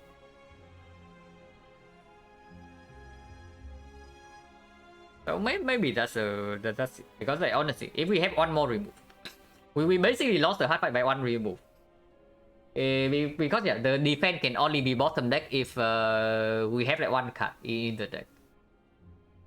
If bullet time is not in our deck, right, then we would not have bottom deck the defense. And then if we don't bottom deck the defense on that turn, we never die to the multi hit. And then afterwards we still have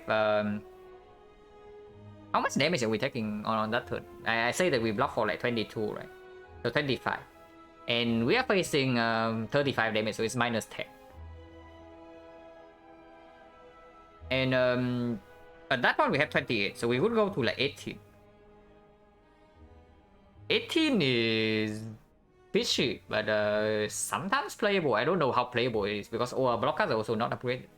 Yeah, sure, we have 6 dexterity, but how much is 6 dex when all your blockers are like minus? It's basically like 3 decks with upgraded blocks. So it's kind of like playing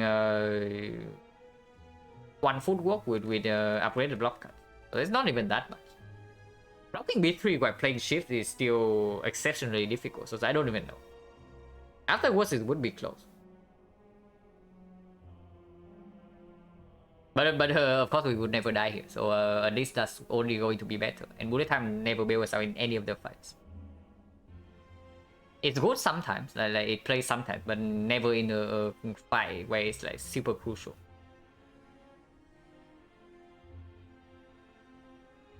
Something else is maybe the Giria versus the ice cream in this shot.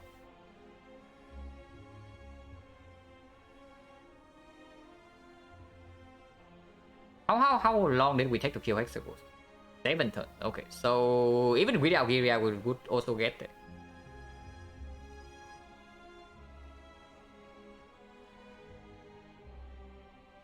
And yeah, ice cream would play for sure later on in this run. And with the ice cream, the bullet time would actually be sick. Because yeah, you spend 3 energy on one hand and then you just like stock up energy. And then we have a lot of card draws. I mean, it's weird. I really don't believe in ice cream in this spot. That's because it doesn't do anything immediately and we know that we have like physical attack card.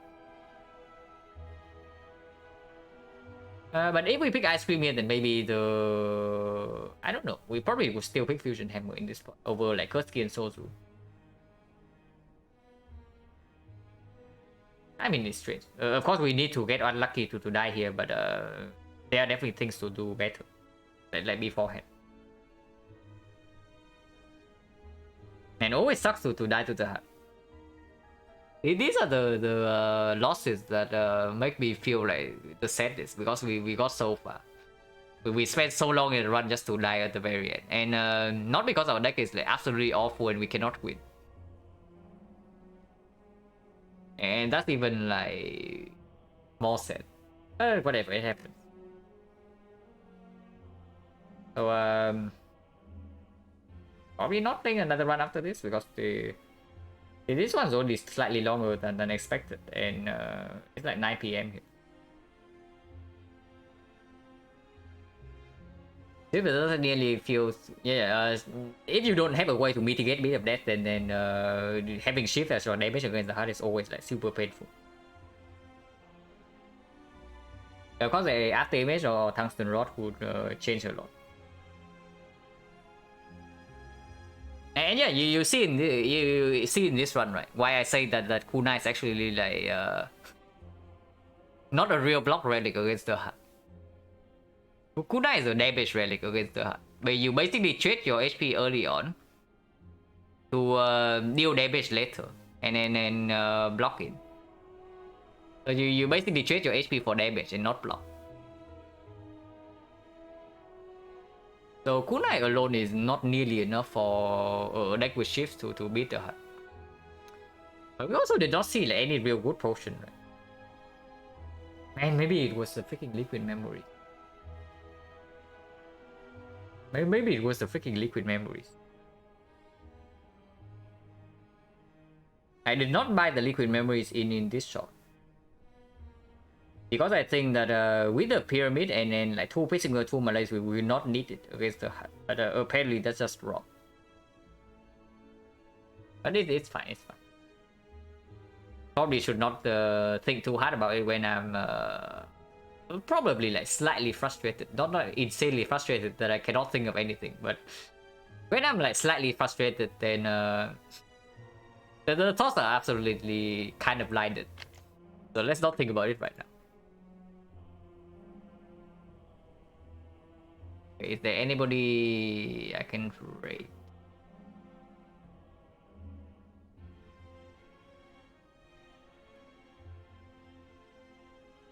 I missed it. What happened? We lost a 1 out of 24. Draw to the hard fight. It's not like if we have won the 1 out of 24, we would definitely win, but we would never die where we died. Top 5 versus Gloro Will RNG. It's not like Will RNG, it's the multi hit and then the single hit. So we bottom deck a card with 1 out of 6 chance, and we lost both 50-50s in the first 2 cycles. So we lost a 1 out of 24.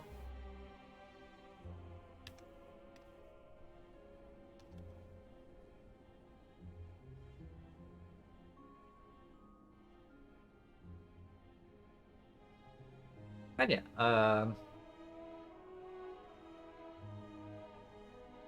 Yeah, I guess Rift Blade entire actually way worse than I originally thought as the swap. Because the entire first half of Act 1 is so freaking dependent on you seeing the cards. If you don't see the card, it just snowballs like super quickly in a bad direction. So yeah, as always, like thank you everyone for hanging around and watching this one, even though it ended in a pretty sad way. But it was still pretty fun to play. And always funny to see Risk Blade runner never get any blade dances. Maybe that's just the norm, but I don't know. I have not swapped into Risk Blade that often. But yeah, thank you everyone, and I'll see you guys later.